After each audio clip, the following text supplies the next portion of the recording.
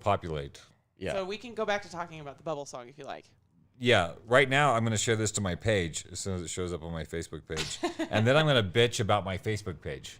Well, and then I want to immediately indicate an homage to the bubble song, which I find in an ambiguous way very relaxing, and it puts me into like an intellectual space. It puts you into a good zone. Yeah, so bubble song, this is on your behalf. Rest in peace. Yeah, I love you. I'll miss you. It was awesome. That song by our friend Frank Pascal. Frank Pascal composed that for us. I was like, I want something that's like pensive but positive, like thoughtful, but we're gonna get somewhere, you know. I never had any onerous, scary feelings when the bubble song was on. Thank you, Frank. Yeah, he did a good job because the song that I had was a little more ominous. A little more, I was a little disappointed it wasn't as ominous, but I'm happy with the bubble song. Well, that's because I specifically told Frank that I wanted it to be. Oh, hopeful. You modified? Oh. I was like, we submitted a song to him and we're like, this electronic music track is such a nice bed. We love it so much, but can you do it? And then I said, but can you make it like positive? You know, like not like people are like, oh my God, they're taking themselves so seriously. You know, I just didn't want people to do that. I felt like the bubble song was optimistic. I just found this out just now. I was like, why did the song come out like this when I was like, this should be totally be.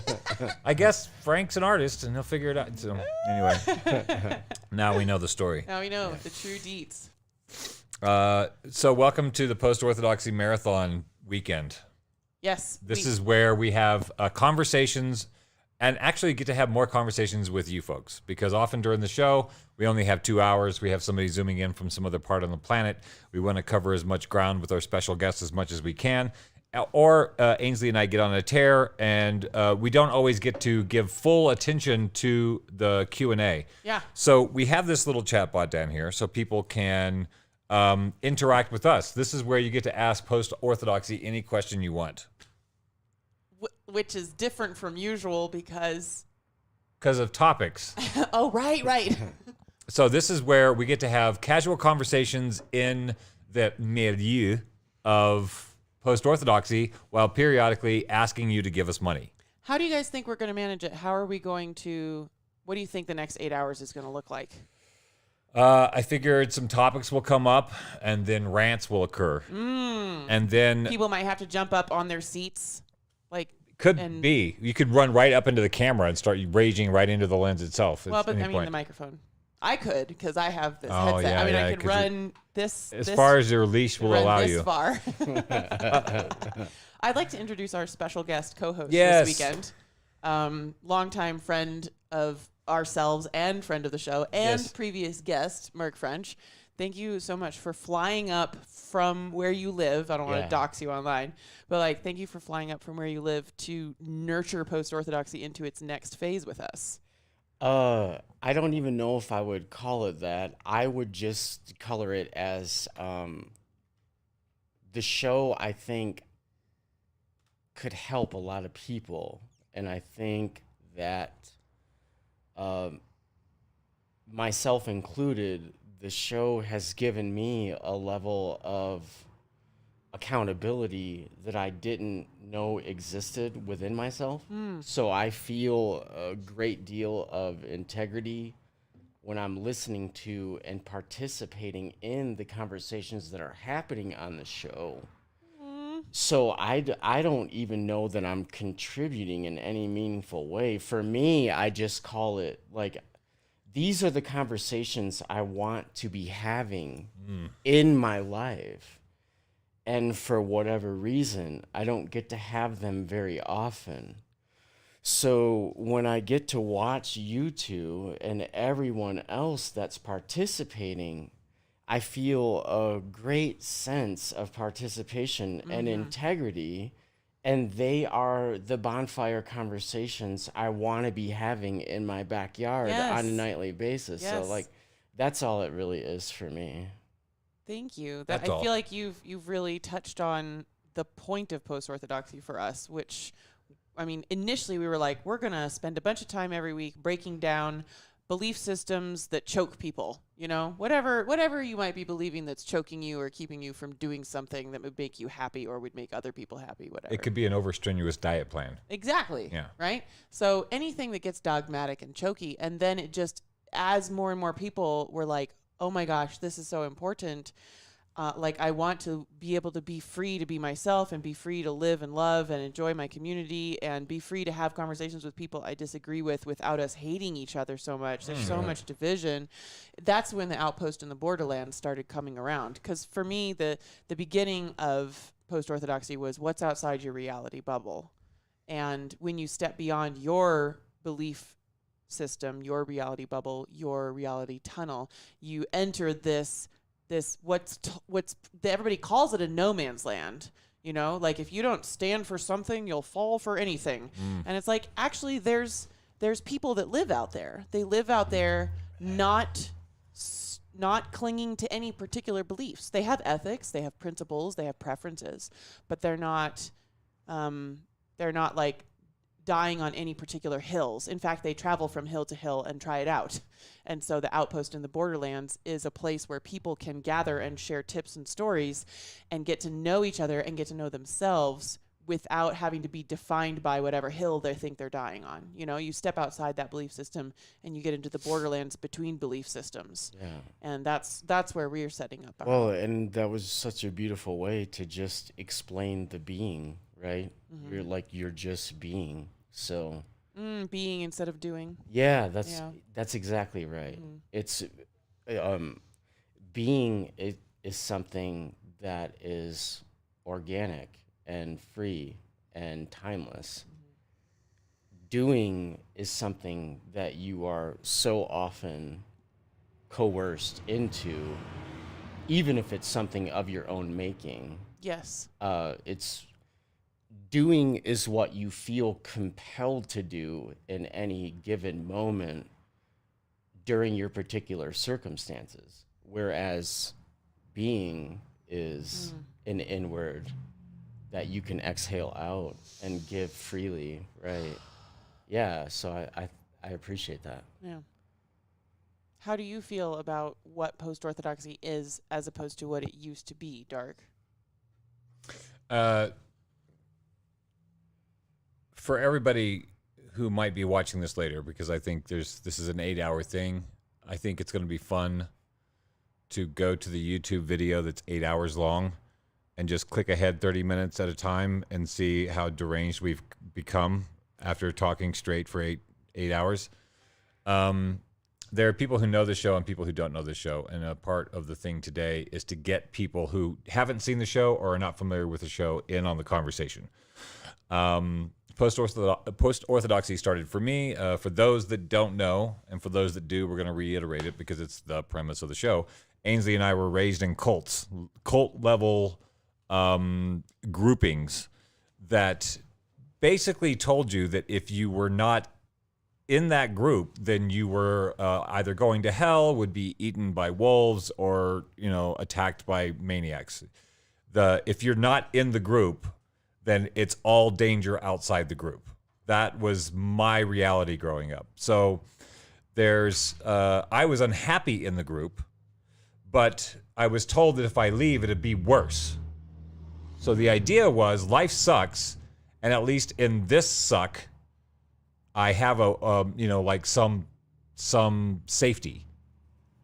And that's what keeps people in small groupings. Is really fear of the unknown. And so I think post-orthodoxy for me is the way I've described it to a lot of people, it is examining the territory around changing your mind. Because there's the moment where you're like, I don't know if I can do this anymore. And then a choice is made to double down on that thing or to leap into the great unknown where the wolf is going to put its fangs in your neck.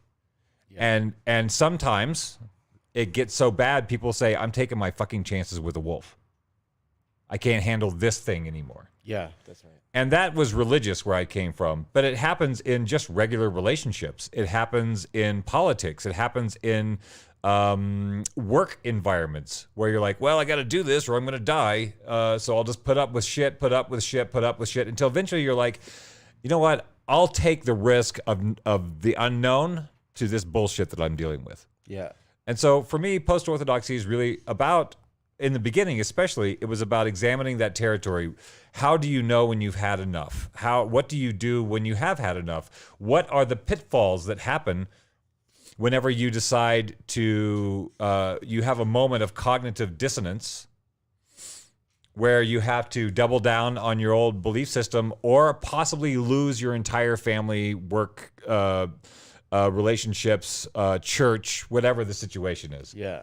That moment is a very particular, there are very particular things that happen in that moment, and that's what we like to talk about. Cognitive dissonance, cognitive sovereignty, critical thinking, and cult behavior. I think cult behavior is it's been a lifelong fascination for me because I was raised in a cult. But Ainsley and I like to say we have enhanced natural immunity to bullshit because having had to take reality as you knew it and then toss it and find another one. Yeah. Then it's almost like we do have a heightened sense of where cult-like behaviors are in all these other zeitgeists, all these other belief systems, all these other tribalisms, and communities. Like, I've been in lovely communities that get really weird really quick because of the insular nature of what is appropriate and inappropriate and the inability to entertain new ideas without feeling like you're a threat to the group. So that's what we're doing here. We're having these conversations about that kind of stuff. And I think if we ask each one of us what we are doing today, this weekend, I think we would all have different answers about what this 8-hour a day, 4-day marathon is. What are we doing 8 hours a day for the next 4 days? Ainsley? We've been teasing the idea of doing a 24-hour live stream, which is really why Mark bought a plane ticket. He was like, I'm here for the God damn it, I want it 24 hours. I was doing 24 hours.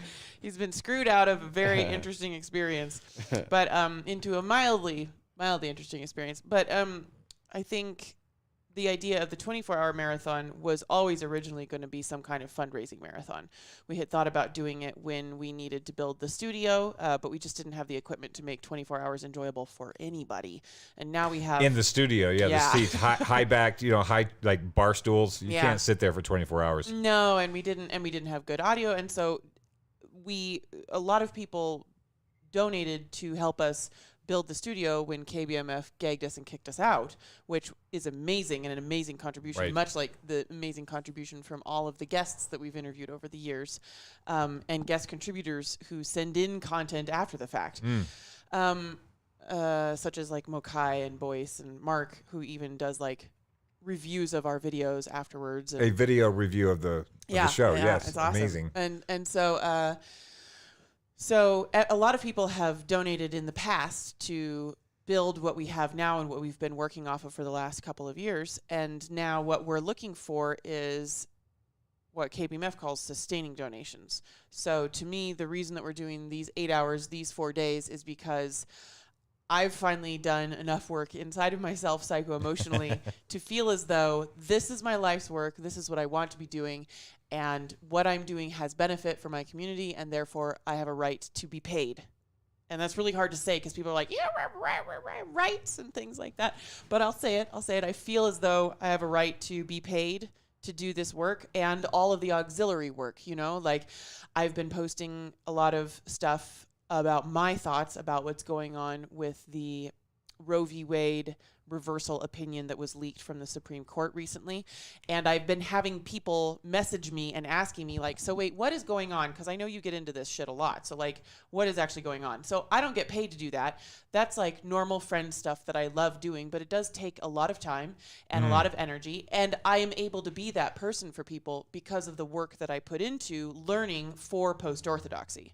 Right. And so that's value that I bring to the community. And I like the idea that for only $60 a year, 1,000 people can make us be able to do this job full time on top of having ongoing series, traveling to news events, having repeat guests, things like that.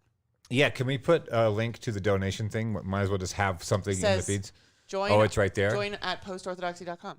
Oh, There. well, that makes Yeah. it really easy. Absolutely. Well, and to say it from an outside perspective, as far as you being a personal source of healing and love in the world, which is what the old style telethons were generated around, you know, like when you hear Sarah McLachlan and that sad song for a PETA campaign, I mean, it almost makes me cry every time. I have to hurry up and change the channel.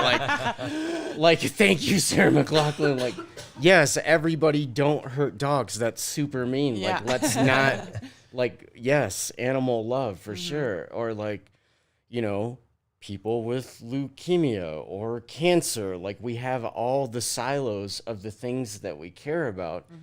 So how I look at you and Dark and the show is like, this is a source of love and healing for all of the things. We also care about your thing. We're just going to include all the other things too. Right. So it's not just the issues you care about. It's a lot of issues. it's a lot of Yeah. issues. Where can we have healing and build community Yes. and heal division? That's right. Anywhere. Right. Anywhere we can be doing that. So when it comes to the substance of that, the idea that doesn't take up a lot of time is just not practical. And energy. Like, Yeah. Yeah, I'm feeling very comfortable about banging the drum for money for the show. We've been encouraged to do it. We were encouraged once we had the radio show, and then because we have so much time, if anybody is interested in that story and how it came out, we're happy to retell that story in Cliff Notes versions, because I think it's important and it's a part of it. Like, we were canaries in a coal mine at the beginning of the cancel culture, censorship, tidal wave tsunami that just crashed across our culture. Suddenly it became okay to silence people you don't agree with. Is in violation of the entire premise of my understanding of what this society was supposed to be about. Sure. Suddenly it's okay to tell people that they can no longer have a voice in the commons. And when we were canceled from the radio station and gag ordered, which was even crazier, like, you have to stop talking, and you cannot tell your audience that we told you to stop talking. That was the part where it was a problem. Oh, like, we God. spent 2 hours talking with the station manager about the censorship thing. We're like, we really don't think this is a good idea. Where are you getting your data? Bad premise. Why are Yeah. you shut? Like, this is a bad precedent. And then finally we were like, okay, we won't talk about COVID anymore on our show. We were getting kind of tired of it after 6 months anyway, and been feeling kind of the burn of our listeners wishing that maybe sometimes we would talk about other issues. And so we told Clark, like, all right, we get it. You got to play ball with the government or whatever. We'll just tell everybody on our next show that KBMF has decided it doesn't want DJs talking about COVID.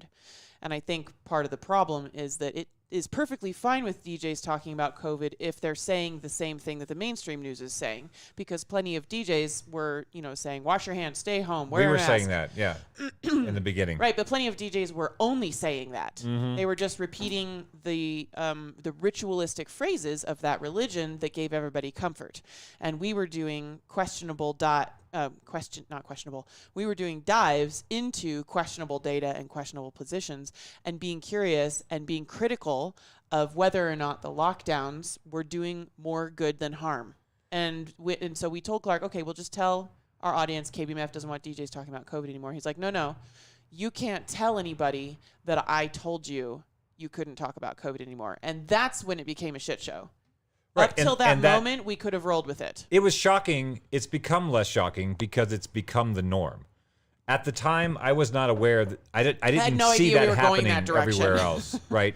So I'm here to ask for support for what we're doing, because many people have said, we want to support you, and I forgot who they were. So they're like, we want to support you, and we're like, well, we've just been kicked off the radio, so we have to build a studio. And we did a GoFundMe, and we raised over a quarter or probably a third of what the radio station raises for their annual fund drive. It was a third.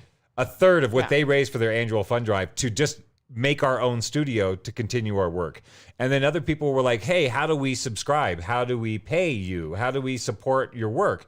That was another year or so of building the website and the platform, because suddenly it's like if you use Patreon, you can get canceled. If you use what's the other PayPal.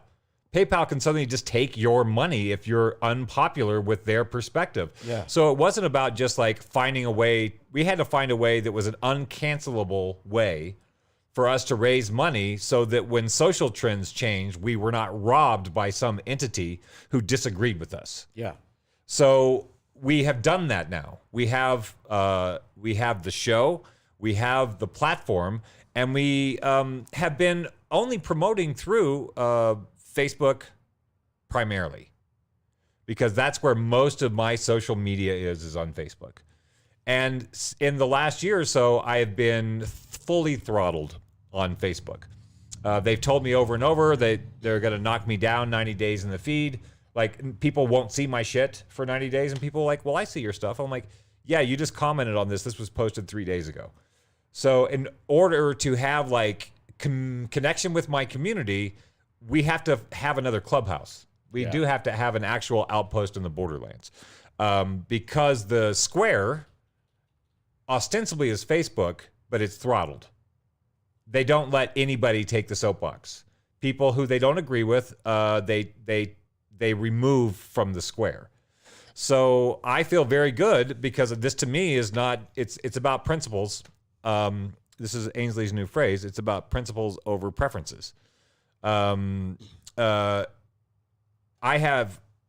people I don't like their opinion or their perspective, but I would never say they don't deserve to say it, because I think bad ideas deserve to be heard so that they can fall apart on their own over time. Absolutely. And so whether you agree with us or not, I think that was a thing that we got a lot in the beginning of the show. People would say, I listen to your show. I don't know if I agree with all the stuff you're saying, but I appreciate the way that you're doing it. I appreciate the form of the question and the conversation. And the other side of what you just said is fake good ideas should not be blasted from a megaphone and glorified and shoved down everybody's throat. So astroturfing. Yeah, right. Astroturfing reality. So let's definitely hear the bad ideas in contemporary time and unweave that how we see fit. But don't just tell me what a good idea is either. Like, I also get to assess that, right? In real time of my own accord. You ought to be able to, and you have the right to be given the skills to be able to. For sure. So be equipped. Yeah, I feel like all the ideas should come, and then the better ones should by their own merit rise to the top and not be smashed down by these astroturfed ideas that do not have all of our best interest in mind. So we're here to raise some money. I figured I donate $5 a month to a few folks. Yeah. Yeah. It's just on auto on the debit card. We say $5 a month. Yeah. Like, to have a handful of people give us $5 a month sustains this work. That's right. Like, we can actually afford to do the work. We've been doing it for free. We've been doing it. We've been finding ways to afford our lives that afford us to spend as much time as possible doing the work, doing the research, diving into the most important stories of the day, trying to separate fact from fiction and bullshit from just like bias from actual hard data and facts. I do this for myself. She does this for herself. We do this to try to understand what the fuck is going on in the world. And then we try to demonstrate our process so other people also might be having a better time and a clearer perspective. We're not here to prescribe a point of view. We're here to say, this story seems weird. This is what we found out about it. And now this is a perspective that we have. We're not saying you should believe us. No, please don't believe us. Please stop believing everyone. Please don't. Yeah. Stop. Just Sure. Yeah. I know the song says, "Don't stop believing. Believe in yourself." That's believe why I have in yourself. Yes, do the Disney thing. Don't stop believing. Like, belief stop. has its place, but one of my favorite authors, Believe in. But I Robert. mean, like, if we really get down to it, like, Who do you believe in, Dark? Well, Robert Anton Wilson's Believe. definition of belief, which I think he was taking from the dictionary at the time. The dictionary is highly morphable these days. Was belief is something you accept to be true on someone else's authority. So that's a good way to phrase that. Yeah, it works. Like this guy said that happened. I trust that guy, so I'll believe it, and it right? makes sense. Like, and there's a difference between belief and knowledge. Sure. Knowledge is your understanding from direct experience. So, like, I believe France. Well, actually, I can't say that because I actually landed at the airport. It could have been a hologram, but well, I mean, if I you're gonna go believe far, that Australia exists. Yeah, that's right. I don't know it exists. I've not been there. I haven't been there. I've not been there personally. They say it's on the other side of the world. The world might be flat. Might not even be there. Right. Might just be a bunch of funny people with accents that are a part of the conspiracy. Everybody with an Australian accent is a part of the conspiracy to say that the world is round. Like, I don't know. So, like, this is, of course, hyperbolic, but that's what I'm saying. Like, I don't know Australia exists. I believe it. And so when we believe, like, this is a weird discussion that we're having, and this is a touchy subject. Welcome to the show. When we Share talk with about your friends, please. If you don't have time to stick around for very long, on your way out the door, click share invite to 5 people. Yeah, that would be great. Invite. When we talk about the coronavirus narrative, narrative, like you don't believe what's... No, I don't believe what's going on. There are various sources, and a lot of the sources that people believe have been proven to be untrue. I don't believe untrustworthy, science. Right? I don't believe You're not supposed to believe science. So, no, I don't believe in what's happening. I have discovered some information and some perspectives that seem to contradict what the majority of the friends on Facebook that I'm allowed to see think. And when I say, hey, I know that you're thinking about taking this procedure. Here's some information. I care about you. Here's some information you might want to look at. And they're like, oh, I'm supposed to take your advice after, over all the doctors on the planet? All the doctors. All the doctors agree? All scientists agree? I'm like, that is a mythology that is not grounded in any kind of factual thing. And yet I know a lot of people that say scientists agree, doctors agree, scientists are in agreement with the blah, blah. And I'm like, they are not. Some are not. And I think you would be surprised to find out what those numbers are. I wrote a piece on Substack. I'm gonna. Yeah, you should. Yeah, I'm gonna post that Substack piece. Absolutely. Because it really is about, like, when people say, "Oh, you're smarter than all the scientists. You're smarter than all the people with the hairspray on the news." I'm like, I'm not saying I'm smarter than them. I'm saying that sometimes the majority is not correct. We've seen it throughout history. So I'm going to share this story. What was it? The experts wear no clothes. Oof. So if you want to go to darksevier.substack, you can find this article. I'm just going to post it into the feed right now so people can check it. But that article is my response to this idea that...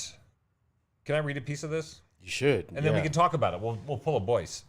I'll reference my work, and then you can tell me what you think about my work.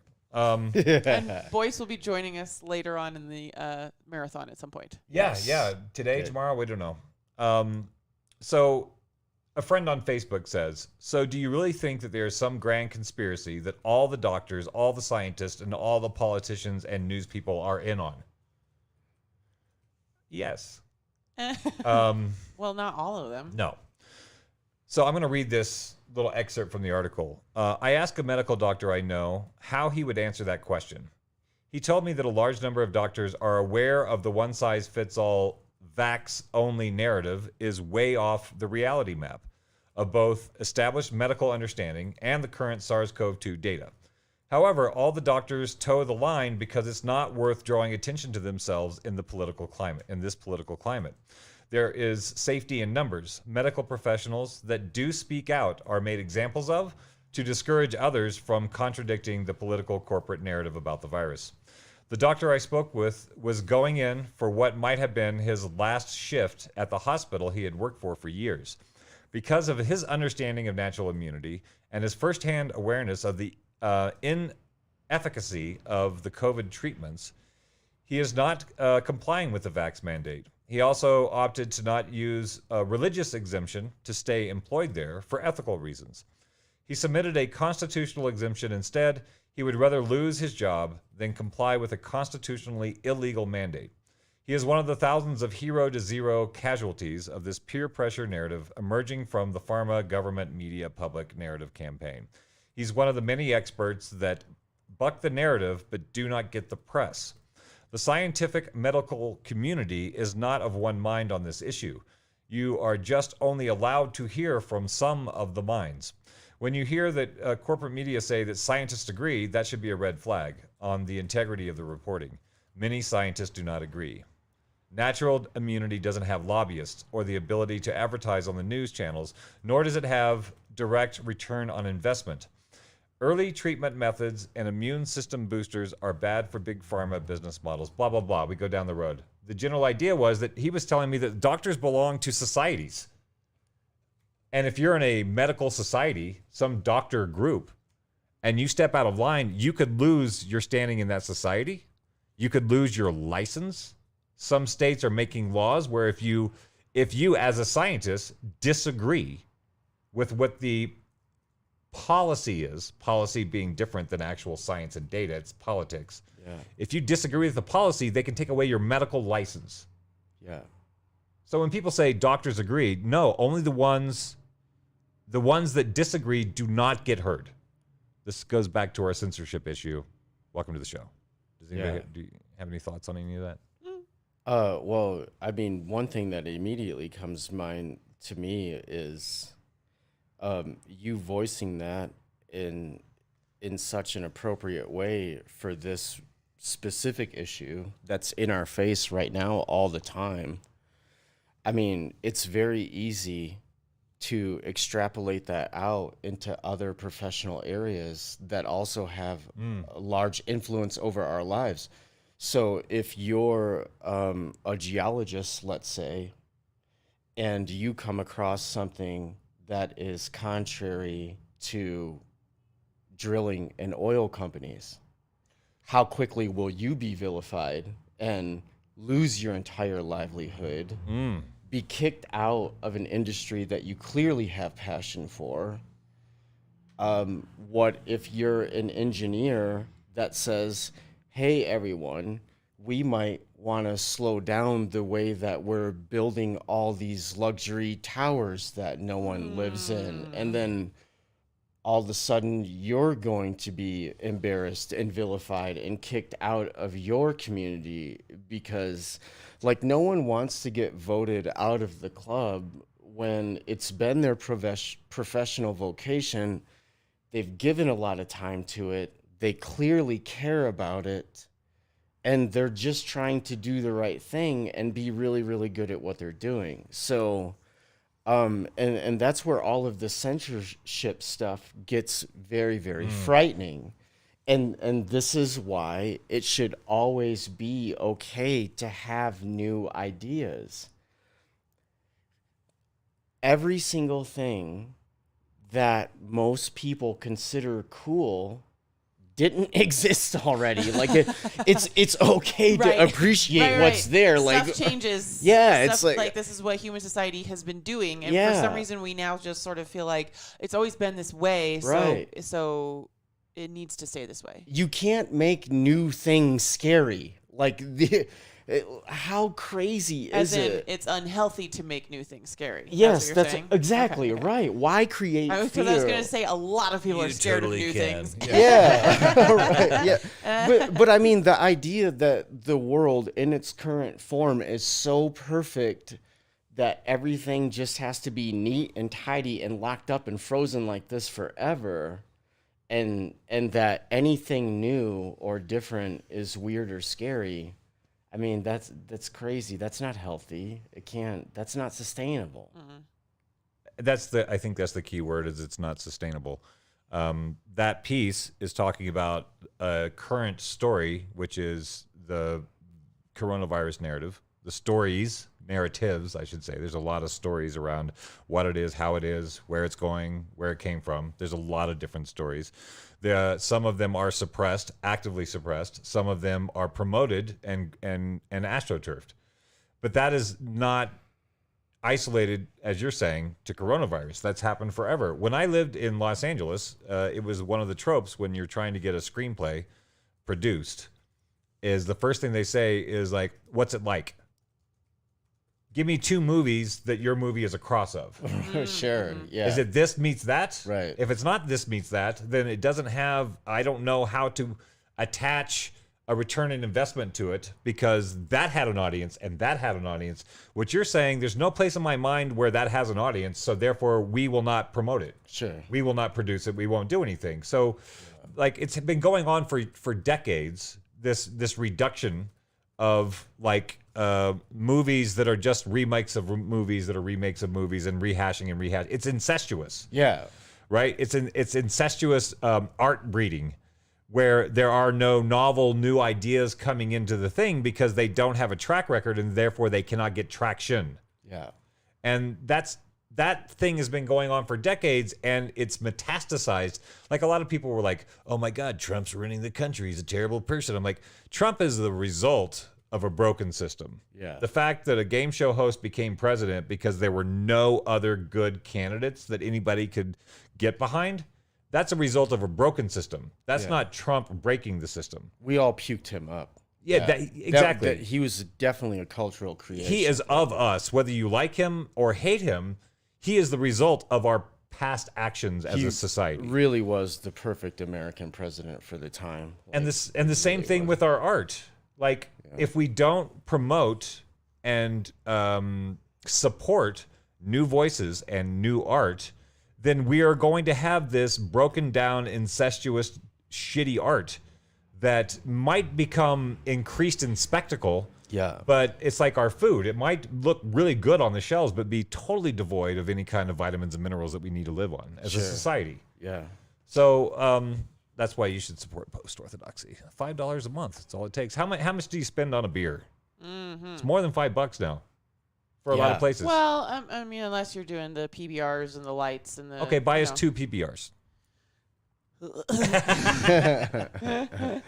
Yeah, we're only asking for $5 a month from put it on the credit card and forget about it. And for all my fellow Midwesterners, I find PBR refreshing. So. This is coming from a lady who doesn't like beer at all. I just don't like beer anyway. Yeah, so like sure. that same flavor, but seriously all watered down. All beer is good. Why? Yeah. Any beer is better than no beer. I like nutty beers and fruity beers and ciders. Yeah. But if it's really super hoppy, like I like to get punched in the face with whiskey, and some people like to get punched in the face with hops, and that's not me. My mother thinks whiskey tastes like drain cleaner, so everybody's tastes are different. Yeah, but support the show. It's so easy. It's it makes a huge difference. It's not expensive at all. No. The idea that $1.25 a week that can't even buy you a double cheeseburger, I don't think. No. Which you definitely don't need. If it costs $1.25, you probably don't want to eat it. Yeah. But the connection and the wholeness that can come from having a true sense of community and talking about things that are important to you and interacting with people in a meaningful way, it's worth it. There's a few people that I watch online that I don't support. Sure. There's like that Peak Prosperity guy. We support him. We do? Yeah. I didn't want to for a long time because he was like charging $30 a month. It was like $30 a month to be in his thing, and then he has his hour that he does. It's like, oh no, and then you get to go into the Clubhouse. Yeah. And like if I had more money, I would totally do that because like then you have the Clubhouse where he has what everybody sees. Sure. Yeah. And because of the censorship issues, there were things that he couldn't say on his show. And he's like, if you actually want to have real dialogue, then you can join us after the show. Right. And for $1 a day, you can join us after the show. We'll have these. You ask me questions. We have a great community that's sourcing information. You can go to the Viper Room of the show. That's right. That's right. So I didn't support that because I didn't have the $30 a month to support him with. $30. So now what are we doing? $5 a month? How much are we supporting that guy? Yeah, 5. No, I think he changed his tier a little bit. His tiers changed. He has 3 tiers now, depending on how much you want to be actually like asking Chris Martinson your questions directly. You know, right? For any people that are fans of the show that are super rich, yeah, tax write-off. Just give. Yeah, just give. Is it a tax write-off? No, Yeah. we're not a 501c3. Oh, right, got it. It's not a tax write-off. No, we have to pay taxes. Yeah. In fact, when you give us $5, we pay taxes on that. We get $4.55 because 45 cents is taken by the softwares that we use to have a secure payment system for you guys to give us. So we get $4.55. So, Rich people give more. yeah. Some people, we started doing the thing, think- and some people started giving us $10 a month, Yeah. and $7 a month. Yeah, People have been sure. going over. We're just like, if we can get 1,000 at 5, we're of course willing to, like, if you want to just give a lump sum to support us for the rest of the year, we will take it. Yeah. But yeah, we want to pay for our time like it's a job. It's a job that we've been doing that we haven't been getting paid for. It is a job. We want to get paid for our time. And then we want to cover the overhead of the facilities that the live stream exists in and that we host other kinds of community events in. So there's that. And then we also want to expand our work hours so that we can start doing more shows and more shows. That's not more time us talking blah, blah, blah. It's more time interacting with people and having difficult conversations and healing division and building community and sharing ideas, et cetera, et cetera. Yeah, this is putting juice in our soil so that we can grow. We're already doing, I think, a pretty damn good job for free of our own accord. We don't spend money on new cars or things that a lot of people like want to live their life for. Like, I want things in life. Like, we spend all our time building data, understanding situations, and then trying to convey that to people who don't have that time. We don't have 3 kids running around the house that we have to take care of. We don't have to spend that time taking care of our kids. People who have kids and have really busy lives and jobs that they're working twice a day, we are doing we're doing aggregation so that distill down maybe sources that you want to look at. Like, I am happy to tell you the sources that we go to for our information. It took a long time to figure out whether those sources are sources that I want to go to or not. So I consider ourselves like news aggregators, and we do media analysis. Ethical journalism has been my new favorite phrase this week. It's really important. Like, are the people you're getting your news from ethical? And when was the last time you asked? Oh, Jesus. Like, how does the news get to your eyeballs? Yeah. Somebody pays to get it into your eyeballs and earballs.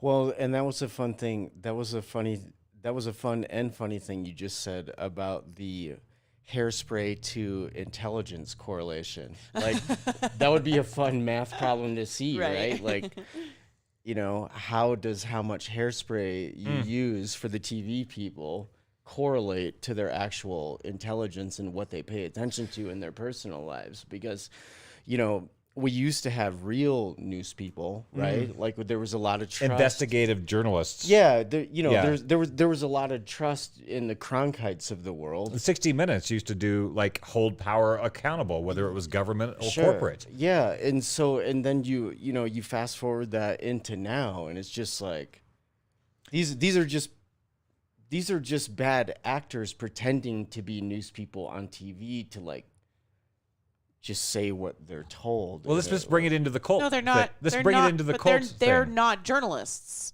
Right. The people that anybody sees on TV, most of the people. Okay. I personally, living in Butte, do know a couple of people who actually hear about something happening and go out and set their camera up and report on the thing that's happening, right? But most of the people that you see on mainstream television are not actually involved in the events that are going on. They're not seeing it. They're not interviewing people. There is a cadre of people that run around with the cameras and the the microphone and they stand in the weather and they're like, okay, I'm here at the thing and Joey's donut shop just got blown up. Joey, how are you feeling? You know, but most and of that's reporting versus journalism. That's reporting, like investigative. That's reporting. Yeah. But the people on the news are not making news. They're not doing journalism, and they're reporting on reports. Like, it's so far removed from any of those people on camera having actually experienced what's going on in the world. Yeah, I go through a newspaper because I don't watch TV. I don't have a TV. I don't watch TV so much, so it's always like secondhand. It's a clip from CNN that I found on Twitter or something. Usually, if I pay any attention to the mainstream stuff, so I want to talk about the cult nature of this, because going back to the hairspray idea, when you look at MSNBC or Fox or CNN or whatever, there is a particular church that you're looking at. Yeah. There's red, white, and blue shit flying all around them. Yeah. Literally like this crazy like parade of red, white, and blue behind them, no matter what channel. It's very tons of hairspray and a suit. Yeah. Having the tie, that is like a priest outfit. And people are like, well, that's somebody from the clergy, so it must mean something. Right. Yeah. But it doesn't. It doesn't have, there's no nutrient value in that information. That information is there almost exclusively to feed, to keep their advertisers happy. What was the number, like this said, the largest advertising block to media, mainstream media, which is CNN, Fox, MSNBC, is Pfizer. Yeah. So how can you trust? How can you, like, this is the thing. Like, I know people who are fucking college educated and have letters in front and behind their name who say, well, I got my news from MSNBC because they do. I'm like, they're funded by the company that they're supposed to be reporting on. How is that not a problem? Sure. So I guess we would be dissidents or heretics from that church, because it feels like it's not serving the people anymore. It's serving the priesthood. Well, and this is one thing that's so important about the show to me. Ainsley's been bringing up freedom of expression in a very meaningful way. Mm. The idea of being labeled a heretic or heretical for just pointing out math and history and economics, how has that become okay? To be bludgeoned and battered in fear of stating reported on facts. One thing that is beautiful about the United States is the level of documents that are originally created and that you can actually get access to at some point. So, right, yeah. Yes. Like, so the last 40 or 50 years, it's a tactic of theirs to classify everything and make you wait, right? Because it'll be detrimental to the story that they're spinning at the time. Mm. So sometimes you have to wait 10 or 20 or 30 years. But if you're submitting your FOIA request in the right way... Freedom of Information Act. Yeah. Yep. So, I mean, Ellsberg almost going to prison for who knows how many life terms for the Pentagon Papers. Was it Pentagon Papers? Was it the Watergate? Yeah, the Pentagon Papers, they Daniel were connected. Ellsberg? Yeah, they were Daniel Ellsberg, yeah. They were connected to the Watergate situation. What was the Pentagon? That was the Vietnam War crimes. Okay. Ellsberg He did do is the the Pentagon one. Papers. Yes. Okay, yeah. So Ellsberg's book that exposed the amount of civilians that were getting killed and burned alive by napalm and all of these nefarious things that were going on during that war basically accelerated the anti-war movement that ended up ending that war. That's good journalism. Yeah, that's good. Yeah. Right. People didn't know. And he they almost should went to have known. prison. Right. Wait, is that the guy that they did the "Don't Yell Fire in a Crowded Theater" case? No, off of? no, that's like 100 years before. ago. Yeah, Gotcha. that was during like the Thomas Paine days. Yeah, yeah. That was like 101 years ago or something like that. But we've been talking about freedom of speech for a long time. Yeah, so I think, that's why these types of things matter.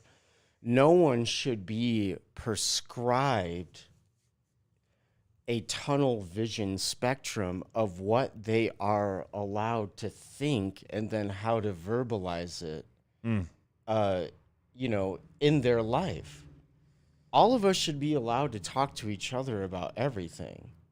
And then, and what if we're just hit by pandemic after pandemic, and then we're all forced to what if we're all forcibly locked down for the next 20 years, let's just say? How the hell are we supposed to talk to each other other than over these types of mediums? And that's the thing that I find really difficult is I have very different conversations with my friends sitting on the couch with them than I do online. Sure. When it's in a chat comment thread, I find people being less kind and less open online than what they would do if they had to stare you in the eyeballs and say the things they were saying. Well, just think about the act of doing that, right? And what that looks like. So if you have time set aside to where you're going to go on all these ugly Twitter rants or wars or whatever, or you're going to take the time to involve yourself in a chat, you've probably had an idea stuck in your head for a while that you've been dying to get out, but because your work or you're fighting with your wife or whatever it is, you haven't had time to get it out yet. Right. So it's already built up and it's pent up, and you're like, oh yeah, now it's time. And and then someone gives you the opportunity to just let it all out like that. It could end up looking like that. And then you add what you just said of there's no repercussions because you're not right next to them. They don't have to deal with how that made you feel, what your response is going to be. Like, there's no accountability there. They just get to get out whatever they want to get out. And if they don't like the reaction or response, and if they're really wrong, they end up getting ratioed by everyone else. And then they just got to unplug and shut the computer off for a while. I'm done. Bye. I get to say my thing. I don't have to not look at hear it your response. Yeah, exactly. Yeah. Right. Yeah. And delete you also. Yeah, so I never have to hear your response now I again. never have to hear you again. Yeah, right. yeah. That's what makes finding people in bars awkward sometimes these days, is that people who have been have that persona online, and then you run into them in the bar and they're super nice and they just want to act like that other persona is not a real thing, and that those shitty things they said was not really shitty things. Hey, how you doing? I'm like, no, you really did that in real life. that is real life. Yeah. The internet, the cyberverse or the metaverse or cyberspaces or whatever you want to call it, the web, it's real life. Yeah, it's real life now. Guys. You're still being a part of you. Yeah, you thought that and said that. Yeah. Oh yeah. It happened, man. Worse. You actually feel that way about people. The receipts are there. Right. Wow. Yeah. It was interesting in the earlier days of Facebook when people would just sort of bitch about. They would just get online and treat each other like shit. Yeah. And act as if they were still on MySpace or Yahoo Chats. It's no, that's your real name and your face. We know you said that. Yeah, that was a weird transition. And we can find the stuff that you've said in other places online. Oh, I get it. You're nice to me on my Facebook timeline, but then I see you treating people like shit in my mommy's lactation group or whatever. The internet is a place where I can now find out what you've done. Yeah. Right. I kind of enjoyed being a troll in the early days of Yahoo chat groups. Really? It was it did. It was such a new thing. You could just be just to bust people's chops be about their ball ideas. tickler 35 and say whatever the fuck you want. It is just this stream of people from all over the world saying hi, and then you have these rooms of people from Bangladesh or people Philippine women looking for American husbands or whatever the thing is. Right. So I would go into these various rooms. I actually kept a blog of me being a troll, and one troll was my name was King of the World. Okay. And so I would just go on and be the king of the world and have anybody ask me questions that they wanted as king of the world. Yeah. And then just troll people because that seemed like a thing to do. It seemed like it was fun. It's fun. I was a stand-up comedian. That it's like an opportunity for wit and humor to play around. But then some people didn't make that adjustment. They still think they're ball tickler 35 on Facebook with their picture and their like the technique of their internet technique didn't change, even though it's their real face and name now. And that's the stuff that's like a very particular age group. I would say is like very much Gen X, a group of Gen X that had anonymity and then lost it, but never became like civil humans in one of the new meanest, cyber world. One of the meanest, scariest places I've ever seen lately is like the big giant subdivisions of fancy houses that are so big they have their own zip code, like the Wine Mom neighborhood Facebook groups of those homeowner associations. Oh boy. Oh man, the amount. I haven't been in those groups. Tell me about them. Oh, it's vulgar and horrendous and spooky. It's just like people handing out good guy badges and judging each other in the most extreme public ways, and it's like, oh my god, like these are literally your neighbors. Like what? Like you're gonna like take the kid to the park and just be like, oh, hey Sandy, yeah, like what? That's, I mean that. Her name is Sandy. Yeah, like I mean, geez, like you just hear some of the most disgusting thing, and it's like, hey, will you go borrow a tiki torch from Bob? And it's like, I can't. I just read what you said to his wife like 2 weeks ago. Like, I can't ever talk to Bob again now. Like, that's over. Like, no, it's really wild. I mean, for grown people to even communicate in that way, to me, is just, it's crazy. I mean, it's funny. And it can be fun, Schadenfreude kind of way. Yeah, like I don't see how it's useful or healthy or cool. I have to say, in living in Butte, America, there is a Facebook group that I really enjoy, and it's called Butte 411. And it's just like, hey, anybody know where a good mechanic is that works on Volvos? Oh, right? Yeah, right. And then everybody will just come and help you. Like, I know this guy, and this guy is not so good. And there's some of that stuff, like, I took my car and he ripped me off and blah, blah, blah. And then there's that whole thing going on. But I love Butte 411. It is like in Hawaii what they call the coconut wireless. It is like a gossip page, but it is also literally like, I just moved to town. Where's a good restaurant that's open on Mondays or whatever the thing is? Yeah. And it is kind of like it feels like the town square. Sure. You're not going to have develop or tease out philosophical discussions, but it is like a community board in the way it was supposed to be. I think I like Butte 411 for that matter. I think the moderators do a really good job. And I think that was kind of what the promise of the internet was supposed to be, is like you open up a question and then anybody can answer. Anybody. Yeah. We should be allowed to talk to each other all the time about anything. Some people don't agree with that anymore. That's crazy. And I can play devil's advocate to that, I guess. But like, I understand how people think it's dangerous. You know, it's dangerous to talk about. Some people say nasty shit. And that's the thing, is that now that everything, like, especially on some place like, I think maybe that's the problem with Twitter, is Twitter, you can be anybody unless you get the blue check. Yeah. You could be anybody and then foment hate. I think Facebook is interesting because it's pretty well dialed into you. It's really hard. Like if like they try to get me kicked off of Facebook because my name didn't match my birth certificate. And then I was able to get a blue check of sorts so that they solidified me. But I could have been just lost to the whole thing forever. Right. Because people said, I don't like what you're saying, and that's a fake name, so get the fuck out of here. Right. So I like the idea of Facebook being somewhat accountable because you have friends in common. You know each other. Yeah. You have the pictures of your kids and your dogs on there. Like, it's vulnerable. But if you're going to be in that space and say all the hate stuff, this is the one thing that, like, I had my leftist friends before we got canceled. Yeah. Where they were saying, yay, they're taking down the Nazi hate groups on Facebook. I'm like, why would you do that? Right. Like, you know who those Nazis are. Yeah. And you know what they're planning. You can go look at their page and find out what they're doing. If you get rid of it, then they didn't go away. The Nazis didn't go away. Yeah. Now you just don't know what they're doing. Anonymity. Yeah, right. Yeah. So that's my argument for, like, I was really disappointed. And again, this is before we got canceled and censored, but I saw the trend happening where people were happy to see censorship of things they disagreed with.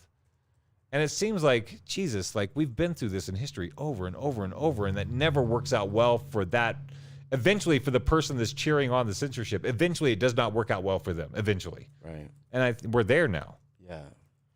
I feel like, not to just be in a bitch session, but I think the positive side is, did you follow the CNN Plus story? I did. $300 million. As a matter of economics. Yes, I know. As a matter of principle, of course he has to know. I CNN felt responsible to pay attention. $300 million for this new platform, CNN Plus, right? where you subscribe to watch CNN. Yeah, right. They shut it down a month later because they only got like 10,000 subscribers. That's CNN. Right. Because nobody's there. They've shot their credibility already. Yeah. At the same time, they were building CNN Plus. They were trying to tank Joe Rogan. Yep. His listenership went up 2 million people. Yeah. That to me is a good sign. Yeah. That the purveyors of this sort of censorship, cancel culture, you're either an authority or you're out. You have to have a tie and some titles before you can have an opinion on anything. And you also have to be in the club with those ties and titles to say anything. Yeah. I feel really encouraged by CNN's shitty thing. I mean, wouldn't that have been nice? Wouldn't it, they just wasted $300 million. They could have given like $1 million to 300 of us. No. They could have given $100,000 to every citizen, right?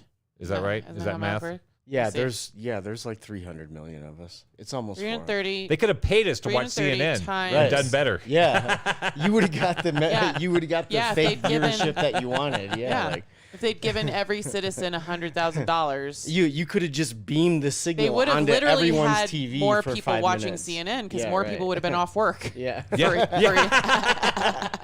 Like, right. It probably would have worked better. Yeah. So we're not asking for $100,000. No ROI though.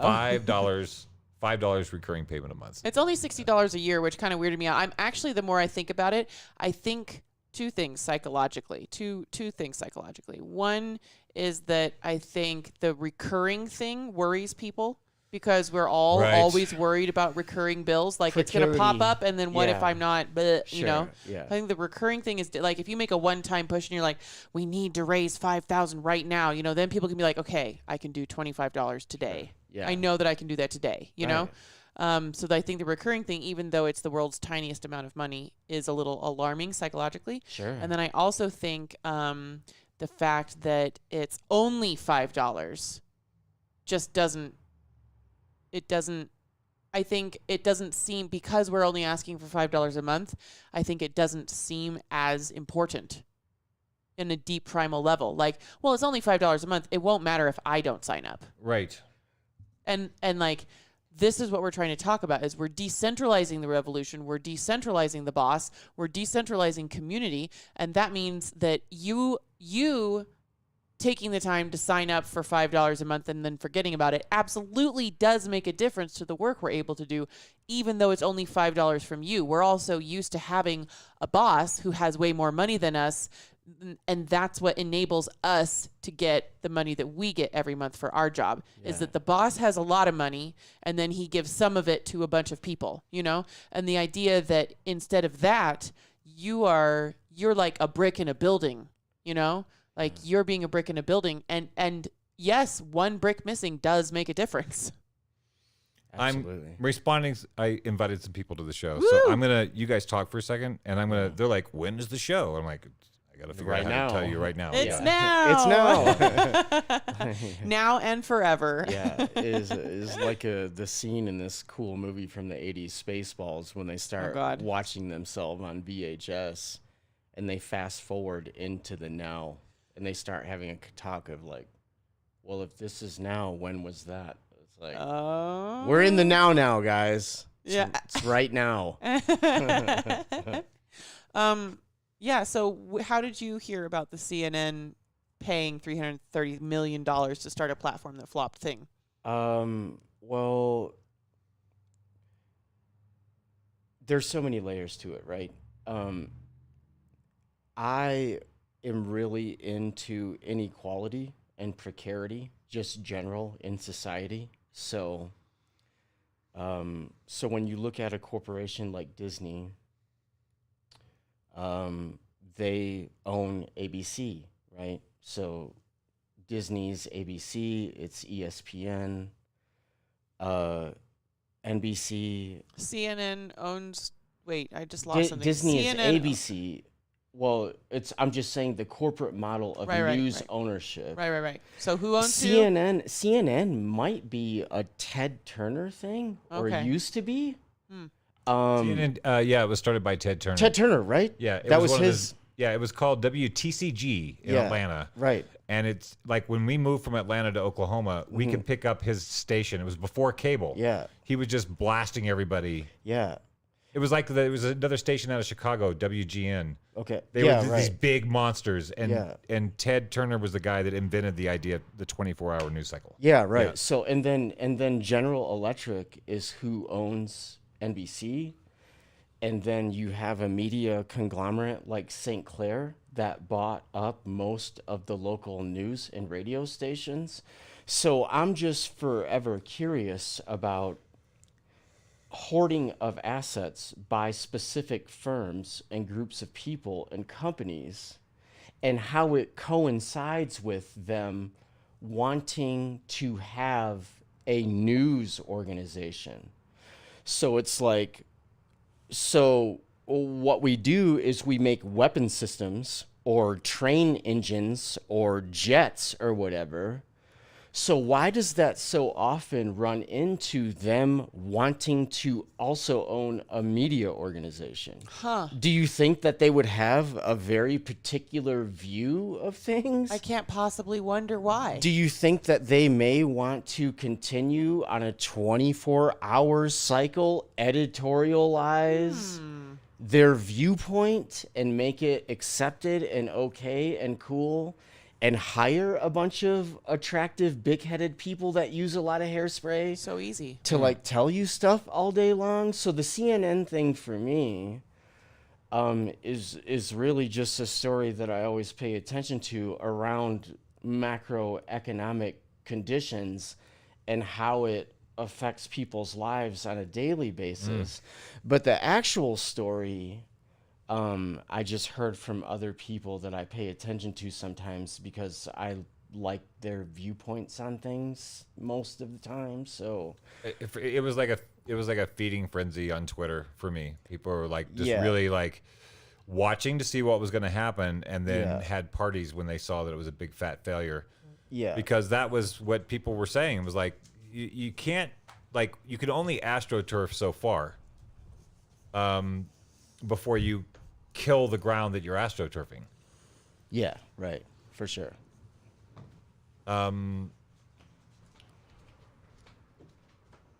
So today we've opened up the conversation. So if you guys want to join in, name topics of conversation, share your news sources with us, because that's one thing that I'm struggling with right now.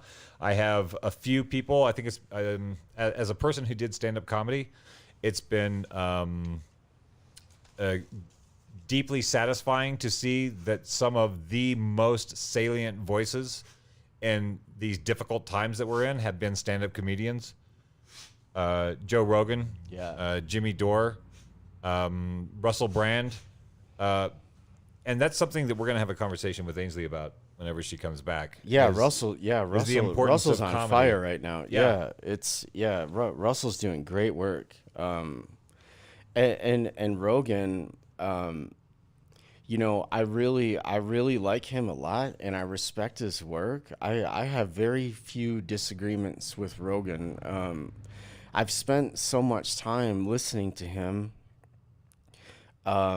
My only critique or professional criticism of Rogan would be you know, he's a really good fighter.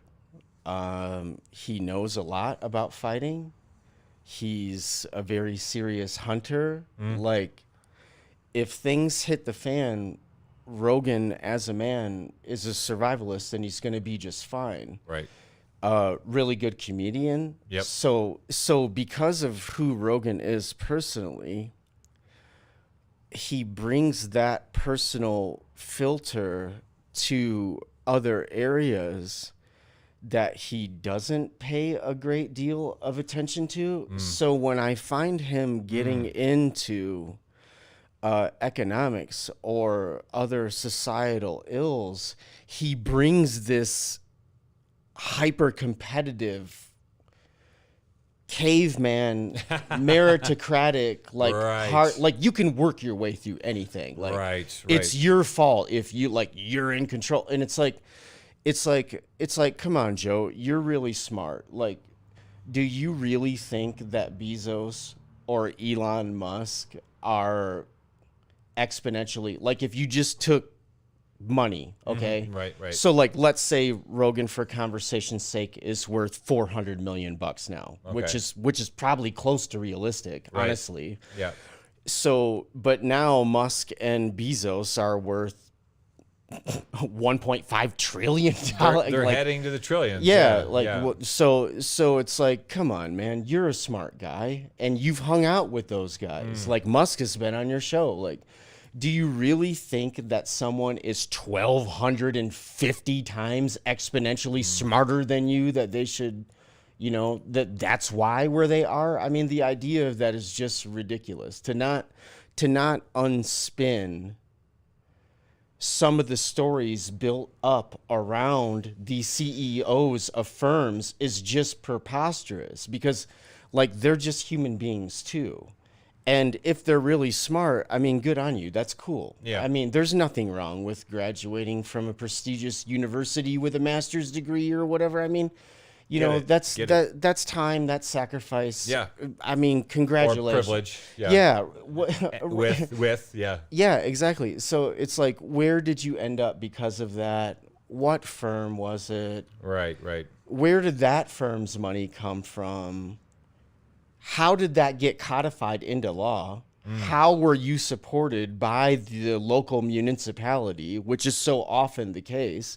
These things end up getting codified by the state. Monopolies are only built by bringing in the support of the state. And to bring it into current times, I mean, we just had a giant COVID relief bill.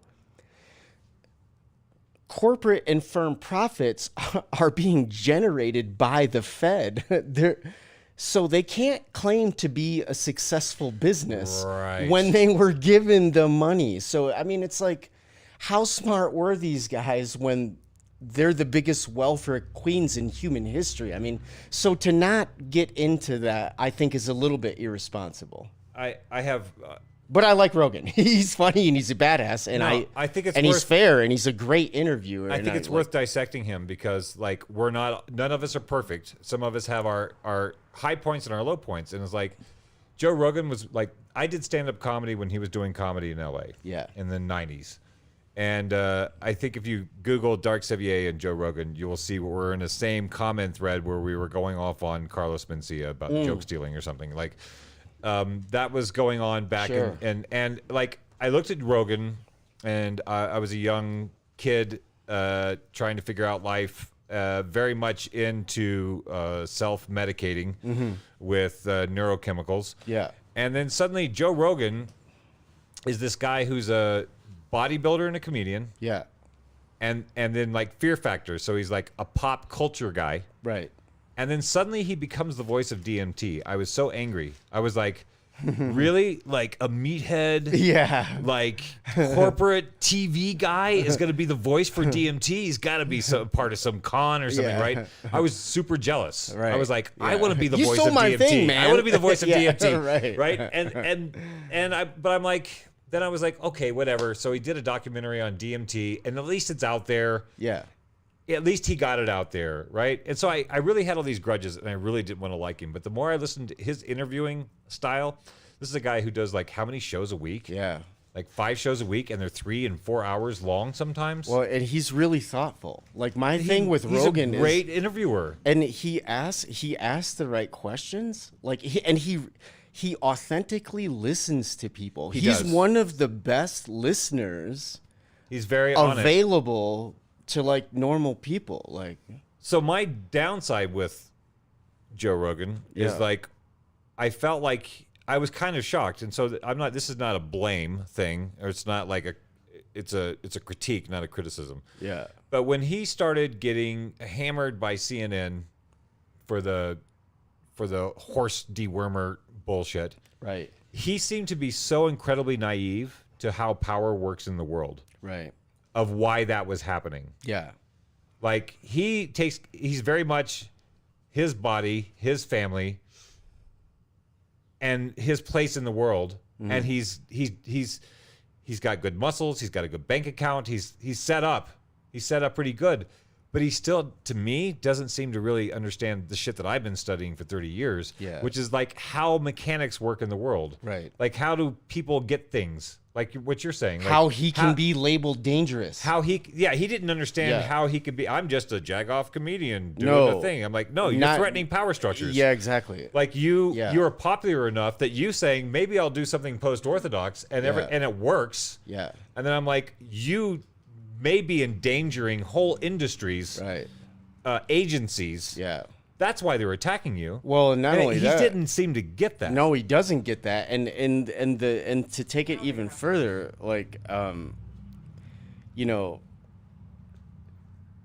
Rogan, if he doesn't go along to get along, which I don't think he's going to, like I would not even want to drive a smart car if I were him. Like the idea that the CIA isn't going to have someone like hack his car and make it fly off a cliff in Malibu. Yeah, I mean, yeah. that's a car accident. Yeah, right. yeah. He was in a car accident. Right. Yeah, Right. like the idea that when you gain that much popularity and notoriety and people are listening to you, your words, if they deem them dangerous, I mean, that's what this cancel culture and censorship, like, I mean, this is a constant thing.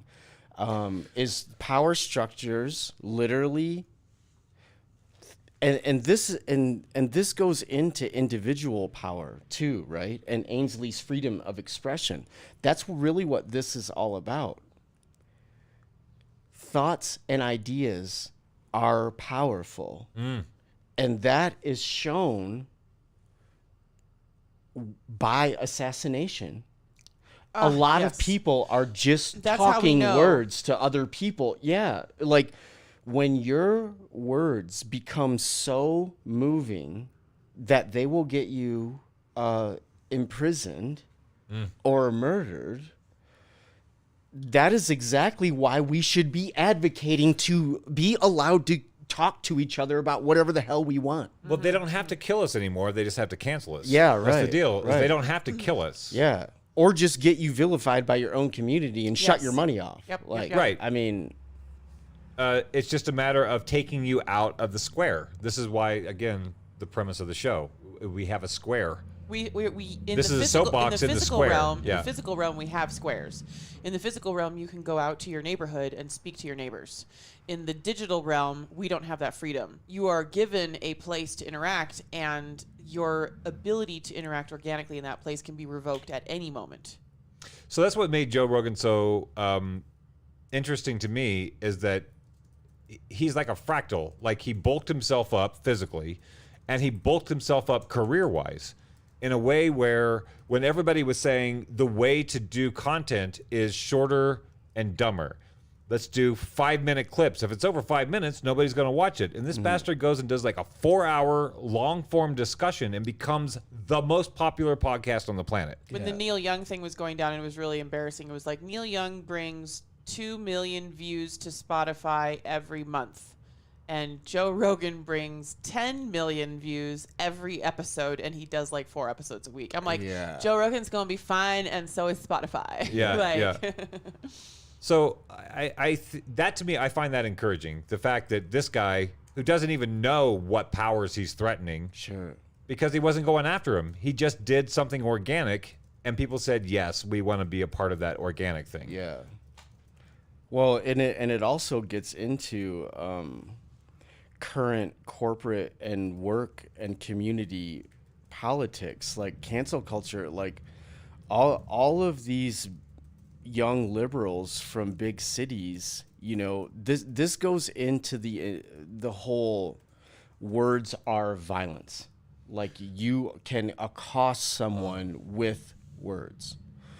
So you can influence their ability to operate and function. You can influence someone's health with words. You can influence someone's well-being with words. that's right. This is You know, yeah, we didn't you're- even get into that in our freedom Yeah. of expression talk last week. Right. We were just talking about the groundwork, the basic ethics, the basic intros to the You should get into concepts. that for a while. Yeah, what? absolutely. Get into what? of freedom of expression. We were only talking about yeah. like at its core are human animals born with freedom of expression on the planet, and like what does that mean at its most primal empirical level, and then legally, and then colloquially, and then socially, and all Yeah. these different levels. But we didn't even get into why people are against free expression, and it's because of this potential for harm, This words or potential violence. for harm, right? Yeah, and this gets into the constant infantilism of culture as a whole, and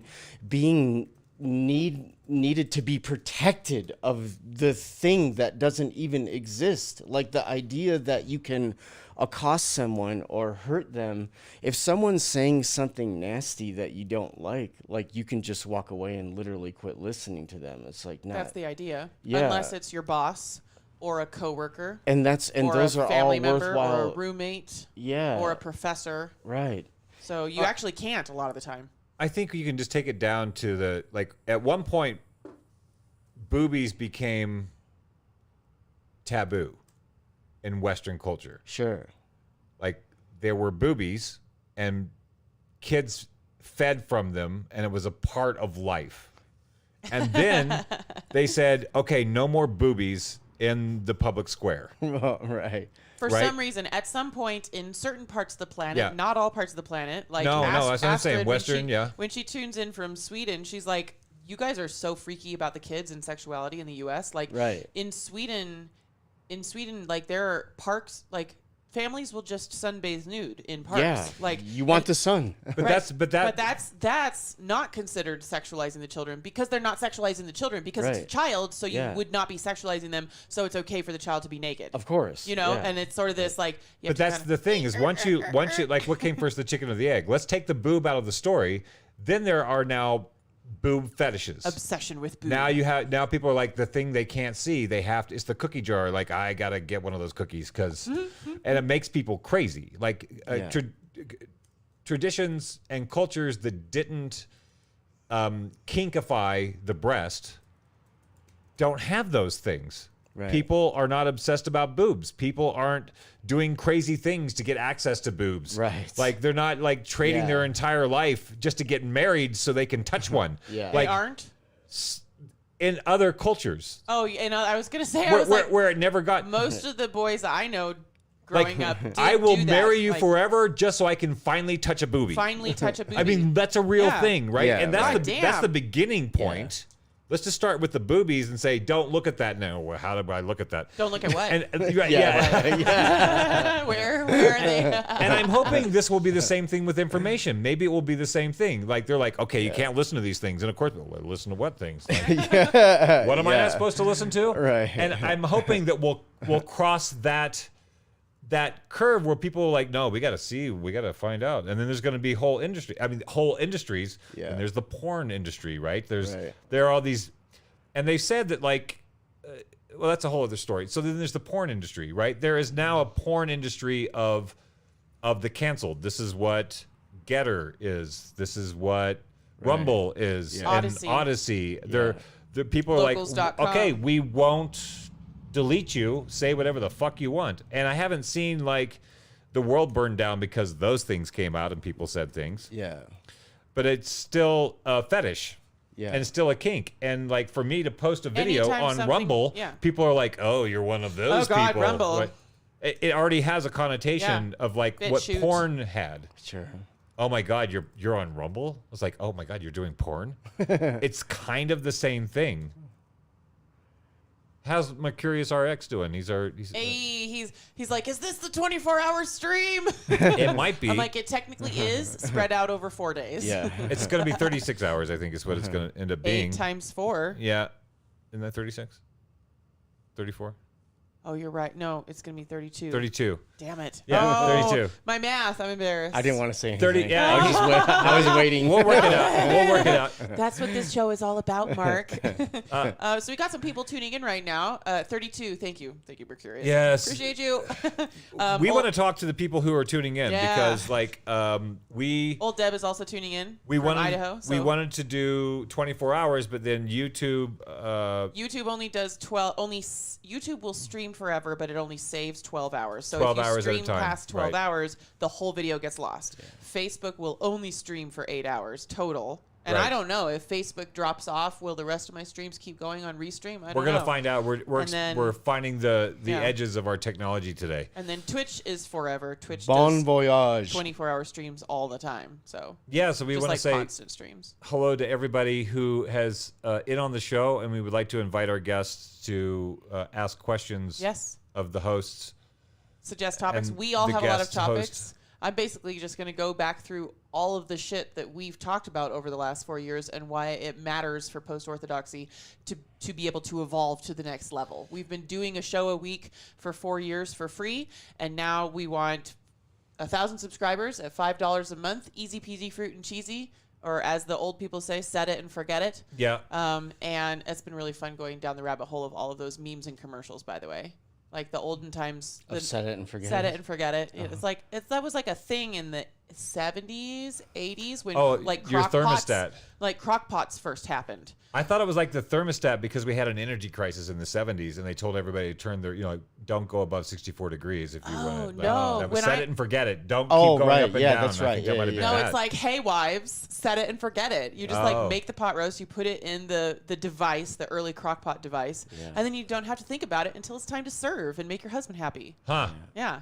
So that's anyway. you can do that, and you Yeah. can help us. And we only need 1,000 people to completely explode onto the next level of Post-Orthodoxy community building and content. We're going to be introducing our Discord server tomorrow, which is really exciting because that's going to be a space that Facebook and Twitter and Instagram and these other social media platforms are supposed to be interactive community spaces, but they're not because there's an algorithm, for one thing, that instead of showing you what the most, you remember in the olden days of Facebook when you used to just see who posted something most recently. Right. Yeah. You used to just be able to see the most recent stuff. Yeah. And then they changed it to you have to toggle back and forth. They're going to show you top stories from your friends, quote unquote. Yes. And then you could toggle easily right there on the page to the most. Oh, I just want to. But what just happened in Sue's life or whatever, Right. Who's had a baby today? And then now you have to go through like 3 menus to find the most recent stuff on your Facebook. So there's the algorithm, which is keeping you from really. I see stuff on my Facebook page that happened 3 days ago. Yeah. And I'm like, I love this person and I love the idea of seeing something that's happened in their life. But if it happened 3 days ago, like I'm coming to Facebook to know what's going on in my friend's life today, honestly. Like, Right. Sure. show me what's happening today. Is there a concert uptown tonight we want to go to? Yeah. Like, what's happening today? And it'd Right. be so weird to see stuff like 4 days ago, Eric posted this. And I'm like, what the fuck? Like, I know you haven't run out of shit to show me, that you have to show me something from 4 days ago.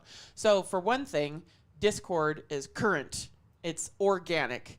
It doesn't have an algorithm deciding which things you see, right? We get to design the landscape of that space. Yes, we do. Yeah. And you do too. I'm designing it so that I have the channels, which are like chat rooms in the ye olden days, where this topic, this topic, this topic, you can have a not safe for work room where everybody can share their sexy memes and stuff. And then the people that are in that community can also create their own channels. Say a bunch of you want to start a recipe thread and you just pop over and make a room and start sharing your fucking favorite recipes. Or like, if we have Mark French on as a guest, and then you want to follow up on topics that came out on the show, we can be like, have here's a the Mark thread French channel. for that channel where you can interact with Mark French. What questions do you have for Mark French? And then he Hypothetically can- speaking. Theoretically. He can pop if on. you ever decide to you do know, Discord. in the evening when he's having a glass of whatever, he can pop on and be like, okay, friends, I'm going to answer some of these questions you all have put here. Certainly. Like- Absolutely. Fucking cool shit like that. So it's a community, right? So yeah, when you become a subscriber, part of the push And for no the censorship.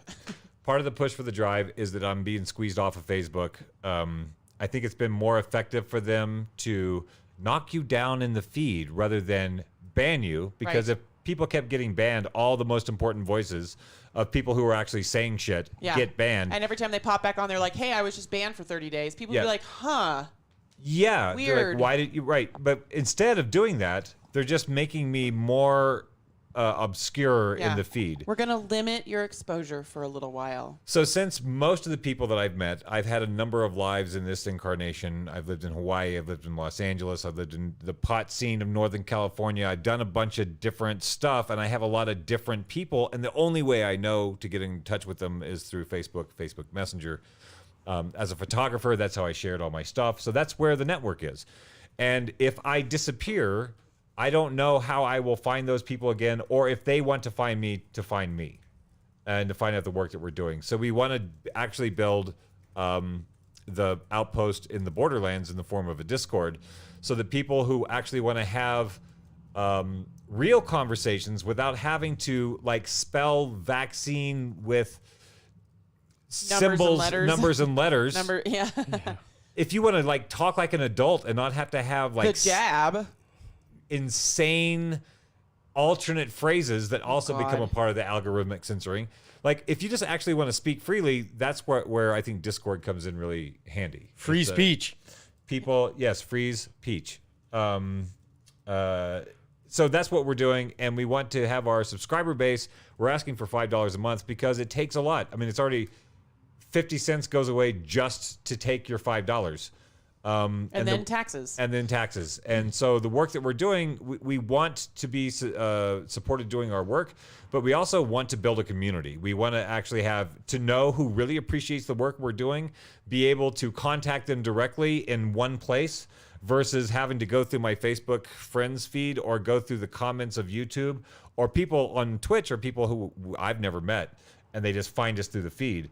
So there's no one place for me to talk to people who like what we're doing and want to know what's coming up. Yeah. So that's another reason that we're doing this subscription drive, is so we can actually build our hui.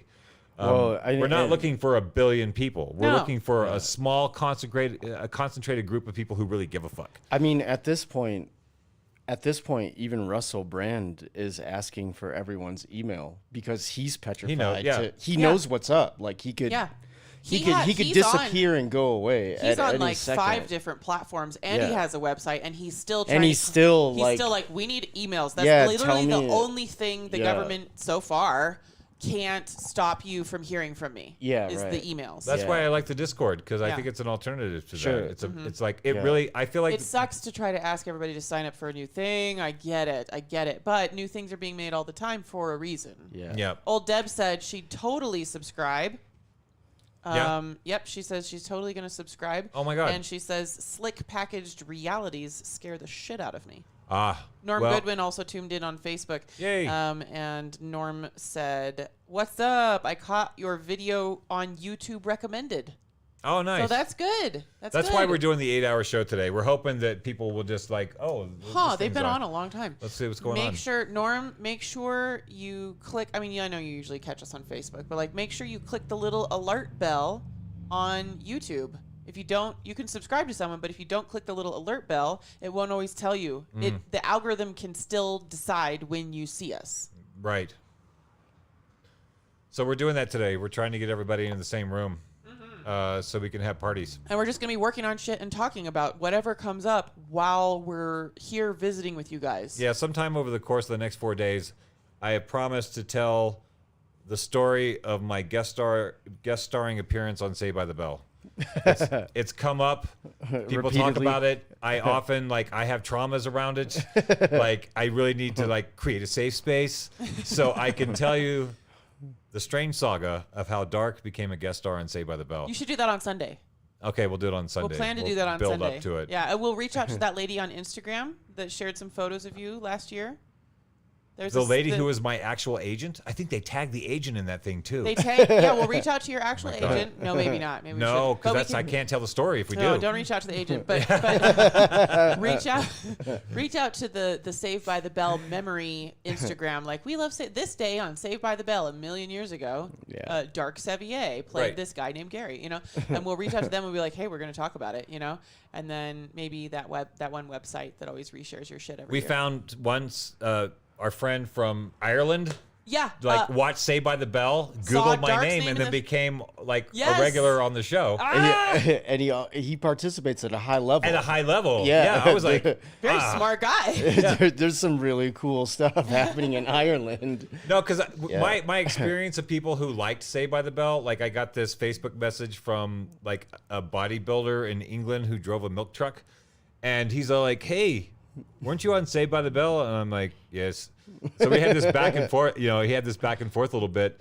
And then I was doing like this Bill Hicks sort of like, not nice to the fans. I'm being a bitter bastard raging against the machine. And he's all like, oh yeah, oh okay.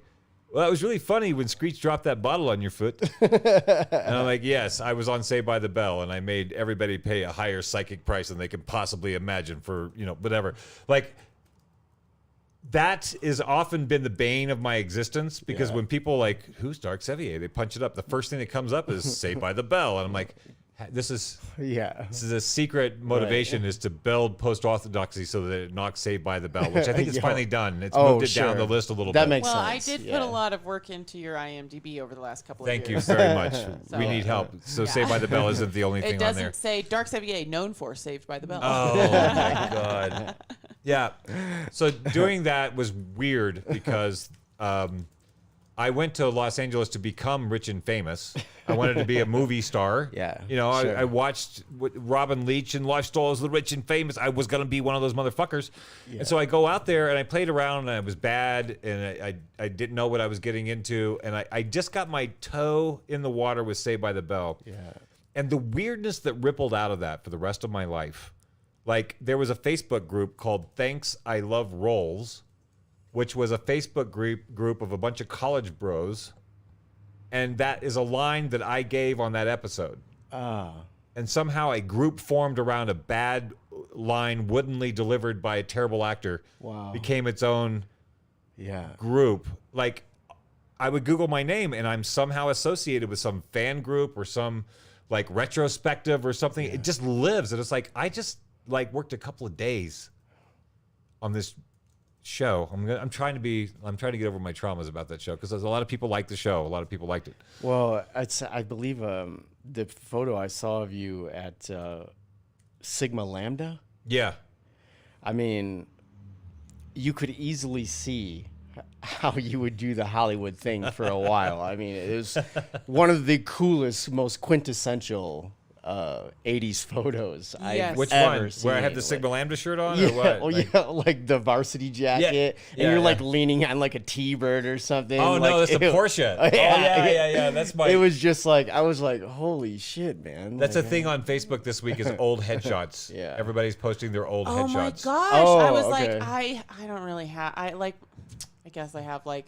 I did that like 7 years ago when it Yeah. came out. Every so often, the algorithm has to inspire people to post old photos so it can make sure that it's up Facial to date. recognition. It's up to date Yeah, on yeah. facial recognition of what you look like now.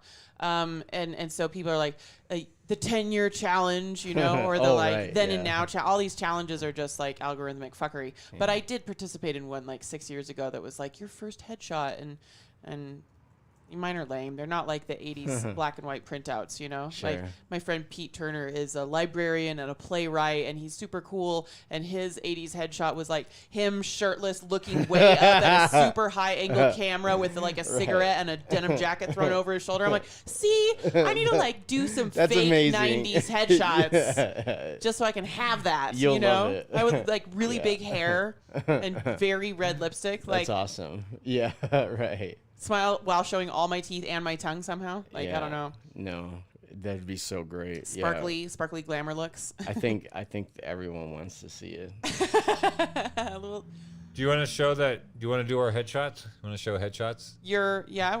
Which one are you going to show for your first headshot? Oh, I have to go back. I have to go to the You can find ones on the website, but like I didn't know if you wanted me to pull it up or if you were. I'm going gonna to pull up the worst one. Oh boy. It's gonna take a minute though. That's so fine. We can continue Yeah. to talk about economics or something. Hey, when is Boyce supposed to be on this thing? We need to talk with Boyce and figure out when he should come on.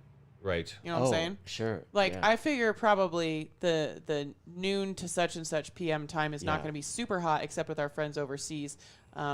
And so reaching out to people like Mokai and Astrid in Sweden and trying to, I would really love to talk with Igor Zelenov in Russia again. Right.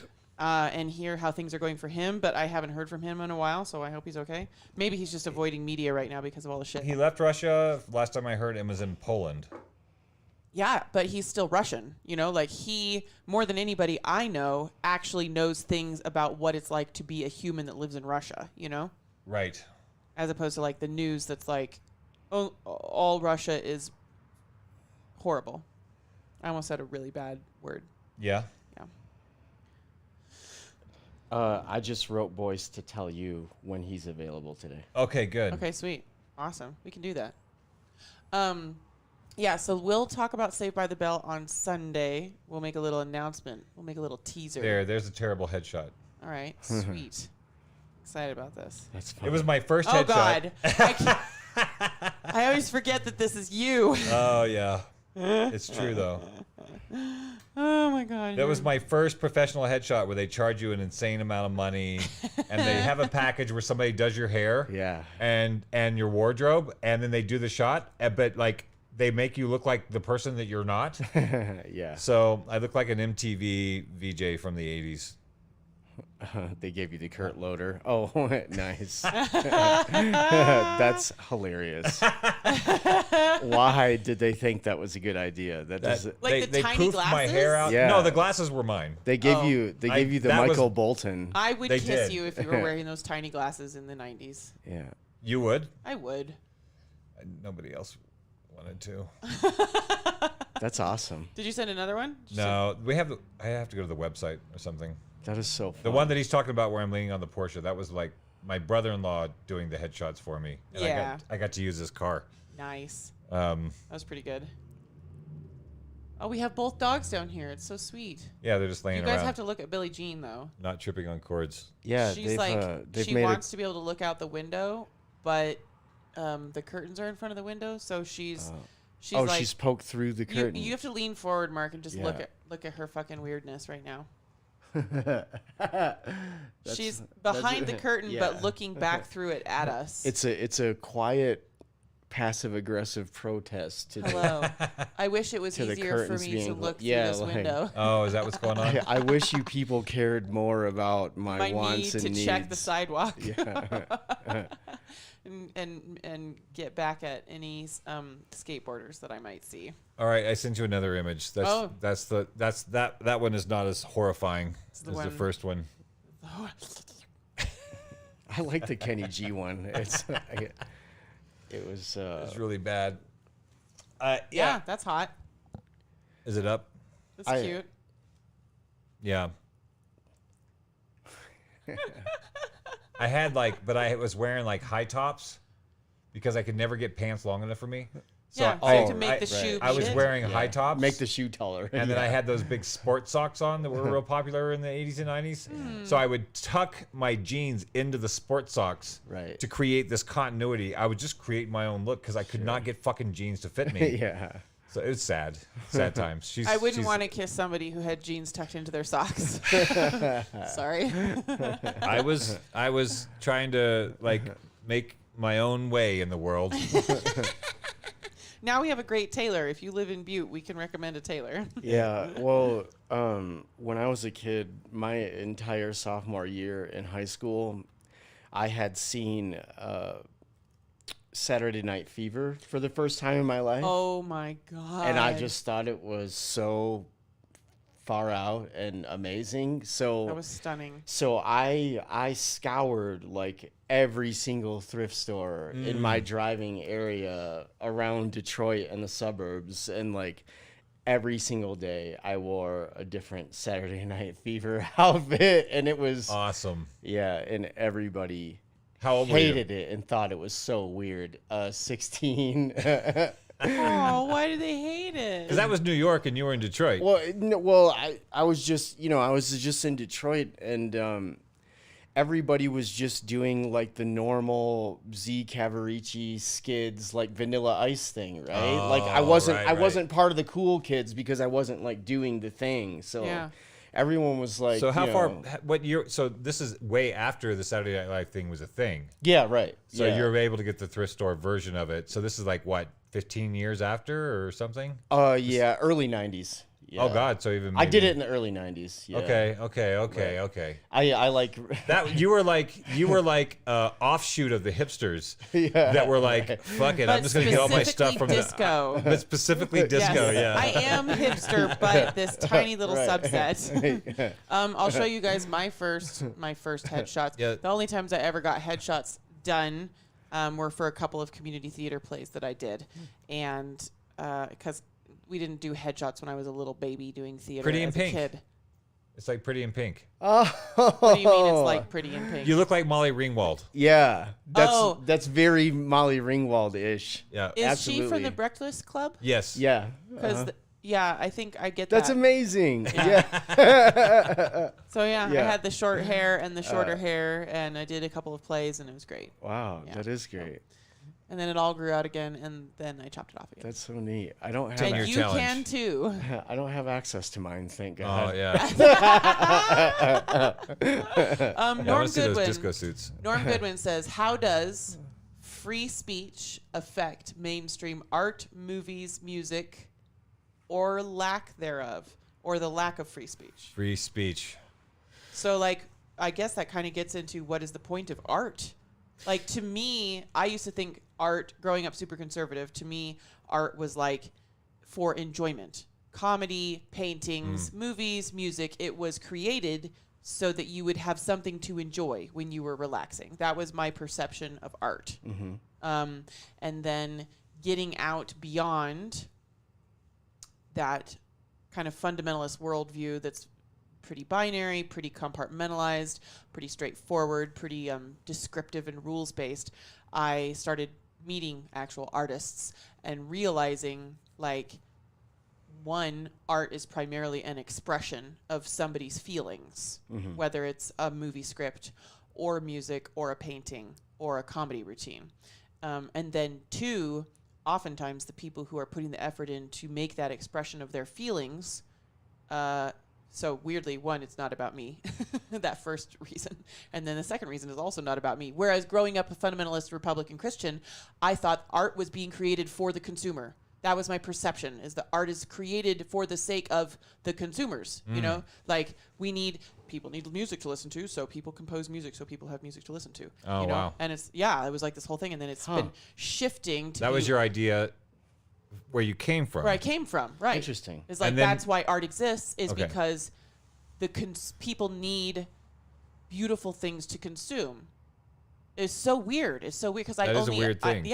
I never knew any artists. I only consumed art, Right. and Okay. so my So it's just perspective- another product, It was a product, like dish soap or Yes, something. We have to people make some need that art thing. because people want art. If we didn't have art, life would be super boring. Interesting. So you need to have music, and you need that to is- have museums with stuff in it. You know. Oh, interesting. And then I shifted to actually spend a shit ton of time with a bunch of artists in music school first, and then in film life, and then actually meeting in Butte, especially meeting physical artists who like even beyond dark, like having to just sit and think about a bunch of shit on the floor of their garage because they're having a bad day, and so they're going to go and weld something. You know, like meeting people who are like passionate about welding as a Right. form of self-expression. Like, what? Sure.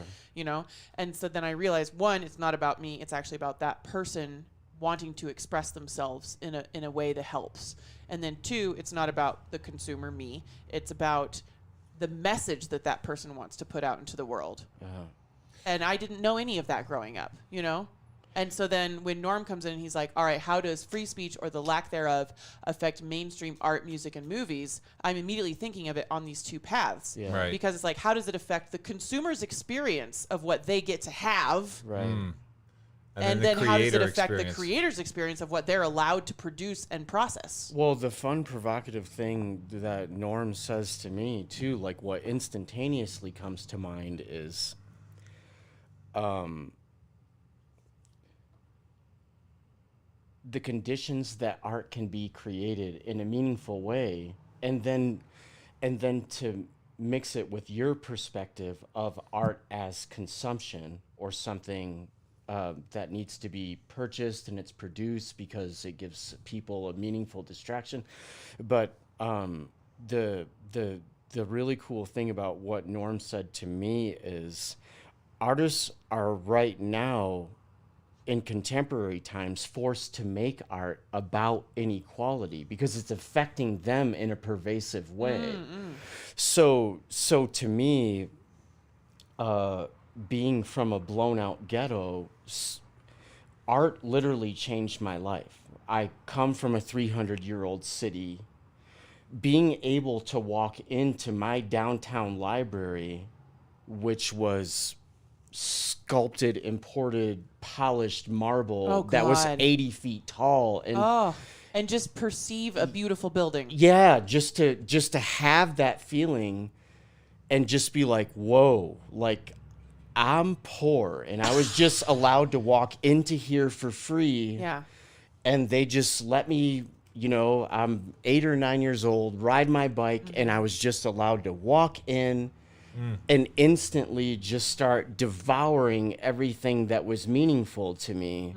And then to go across the street to the museum and see Van Gogh and everyone. And so it made me fall in love with math. I fell in love with architecture. I fell in love with all of these beautiful human endeavors. And then really beautiful art, regardless of the medium, whether it's music or painting, people feel called to do these things. We all have these deep-rooted, deep-seated things within us that we eventually want to make manifest and give them to in some kind of way. Yeah, that's exactly right. So I think a lot of people do that through their kids, Totally. Like I think Dark always takes umbrage when people are like, well, everyone's an artist in some way. And I was like, are they? Or that's a whole nother conversation, Well, that's like, but I think when you talk about like we have this shit that we need to self-express and get out, I think unfortunately a lot of people do that through their children rather than through some form of actual self-expression. Sure. They express through requiring their children to be a particular way or having expectations of their performance. Yeah, so to Norm's point about how does free speech affect art, I think, the whole thing about does life imitate art or does art imitate life, during this level of severe inequality, there are very few people that have enough money laying around to buy art, right? And that's going to be sad for all of us. Like what happens to the painters and the music makers and the sculptors in an environment like this? Well, we saw what happened in the lockdown. Yeah. I mean, those were the canaries that started choking first because they relied on public gatherings, like the musician to go to play at the bar or the club. Yeah. Suddenly, like, what are you going to do? Well, that leads to really talented artists are going to have to make very specific art because there's a very tiny market and there's only a few people that's going to decide if it's financially worthwhile or cool or not. And then they're going to be the only ones to buy it and show it and talk about it or else you'll just be vilified and invisible like everyone else. So I think, to have a healthy art scene, everyday people have to be doing well enough to consume the art and support their artists. Artists have, artists have to have places to live and make art and eat food without just let them make art. Why should they have to go do 60 hours a week at Starbucks or whatever, then make art? So I always like it when somebody who does make art or some kind of handcraft of some kind is like, okay, let's just imagine that you could take all the artwork out of your environment. If you think the arts and music is such a ridiculous field for people to be going into for college. Like, let's just say we take all of the art and the artists out. Yeah. And, Go ahead. yeah. Oh, yeah. Norm, we have your painting on the wall. It's not cropped in very well, but it is here. But yeah, like they're like, let's just say we take all of the art out, Sure. as if we didn't have to fund arts programs. Yeah, right. And just imagine everything that you consume throughout the day without graphic design. Sure. Imagine the entire grocery store is just gray boxes and gray canisters. Right. Here's a box with a word on it. Yeah. Cereal. Well, that's another good point that you just made too.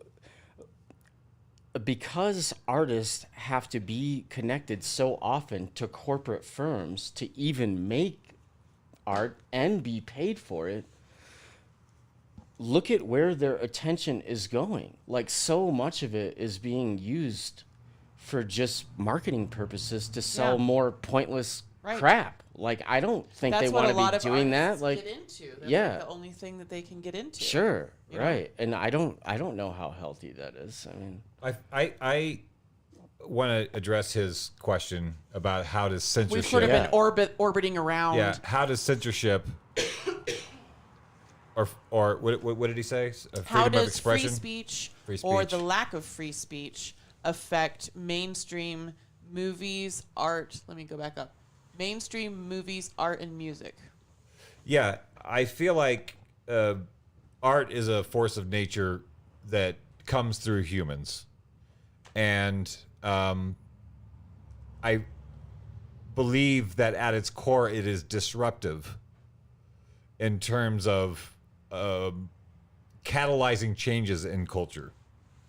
So, you know, art is one of those things that, okay, good luck. Is it artifice? Is it artifact? What are we talking about? Sorry. What are we talking about when we talk about art? What does that mean to you? Like, just defining the term is like, we have to go back and just even define the term of like, what is art? Because there are mainstream products that are produced to entertain. And then I think there is the kind of art that is meant to enlighten humans, to expand our consciousness, to allow us to see the world in a different way, which gives us a broader view. Well, and the intention of the individual artist varies. You Right. know? Some art is accidental. Sometimes people do things that become iconic because they strike a chord because it was an honest expression or whatever the thing is. Sometimes art is manufactured. And I think there's degrees of like, there's some manufactured art that is okay. I'm glad that's in the world. And then there's a lot of it that I'm like, this is just taking up space. So we talked, I don't know if Norm was on the thread when we were talking about, when I was talking about being in Los Angeles and movies. So this is about freedom of speech or freedom of expression. But if I have an inspired screenplay that I feel like would really move people, and I take it to the producers and they're like, what is it like? Like, give me 2 movies that it's like, and I don't have 2 movies that it's like, then it doesn't get made. Chances are you're not going to get any money for it. So that in the arts, freedom of expression is clamped down because of the business of art. Mm-hmm. So you can't make art if there is not a return on investment for you making that art. When you're going through studios, music studios, film studios, TV studios. You know, we've been watching the original Twilight Zone episodes. Yes, the ye olden days Twilight Zone. I think there was a sense that television in the early days was this amazing thing where we could bring culture to the average person, and we can have morality plays, and we can explore the human experience and then sell them soap maybe a little bit. But the sell them soap became the thing. And the programming is really the art became the thing that was squeezed between the advertisements. Not there. This soap company is now going to, you know what? We really like what you're doing with the Twilight Zone and how you're dealing with some of the modern anomalies of the human mind and PTSD and all these. We want to support that work. So if you'll just say like, Frank's Mattresses supports Rod Serling, Cornflakes that are would really tasty. that would be great for us. Let's Yeah, do that, right. and let's support the arts. But then it became that the mattress company runs the goddamn studio, Yeah. and finds people that can get the most eyeballs plugged in, so they can get their goddamn ad, bait them to get the ad in front of their fucking eyeballs. Yeah. So like when you talk about mainstream art, like I don't feel like there has been much mainstream art in a long time. In that sense, There's no where, such thing. where the inspired right. person comes to a studio and they say, "Hey, unknown artist with the inspired work, sure, Yeah. we'll give you $2.3 million to go make a movie or whatever the fucking thing is." Right. So I feel like free speech, the arts themselves are one of the biggest blocks in like commercial arts are one of the biggest blocks to freedom of expression and free speech, because if the art doesn't pay for itself and then make the investors rich, they don't give a shit. And so if you're making art that challenges that paradigm, we're not going to see it. Right. So that's I feel like I appreciate the question, but I feel like it's, I have bitter feelings around the industry around art because of my attempts to play in it. Did Norm say other things?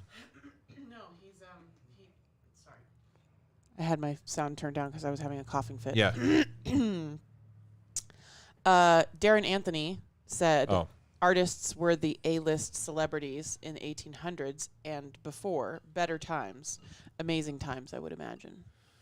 I was watching, Boyce Brown sent me a video where arts were really a big part of the rise of the Nazi movement.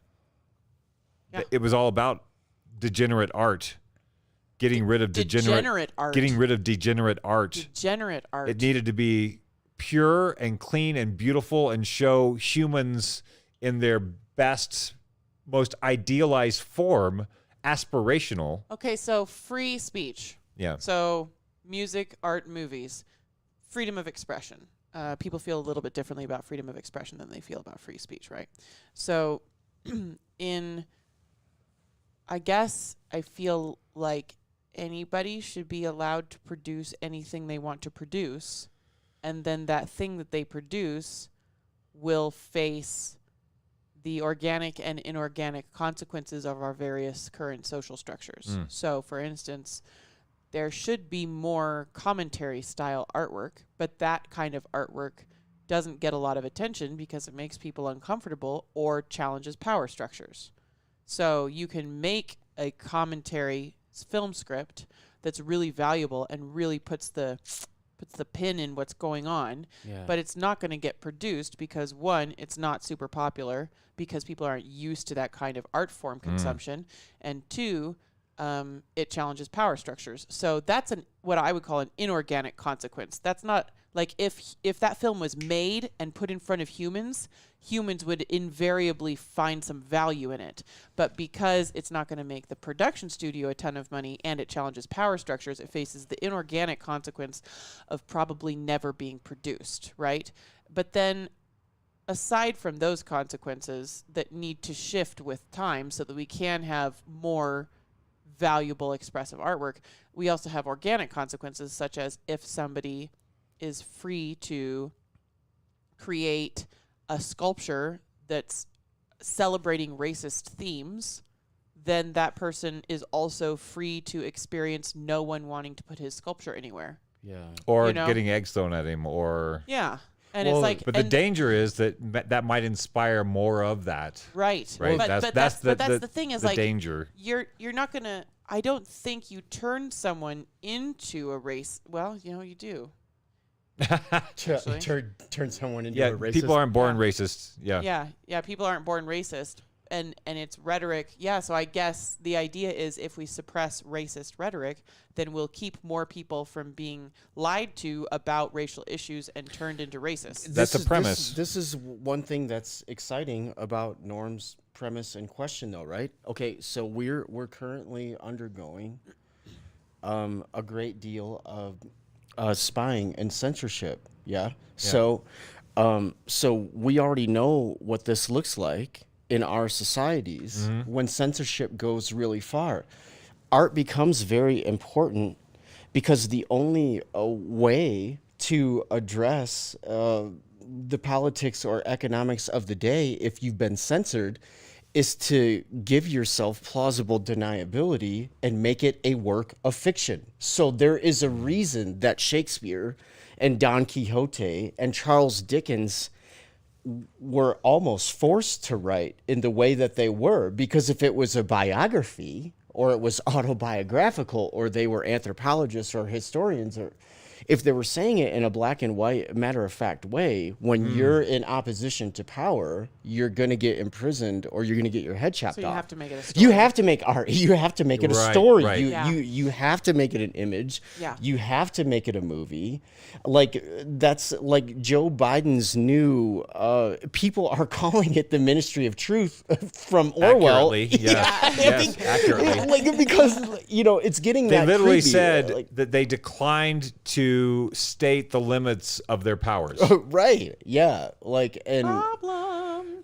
and I'm not a psychic, but the person that they put out there to do the Sunday news programs, I've never seen someone more blatantly uncomfortable. Like, it was obvious that he was bald-faced lying about, the idea that they're scouring all this information. This is simultaneously after the fact that the FBI just got red-handed busted scouring through NSA data with no warrants whatsoever. Like 35 million people just going through all of their NSA data.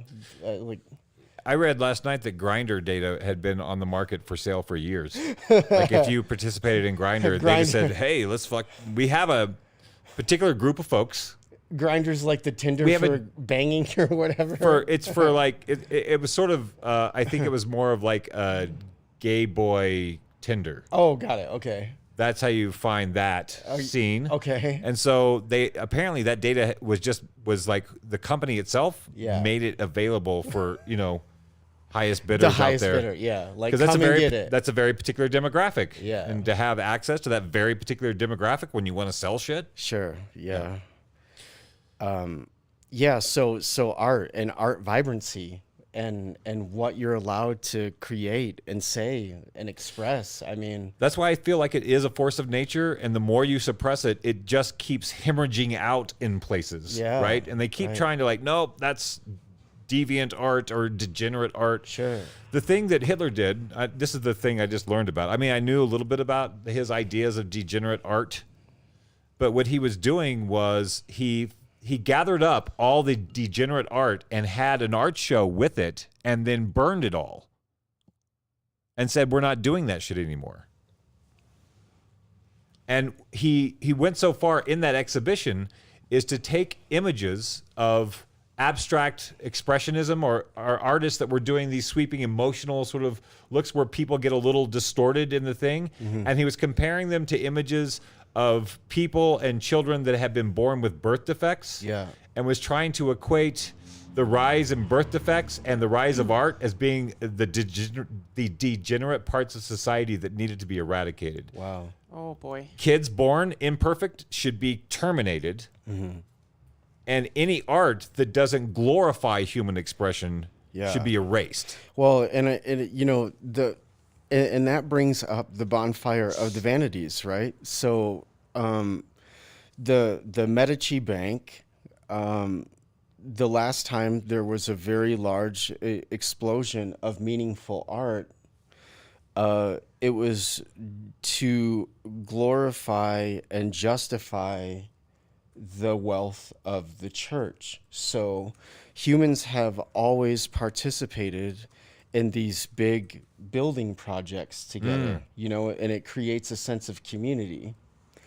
So usury was a really big deal. This goes back to the Jesus story of overturning the money changing tables, right? Like this is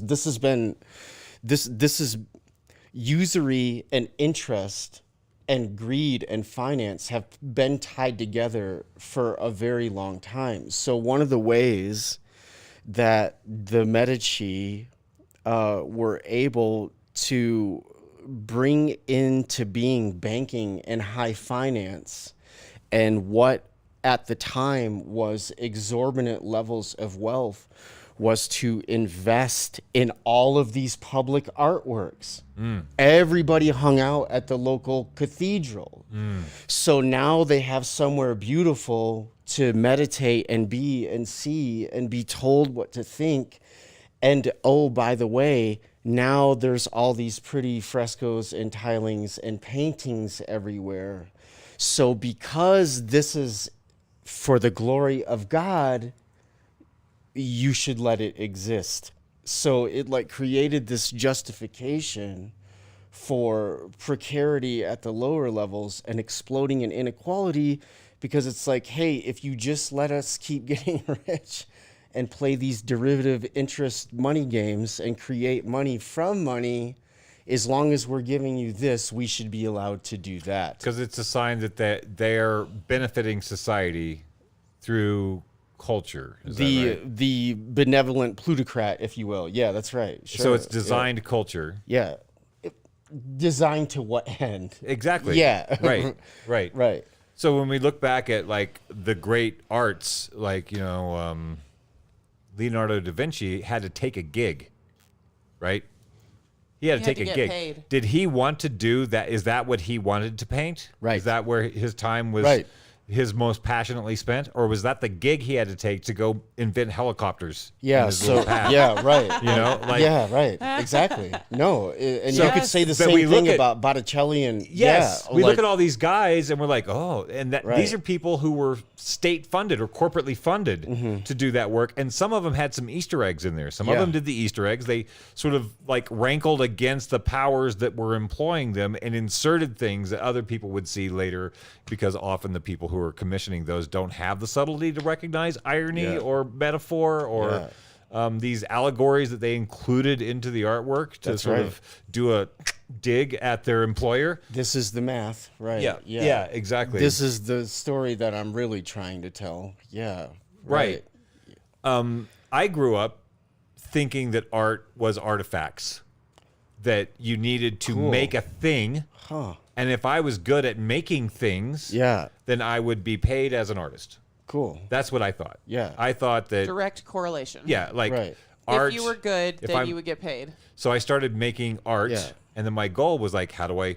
Then you like when I started making things, and people were like, "Holy shit, you did that!" I was like, now time to market, right? And then the marketing would just destroy me. I would be like, I'm now a manufacturer. I'm no longer. I was involved in this creative process, and now I've arrested it and trying to come up with a brand, put it in a box, replicate, yeah. so I can get paid. Because then when people start seeing that I can produce a thing, they want that thing.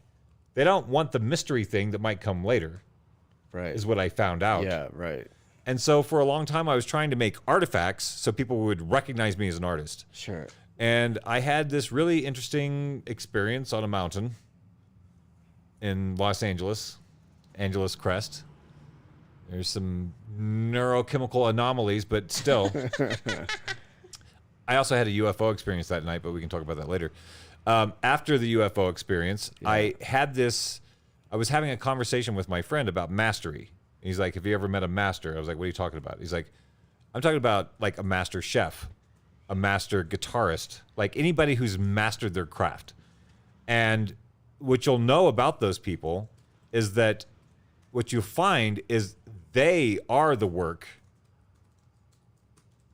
and their artifacts are like a shirt that they took off or a footprint that they left. Yeah. They didn't like make the footprint. It was just the result of their process of becoming artists. Yeah.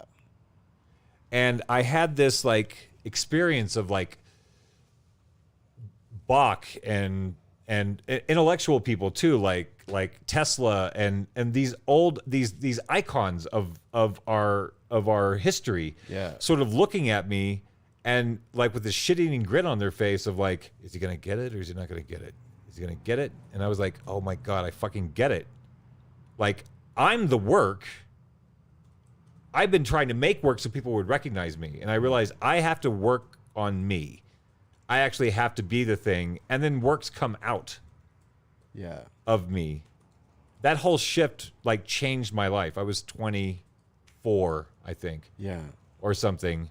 And it changed this idea of artifacts, of having to make works that are things. Sure. They're expressions of something. Their expressions. They're not things of themselves. They're expressions of something that are pointing towards something. That's it. That's it. And the more you put the expressions out, the more people are like, what is that pointing towards? Yeah. And that's what artists, when they have a body of work, their expressions point towards something. Well, and it's a great thing about the show, and it's one thing that I found so beautiful. Like,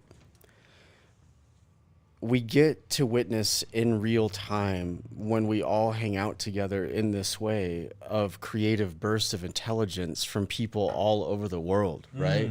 We're no longer constrained by having to fly to New Zealand or whatever to go. Like, we can just share with each other whatever we want. So, but to your point, the breadcrumbs of source, if you will, these are things that just exist, and sometimes they become so meaningful you have to get it out. So so you make it manifest, and you like I've been a builder my whole life, ever since I was a little kid. Like, erector sets and Lincoln logs just freaked me out, and I was just like, I always wanted an erector set. yeah, like, I just want to build things. Yeah. Like, I was just interested in and curious about caring for people in that way, like building the coolest, prettiest spaces possible so that there was somewhere that wasn't cold or wet for people to hang out and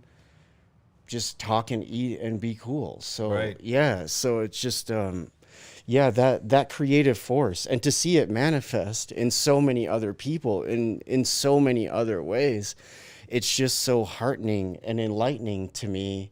And when you make it dangerous and provocative, I mean, think about the amount of artists that were labeled heretics and sometimes burned alive. I mean, so art should be dangerous. I mean, it should be provocative. It should be evocative. Like, it's an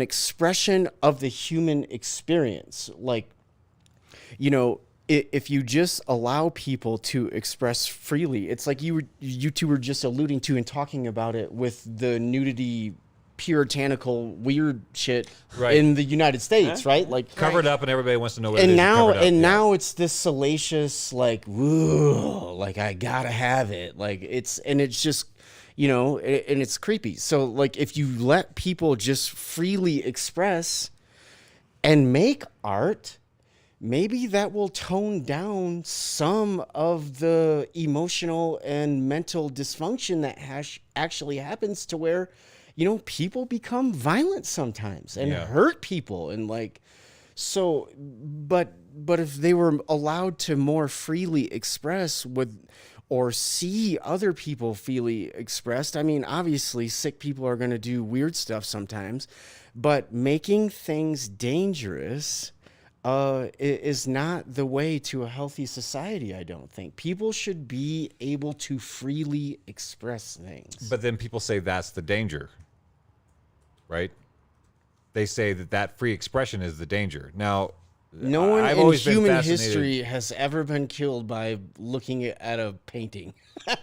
Well, But what if their mind is influenced to the point that they then think it's okay to harm someone? I've always been fascinated by the phrase that art is the enemy of the state. Huh. Have you heard that before, that phrase? Like, I don't know if it was Norm poetry. mentioned earlier, he's like, the CIA used art Sure. specifically. Oh, the Jackson Pollock thing. Yes. But that wasn't the enemy. That's the state using art. I know, it's kind of interesting, State-sponsored art. Yeah, right. The idea of art, like real art being the enemy of the state, is that the state is, I mean, listen to the word. What's the etymology of state? It is a status. It is a statement. It is a solid thing. Yeah. It's something you're supposed to lean on, be able to rely on. And art is constantly sometimes liquefying these concepts or making it permeable and saying, let's look at it differently. And that threatens the seriousness, the solidity, the authority. And if something can come along and just go, boop, I just destroyed your entire premise by looking at it from a different perspective and making it absurd, Sure. that threatens this structure. Yeah. So when people talk about art being dangerous, I think the state, through its mechanisms and its organizations, finds ways to make people feel like they're in danger Sure. when it's actually the art that might be doing some damage to outmoded systems. It could be and should be. I think it should be. I don't think it's happening right now, but it could be and it should be. I don't see a lot of, like, who are your, do you have favorite artists? Do we have favorite artists right now? Do you have favorite artists? It's not something I don't consume art often enough to have favorite artists. Neither do I. I couldn't say. There were people that I Banksy really was one of those liked. guys for a minute where people, you could think of a But public artist I guy. only knew about Banksy because everybody was talking about him Right. for a while. Right. And why were they talking about him? Because he was pushing the envelope. He was illegal. He was doing graffiti. Yeah. He was making it available to people, and he was making messages visible That people resonated with. that people resonated with. Yeah. And then we all had cell phones suddenly. Like- So we could all start replicating his Sharing- images sharing and it sharing. It was a around. new phenomena. Like the fact that you and I can talk here, and then Norm Goodwin in Florida can tune in, and then our friend Mo Kai from South Africa can tune in, Yeah. is fucking new. Yeah. This art form of what we're doing is new. Yeah. Us trying to have these conversations, to get together and say, what the fuck is going on in the world, and could we be having a better time, is kind of is technology that has made it available. This is a new community. The Yeah. community started coming up in the 80s and 90s with the advent of the networks and these online spaces Yes. people were participating in. At first, it was just universities participating with each other. Yeah. And then it was businesses participating with Yes. each other on a network. And then we had spaces where citizens could participate with each other on a network. And these neighborhoods popped up, and they were organic for a while. And now they've ceased to be organic neighborhoods, and we're trying to create something that's organic again. Yeah. If it gets too big, it gets locked down. Yes. So, Right. Paul Niehaus says, once society reaches utter decadence, conservative art is required to bring us back to balance. What do you guys think about that concept? wait, say that again. Paul Niehaus on YouTube. Yeah. So he's a blues musician. Yes, we know, Paul. Once society reaches utter decadence, conservative art is required to bring us back to balance. Huh. Interesting. I don't know Well, that I've ever heard of anybody. This is just my response, very small, as a person that hasn't thought What about. is conservative art? I've one never heard of never heard of conservative art, and Yeah. two, I've never heard of anyone being inspired to dial down something because they saw art. I mean, Paul saying that to me, I immediately go to the Roman collapse and Mm-hmm. preceding Dark Age. Like that's the kind of thing that the Savonarola led to the bonfire of the vanities. So I think like, it's interesting Well, that this is what someone Hitler- thinks that art has that art. I've never heard of. This is like a new phase of my awareness of art, I guess. Right. Art as something that's created for a consumer. Art as something that is self-expression and message-driven. That Yeah. finds And a now consumer. the idea of Maybe. art as having a role of dialing something down rather than amping something up. well, I think what he's getting to, so like in the Roman case in particular, so, you know, very high levels of inequality, really corrupt governmental system, orgies, bathhouses, the schwitz. Sounds like a party. Yeah, it's just, you know, so like to me. It was a party for the people that were wealthy. Exactly. Yeah, so to me, someone could construe that as being overly decadent, I guess.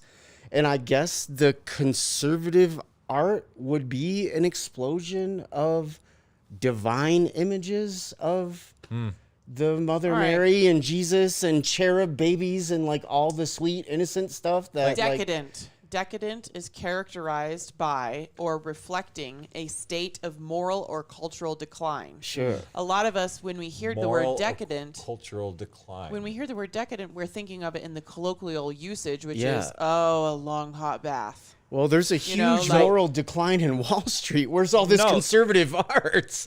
no. What I would say is, like, if you're talking about moral and societal decline, Sure.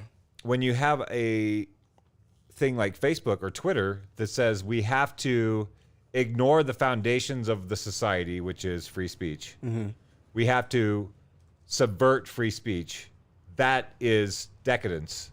That is a declining culture. So I don't know how conservative I don't know what that means. Well, Conservative art, right? no. Right. All oranges are fruit. Not all fruit are oranges. Right. So all decadence is characterized by moral or cultural decline, but not all moral or cultural decline is decadence. Well, I think I want to explore that idea, because when you have like a big platform like, let's say, Twitter, and people enjoy being on Twitter, and then some, now we have this cancel culture thing where they want some voices edited. Yeah. And it gets edited. That is decadent to those people who want the editing. That is decadent. That is like, I get to be in my safe space and not ever hear any ideas that contradict mine. That's decadent.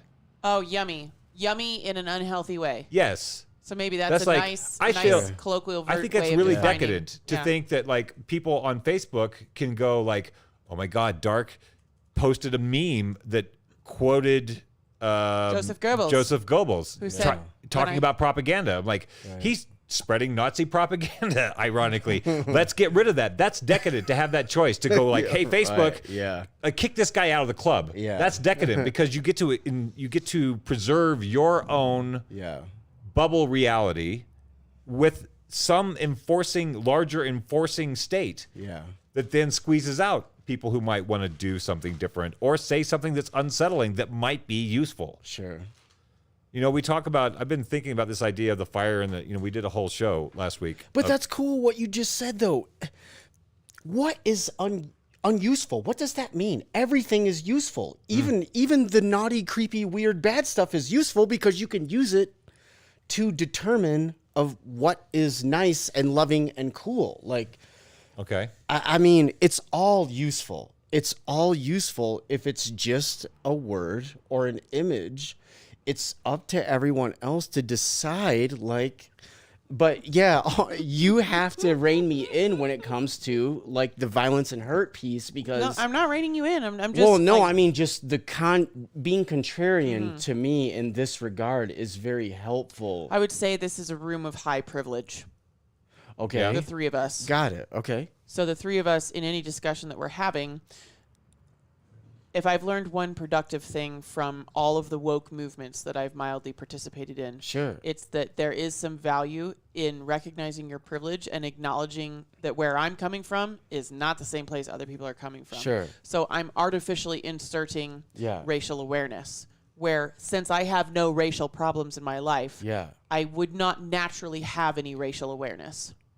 So as a responsible neighbor on the planet, when I'm having discussions that involve racial issues, I need to artificially remind myself that other people have lots of problems because of their skin color.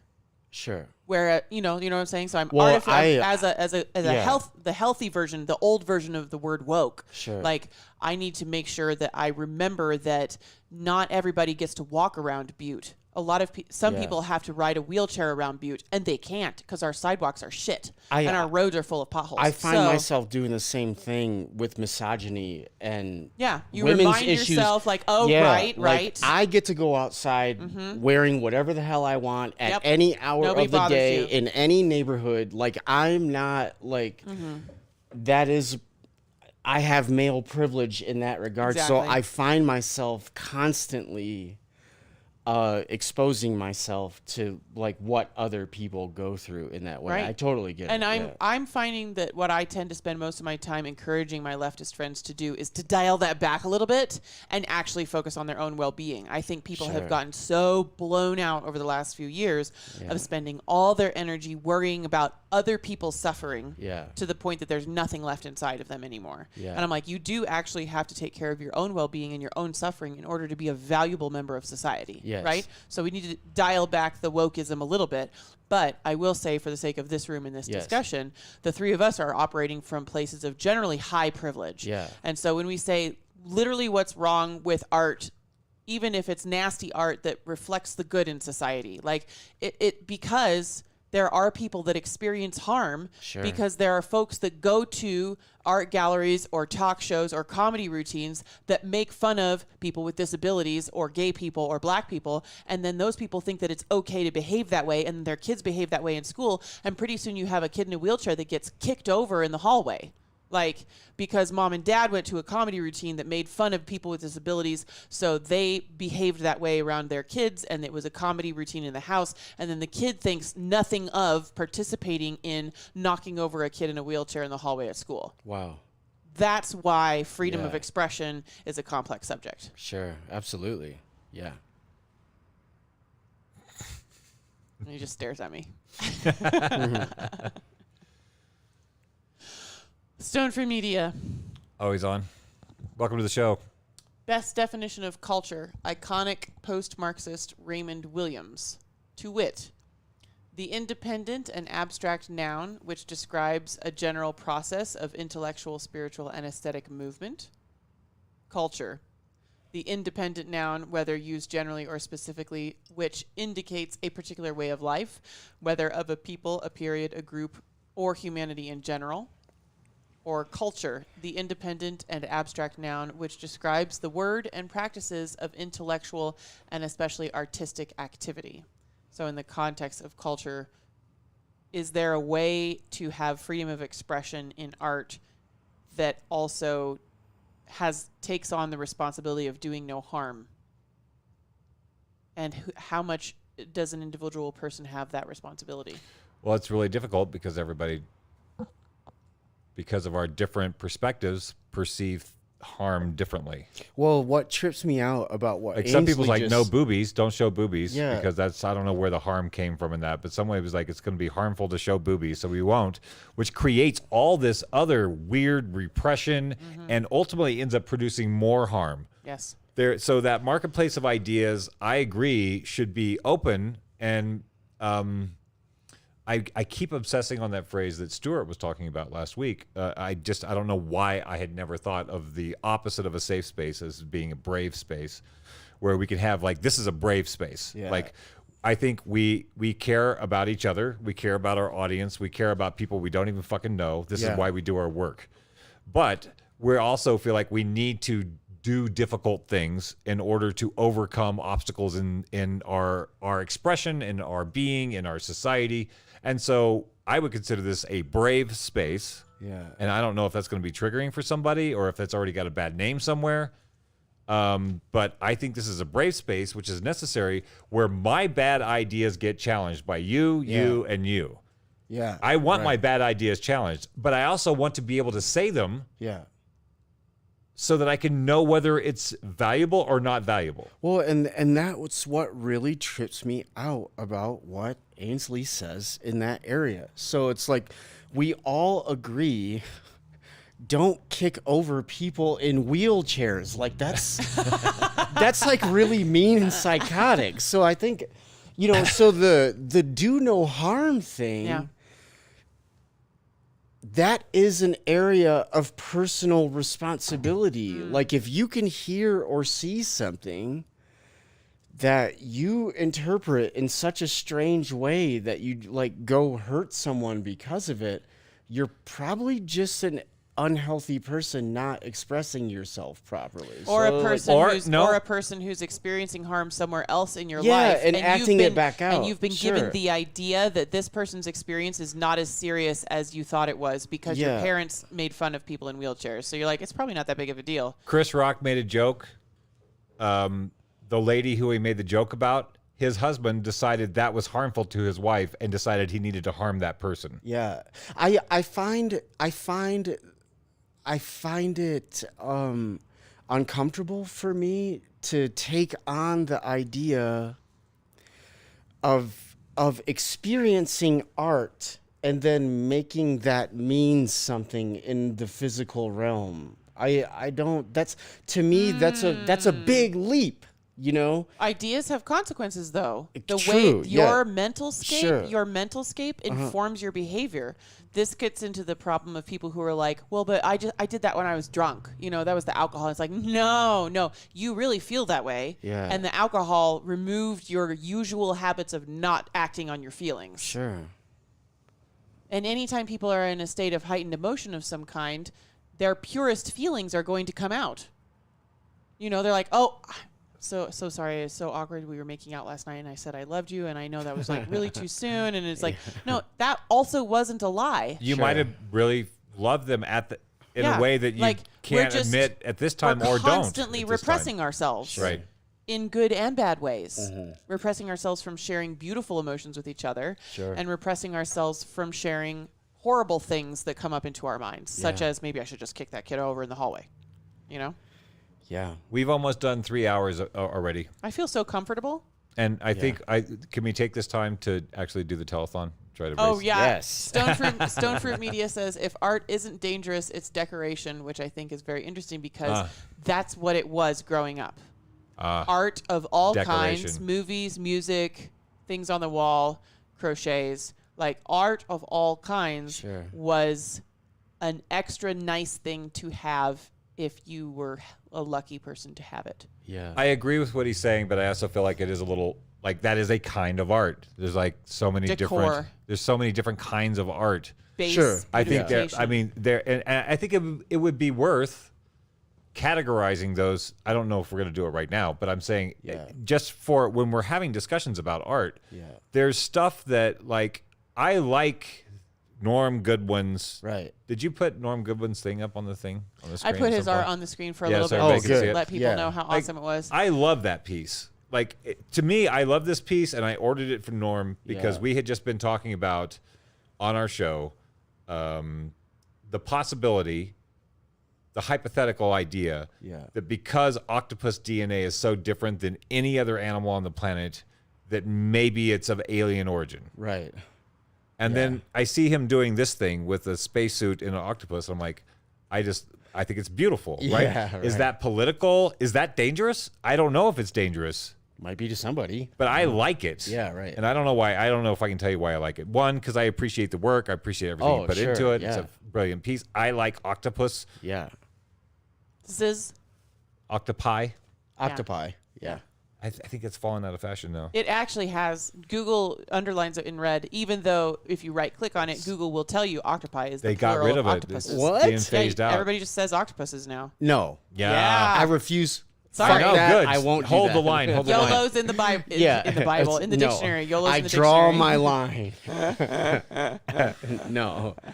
So like this, I can't show a picture of this either, but this piece over here is like, that's sacred math, geometry, Flower of life. Yeah. bordering on like, this is the kind of stuff that if your coworker left on the table, you would maybe report them for needing to go have a health check or something because it's obsessive, right? It's very obsessive to like focus on an idea and then have some mad representation that if it's not your expression, you're just sort of like, maybe I feel a Maybe little that unsafe. means something about that person. Does that mean something about that person? Right. You know. Like, Oh, while we're talking about artists, quick shout out to David Johansen and Siobhan Mays in Seattle, Washington, that are really great artists that I really. Yeah. Yeah, Siobhan is actually from Anaconda, Montana, What? and is like one of the most talented audiophiles I've ever. She knows music like better That's than crazy. and she loves black cats, so she does all these heavily textured paintings that are of black cats, and they involve name? a bunch of badass music that we all love, and they express really cool. Siobhan, Shavon, and I believe her last name is spelled Maes. Maze. Artist. I'm gonna say artist. Yeah, here Cat. it's. What? Maybe let's it's see here. MAYS. Oh, I'll look right now. I should. So I agree with like I can agree and then also say yes and to what I Stonefruit forgot was saying. Here. Oh yes. Yeah. Yeah, but she does really great stuff. It's cool. Is it coming up? Yeah, we're getting there. So yeah, while you're getting there, I'd like to say thank you to everybody watching the show. We're asking all our friends to give us $5 a month on a recurring basis so that we can continue to do the work that we're doing. We spent some of my friends like, hey, I want to support you. Show me, you need to get a portal so I can support you. So I'm like, okay. So we spent $5,000 on building a portal, and Now we need to use it for support. It's going to be, we have to pay off the car even still. Yeah. Of the website. We have to pay off the website. We haven't even paid that off yet. So we have built a motherfucking beast of It's one of the foxiest websites you'll ever see, by the way. Oh. It is like, you like it? That's why I dressed her in black. It is like Ferrari. Yeah. Yeah. It's a hot ride. We wanted to create a living room that can serve a function for the community. Sure, So yeah. you have Ainsley's bio, you have my bio, and then you have the Post-Orthodoxy page, which can give people background on like who the hell we are, what we're doing. And then when you subscribe to $5 a month, then there's going to be the members only room. And we struggled for the whole time of like, we want all our stuff to be available to everybody, but we also have to sustain ourselves. And I think this is something maybe we can explore over this weekend. Yeah. Like, what does it mean to We be also exclusive? talked about the idea of doing tiers, which most Which I people on hate. Patreon do tiers, but I'm just like, someone's ability to support is never proportionate to their interest. And I have that problem because I've been a starving artist my whole life. There's a lot of things I was not allowed to because I didn't have the money to be. That I would probably appreciate in my mind at the time as a starving artist more than the people who could afford to go do it. Right. Right? So I don't want to perpetuate that, but I also need to That's why we decided to just grow do up. one tier. You're either a friend of the show that participates like this, or you're a friend of the show that's on the inside, and we'll eventually be able to, when we have enough people, we're going to do live streams that just include folks that have subscribed about more particular subjects. We're going to move our writing exercises over there so that when we post an article about a current event, the first paragraph will be available somewhere, and then the rest of the article will be in the subscriber-only area. And then there will be subscriber-only zones on the Discord also. Like we can't just... If Post-Orthodoxy pops like we want it to, we can't just be having 10,000 people asking Mark French questions or trolling him or whatever in the Discord. And so, maybe the after-show Q&As with the guest are going to be in a private channel. I'll give you my private links to berate me publicly. So we're working on this concept, but we generally, after much hemming and hawing, landed on the idea that we didn't want to do tiers, which is why everything's Right. $5 a month. I think the thing that makes me feel better about having the members only room is it's really for everybody's fucking safety. Yeah. We're live. We're talking off the cuff. We're doing it for 8 hours today, 8 hours tomorrow, 8 hours on Sunday, 8 hours on Monday. I said that, and now we have to fucking do it to some degree. Yeah. Sure. And in that time, certainly, if we're exploring complex subjects and nuanced ideas, there will be a moment where one or all of us could get canceled. Yeah. You sure. might say something that... In that time, there's some moment that could be taken out of context and we could have our lives destroyed. This is kind of the risk of doing the work that we're doing. We Yeah. want to have nittier, grittier conversations. So it's for our such as- safety to have a place where we can actually have the conversations, where we can, under the idea of doing no harm and exploring and finding vision and Healing creating division. a better world, healing division, be able to have hard conversations. And we're not going to be able to do it on fucking Facebook. No. We go as far as we can here. And I think if we had any more popularity, we would have already been canceled. Yes. So before we are disappeared from the feeds, we want to create this space so people can come and have the conversations that we need to be having as a goddamn species. This isn't where everybody's going to be. No.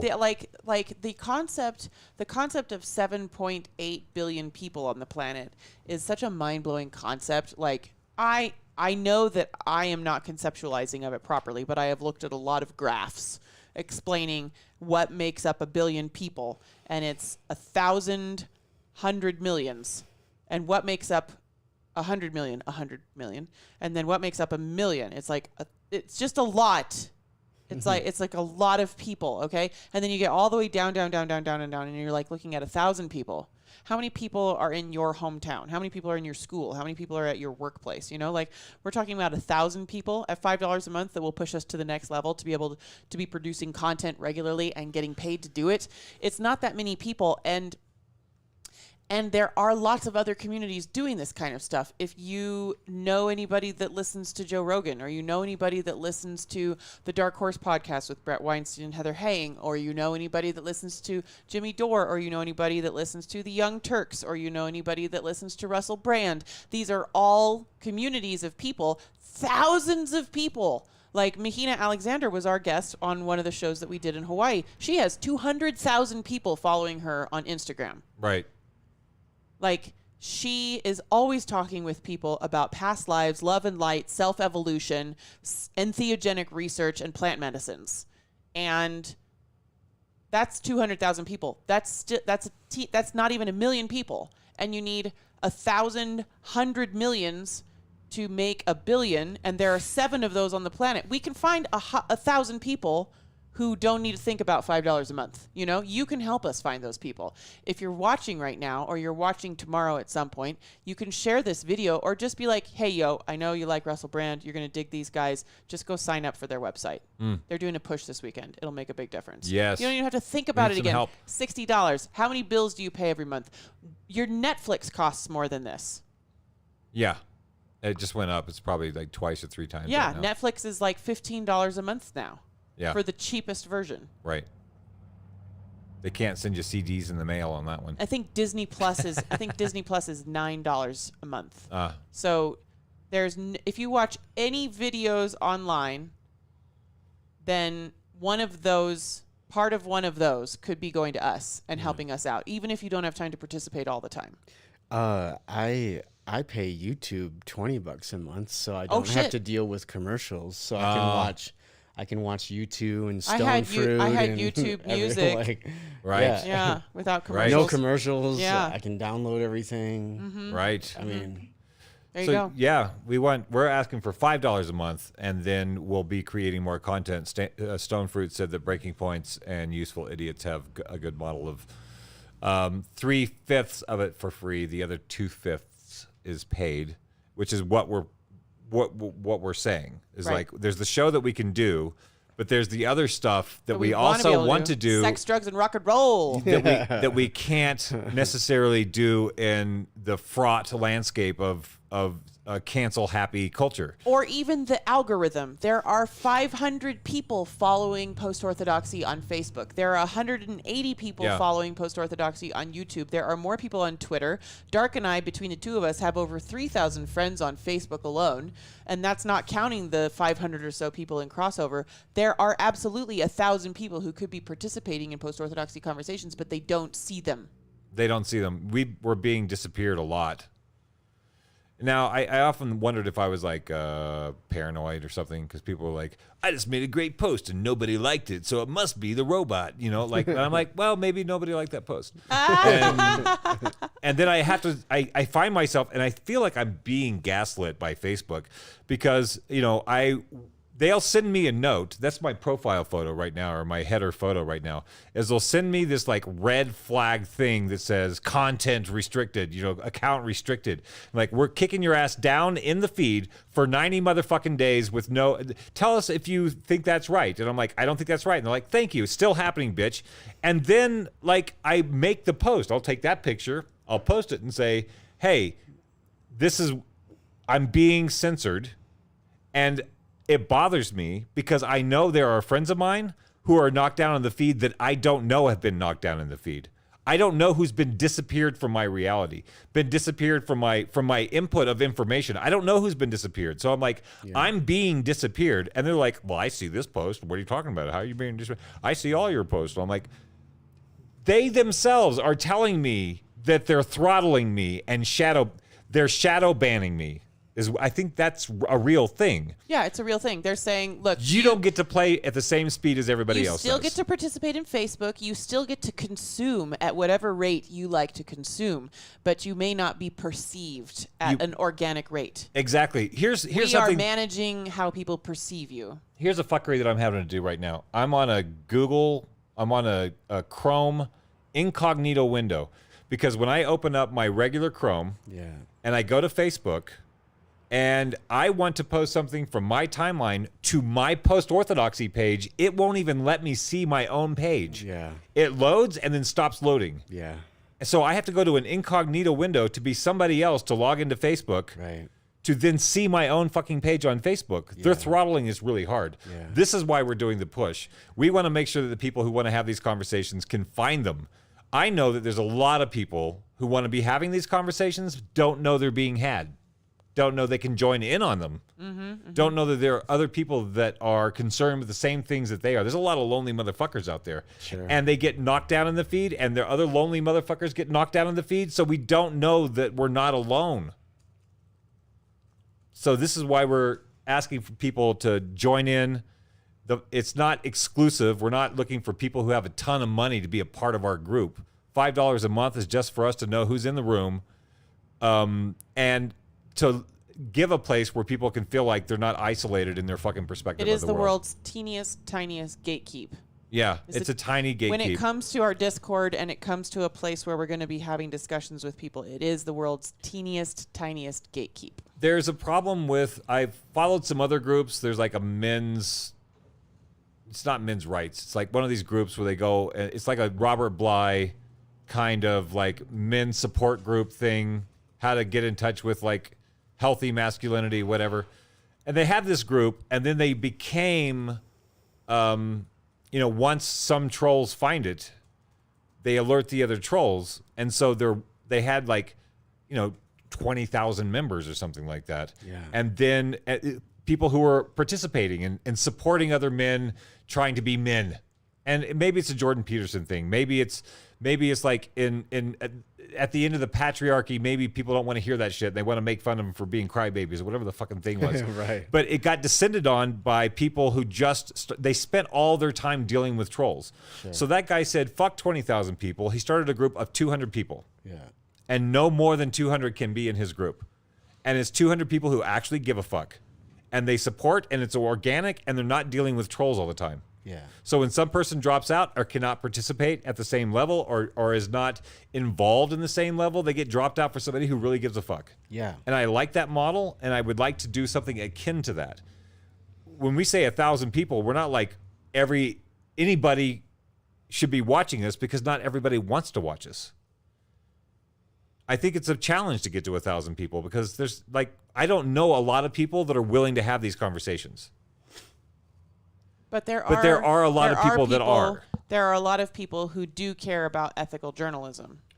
There are a lot of people who do care that these conversations are happening. I know several people who are like, I really care about what you're doing. I just don't have enough spoons to have those conversations myself. Right. Like, if I want to know what's going on with, say, the thing of the day, so Ukraine, I'll go and find out what Russell Brand and Jimmy Dore and a few other people are saying, and then they give me the starting points, or then I have to go down the rabbit hole myself, and I have to figure out what all that stuff is. But there are some people that are aggregators. Jimmy Dore is an aggregator. He's got a team. He's got a little garage set up like this, but he's got a team of people who are doing his research and cutting stuff together and running things so that he can actually continue to have a life in addition to the show. And I go to him as an aggregator, and I want to serve that function for the things that I'm passionate about. And it is not just about the thing of the day, even though we do tend to dive into it, because it has to do with our overall premise, which is cult behavior and how we get swept into People's doing ability things. To perceive the thing of the day. Yeah. Do you really know what's going on, or are you just going to buy the prescribed prescription of what's going on? The prescribed definition of what's going on. I find it fascinating to for a while it was like there are a few things that I would go down the rabbit hole on, yeah, that were important and that were obvious, were contrived fake realities manufacturing consent in the population. Yeah. And now it feels like it's hard to find anything on mainstream media that doesn't feel like some manufacturing of consent. Yeah. Yeah, it's tough. Yeah, for me, it's always economics and follow the money, right? Like, if constantly so much of my life is spent following the money. So, when you pour through the quarterly reports of Goldman Sachs and BlackRock and Blackstone, because money tells the truth of where people's focus and desires are so much of the time, right? So you two asking for a very small sum of money from a lot of people shows where your focus and concern is, which is helping people feel a part of something to figure things out. So I don't know. The show has helped me take things more seriously that I thought that I already took seriously. Oh, interesting. So it gave me a level of integrity and accountability in spaces that I feel so strongly about. I'm willing to publicly state that I feel strong about them. So the show has helped me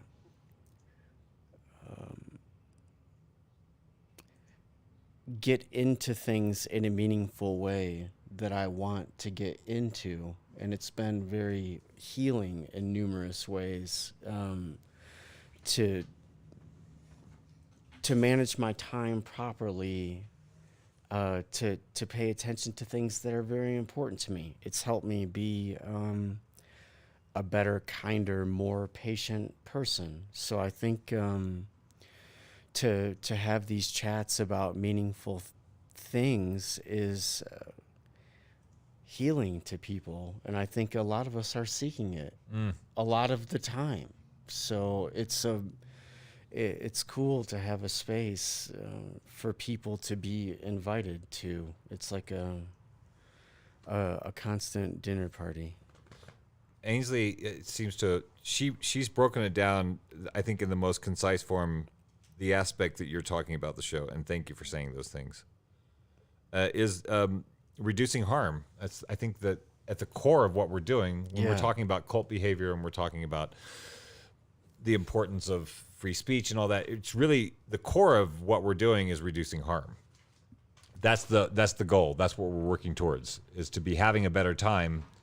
The flip side of that is reducing harm. And I really appreciate you reflecting back what the show means to you, because that helps us understand what we're doing.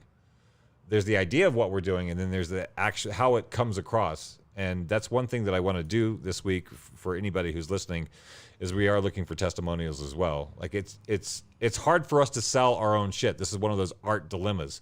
It's great to make art, but when it comes time to marketing the art, that's where it feels a little squishy. So I really appreciate you saying that this is not just a casual show, that it has some impact in your life. And if anybody else has any kind of testimonial that they would like to write down and send to us that we could use this week as we're trying to raise money for our the development of the program, please pitch in. That's another way of supporting the show. Mm-hmm. If you don't want to do $5 a month, tell us how awesome we are in a form that other people might believe it. Norm Goodwin says, algorithms made Joe Rogan rich. Let's all buy algorithms. I promise there'll be a day when algorithms are traded on the stock market. It's possibly, but I feel like the algorithm is like the hottest tool for the oligarchs to control what we think about. Like, if we had access to the algorithm, we would know things about our own health and well-being that are instead being used to sell us stuff. Well, if we had access to the algorithm, then we would know when we were being manipulated and pointed in a particular direction to think about this issue rather than being able to notice that issue that was going on. Yeah, I think a lot about the idea that the data that's being collected on us. I think you may have heard the famous story of a guy. He has a teenage daughter. They share a home computer. The dad notices that suddenly ads for pregnant women start coming up. Okay. And he turns to his daughter and goes, "Are you pregnant?" And she's like, "No, I'm not pregnant." And then a couple of weeks later, it turns out she's pregnant. And what the algorithm was doing was her behavior online was already indicating she was pregnant before she knew she was pregnant. Oh, wow. Far out. She was searching for shampoos that Yeah, had right. low scents because when you're pregnant, your sense of smell goes wacko, and it was making her nauseated. And so she was searching for shampoos that Wow. were unscented and things like that. Yeah. And her dad's, because she was searching on her dad's computer, her dad's Facebook was getting ads for like Right. baby things, maternity clothes, nausea medicine. So He was like, that's like one example Yeah. that this thing knows more about us than we know about us, Sure. like at any given point. Yeah. Because of the aggregated data. We're like having feelings today or not having feelings tomorrow, whatever. And all those are being clocked and mapped into some psychological model to build up who like it's pretty fascinating. Yeah. And to me that feels like, oh my God, it's like the Matrix. But it can be the other side. Like we have access to understand ourselves better and it's being commercialized Right. and used against us. Yeah. Everything's being commercialized. Where our care, like Yeah. I care about people in Ukraine, is being weaponized to keep me from understanding why Ukraine is happening. Yeah. And this is like, if we're going to have like a revolution, I do believe it starts locally. It starts with little things like this. It starts with a group of people that are saying, you know what, I'm glad I'm not the only one that feels like that's a fucked up thing going on. And what can we do about it? That's the other part. What can we do about it? Sure. Where can we move forward? I think in terms of doing things, this is one of the things that we're trying to do, or that we are doing, is creating the clubhouse where the conversation can be had. I don't have all the ideas for the vision of the world, but I have some. Yeah. And I know other friends of mine also have really good fucking ideas for visions of the world. Yeah. Combining those might make them happen. That's what we're doing here. Yeah. Is exploring ideas and trying to find a better possible future. Because what I see is our care is being exploited so that we're constantly managing crisis and trauma instead of creating a situation that helps reduce crisis and trauma. That's right. And so the other way is going to just reduce more. So this is what we're trying to do. We're trying to reduce harm by having conversations so that we can stop having to deal with the crisis of the motherfucking day. Yeah. Right. Yeah. and deal with crises like organically and how they need to be dealt with. Yeah. I want to work on some shit. I'm tired of just like trying to figure out how fucked up it is. I guess I'm a little tired of mitigating distress. Ugh. Like distress is different than real empathy being driven towards changing something that's a problem. You know, a lot of my loved ones are being made to be in distress about something. Mm-hmm. And that is being malaproped or mistaken for I care and I'm doing something. Being in a state of distress is a lot of work and takes a lot of energy, but it is not the same thing as doing something. Well, and that also gets into ingenuity and dynamism and the creative force, right? Like, if you're just reacting to things that were planned and not good and cause stress and distress, couldn't it go the other direction where if there was a creative space that we could all talk about things that could or should be created, that can also be made manifest as well. Mm-hmm. So instead of just reacting to things that are bad, how are we ever going to create things that are cool and fun if we're not like actively allowed to express those ideas with each other? Mm-hmm. So yeah, it would be awfully nice to be working on evolution and creation, rather than reacting to crises all the time. Yeah, absolutely. I think it's possible. Shouldn't that be possible? Yeah. It doesn't seem impossible. No. I think we have to see examples of it to know it's real. Yeah. I've lived those examples. I've been like, I think the idea of a town coming together and saying, we're going to block this street on Saturday and have a farmer's market. Mm-hmm. That's a part of that kind of thing. Sure. Yeah. That's where people are like, hey, I enjoy this civic thing. Like, crisis is always good for that. I've been through a lot of crisis. I was through the Northridge earthquake in Los Angeles, and it was amazing to watch all these people who did not know each other the day before operating as a functioning community suddenly. Anybody who had something they could do, they volunteered it, and people took advantage of things that they needed to take advantage of for their own health. And nobody was like keeping score. People just said, oh, this is a human thing and we have to do human things now. And everybody did it. I was just recently helping clean up a really bad hurricane in Louisiana, and it was that way as well. Anybody that had extra food was just giving away food. Who had water, everybody was helping clean things. And like, is there a way to do it without the crisis? Is there a way to start doing this before the crisis? Yeah, right. Because because the crisis is going to happen at some point. So why not? This takes us back to the meme set that Evno shared with us. Yes. The tweet deck Yeah, that that's Evno right. shared with us. That's Yeah. like the U.S. and the West in particular is very good at responding to crisis, and we don't really have the training or the self-control or the energy to do long-term chronic care. Yeah. To keep things from getting to crisis. Right. Yes. And it has to do with that superhero fetish that we have as well. Like, that's not a superhero doesn't maintain a thing that keeps it from becoming a problem. A superhero comes and takes care of the problem. After there's a problem. People want to take care of the problem, but they don't. There's no. Where is the superhero for the people that keep the problem from fucking happening? Yeah. Well, and then though that creates a really fun set of conversations around the trilateral philosophy and movements where like the government's creating the problem so they can also create the solution then we all have to pay attention to and pay for. So like, there's some payoff in creating problems. And if you're not aware of that or those, that in and of itself is problematic. You're participating by complicity if you're not, aware of those things. And that's another fun thing about the show for me is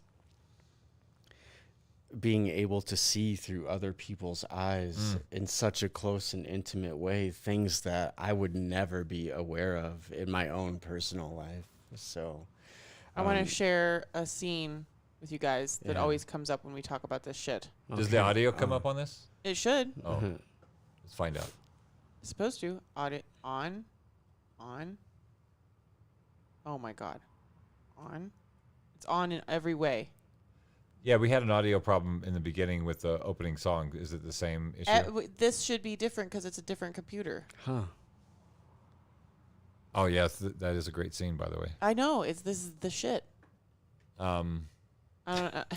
Are you a Rick and Morty fan? I know of it. Okay. I don't know. I haven't seen many of them. I don't there's not a lot of pop culture stuff that I really endorse, but I highly endorse Rick and Morty. Okay. People kept saying, "Oh, you got to watch Rick and Morty," and I was like, "Yeah, I think I respect you and your opinion, but I'm not taking on new projects. I'm not looking at new shit. Yeah. I got my own shit." And then there was like a Adult Swim 24-hour Rick and Morty-a-thon online, and I started watching it, and I think I watched the entire first season in one sitting because it was so fucking good. Nice. It is like some of the best sort of like exopsychology of like who we are and what we're doing distilled down into these characters. That's great. I love it. And it's some of the most sort of like off, like those little, they off gas these things. Like they actually talk about like Israel and Palestine in an off side joke Yeah. in a way where you're like, holy shit, somebody said something. But it's so quick and it's so fast and it's absurd. It's a cartoon. It's got monsters in it. You can't take it seriously. Right. That's some fucking art. Well, that gets into what we were just saying about the art conversation, right? And not getting canceled. So They Rick and found a Morty, way to do it. They're so absurd. Yeah. So like I have a brother that's 9 years younger than me. And he freaked out on all the Adult Swim cartoon stuff. And just because of my life and job and blah, blah, blah, or whatever, I could never really participate and be all the way into his thing. But I was just hanging out with him one day, and I sat down and I saw a SpongeBob episode that was based around Edgar Allan Poe. And there's no way this one 12-minute episode of SpongeBob had like probably 14 or 15 Poe references inside of it. And I was just like, why? What the hell is happening here? But it really turned me on to the Adult Swim cartoon medium. And then, I had been exposed to a few other ones, but yeah, it's, they're doing some really cool stuff in shows like this. I think Rick and Morty is one of those clubhouses. Yeah. It's a particular group of people that like it, and everybody else is like, I don't get it. There's like some demon at the gate that keeps people from appreciating. Art's that way. There's so many shows that people are apeshit about that I don't get at all. Yeah, sure. But that's one of those things. It has a particular gate. Maybe this is the algorithm. I don't know what Norm Goodwin was talking about when he says algorithms made Joe Rogan rich. Can you buy an algorithm? Like, what is that? What does he mean by an algorithm? Because, like, if I could buy an algorithm that, like, found everybody that liked Jimmy Dore and this and pick another one and then send them emails about Post-Orthodoxy, would we get 1,000 subscribers that way? I don't know. We could formulate an ad on Facebook that was like, show this to people who like comedy.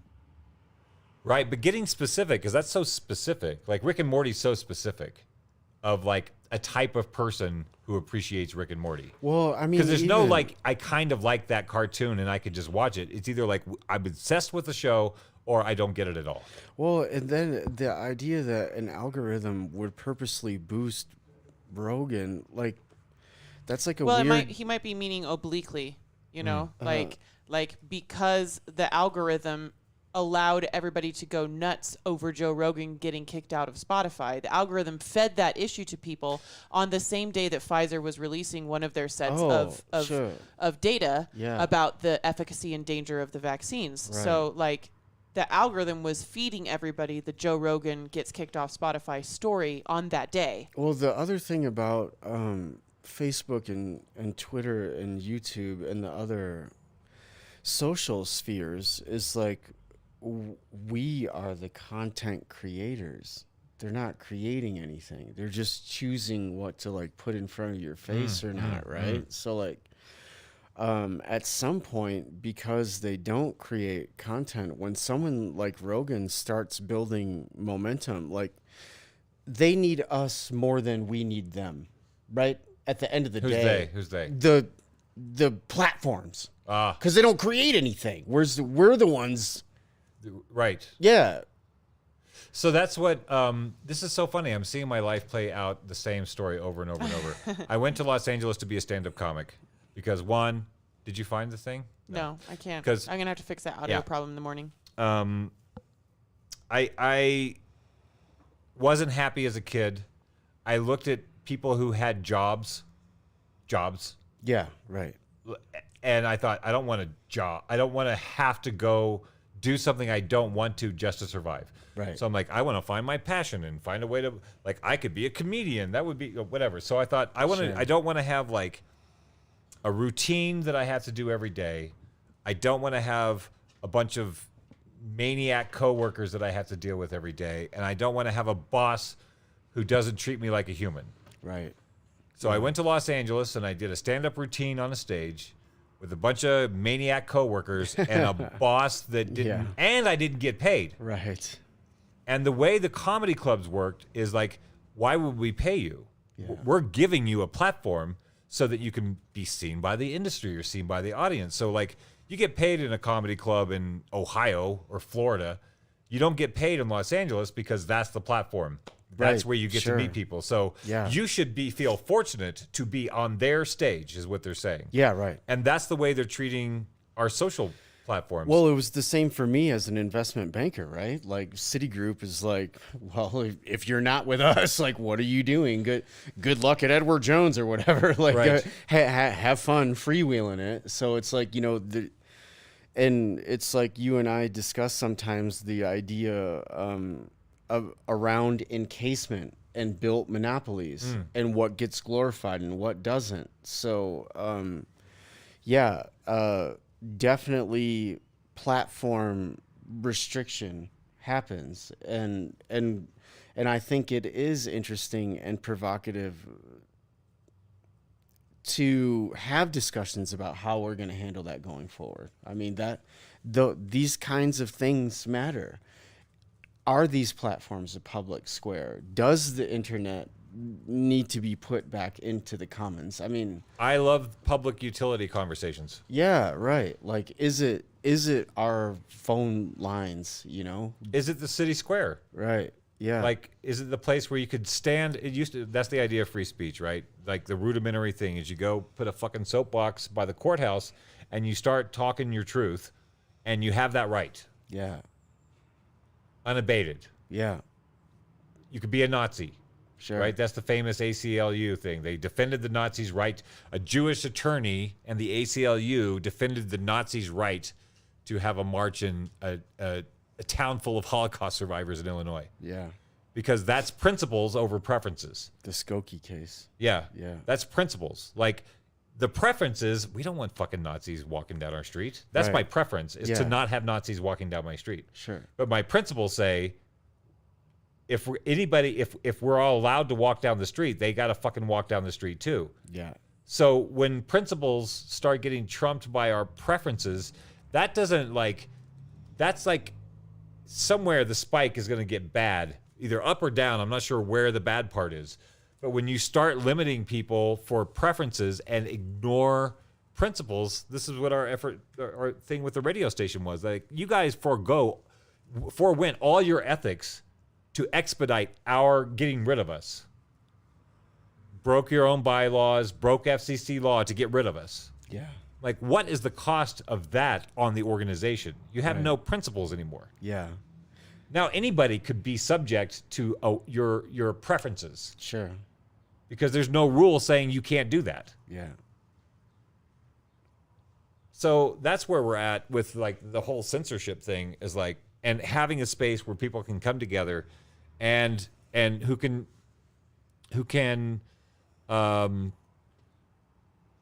have a productive conversation about difficult subjects without being canceled from the dialogue altogether. Yeah.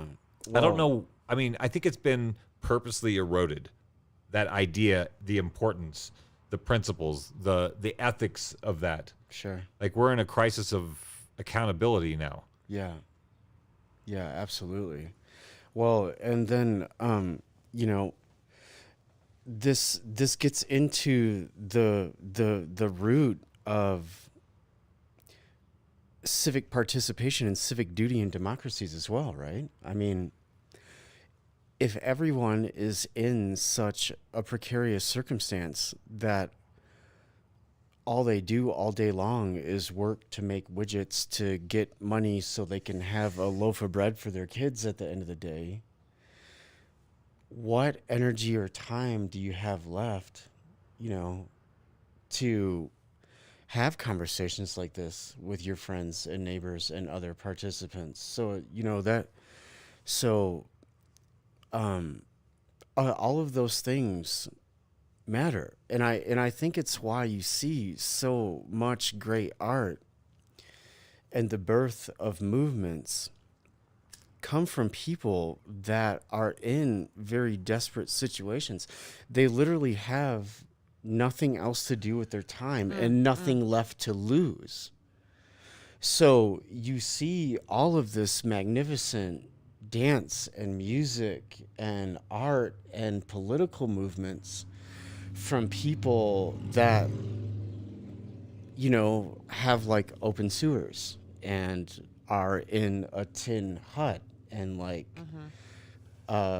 orphan children picking through garbage dumps. I mean, it doesn't, you know, it's to see, you know, what goes on in Brazil or Bangladesh or, you know, even in the rural South here in the United States. I mean, you can go Right. through, you can go a lot of the native reservations. You can go through reservation country and so many people without even running water, and kids in Mississippi and Alabama and Louisiana, like, still in a literal dirt floor situation or getting hookworm or whatever. Right. So, I mean, in America. yeah, right. Yeah. In the richest country in human history. Like, Right. you don't have to look very far to see really crazy levels of deprivation that need to be paid attention to. So when it comes to having conversations with each other that people find loving and healthy and comfortable, and sometimes they're uncomfortable, and that's okay.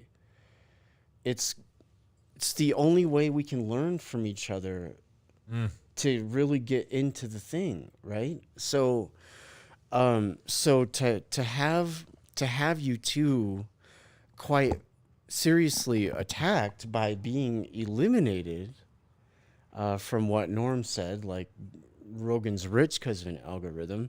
Well, now it's going the opposite direction. Now, if you aren't just towing the line and saying some prescribed narrative, now you're just going to get erased and banished. I don't know how healthy that is. Well, maybe we can take some time this weekend and find some people who can help us. This is the thing that how do you get the thing that we do to the people who would appreciate the thing that we do?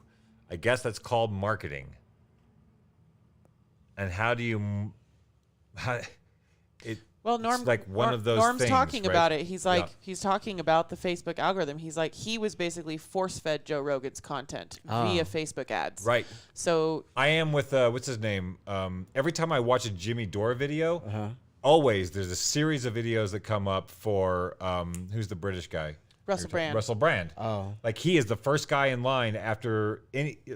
Like, so I watched Joe Rogan. Russell Brand is right there. Wow. So is that the algorithm, or is he paying? Like, how is that? you can't. Or is it because YouTube is like, I know Russell Brand. Yeah. When they click on the video, they stay on the video. Sure. So we will use Russell Brand to keep you on YouTube? to keep you on YouTube. Got it. Oh, got So it. is that Joe Rogan using the algorithm, or is that Well, we're algorithm talking about using YouTube Joe versus Rogan? Facebook, so Right. that's two different things. So on Right. Facebook, Norm Goodwin, so Joe Rogan's marketing campaign was paying for a shit ton of Joe Rogan ads that Norm Goodwin saw on Facebook for a while. Got it. Yeah. Well, the Facebook boosting thing and Yeah. what they want you to pay for. Right. Yeah, that makes sense. Facebook doesn't show me anything. It used to but, work. like, yeah. I used to do Facebook ads for things, got it. and it would Yeah. get you a shit ton of attention because they would actually send it to those demographics. But now the algorithm also limits whether it sends your ad or not. Yeah. Like it's still algorithmizing your ad. Your ad, buying an ad doesn't get you around the algorithm. No. Right. Yeah. It still algorithmizes your ad. Sure. We did try one experiment when we first started going live streaming at when we were still at KBMF. Yeah. And we had this one video pop. We had like 10,000 people see it in 2 hours, and it was like all this. We had organic comments from our audience. We had enough but interaction then it went that into Facebook put it in the Facebook Live feed. recommended feed, recommended Yeah. videos. and then it was like Sure. 10,000 hits, and then it stopped. Then it just stopped. Yeah.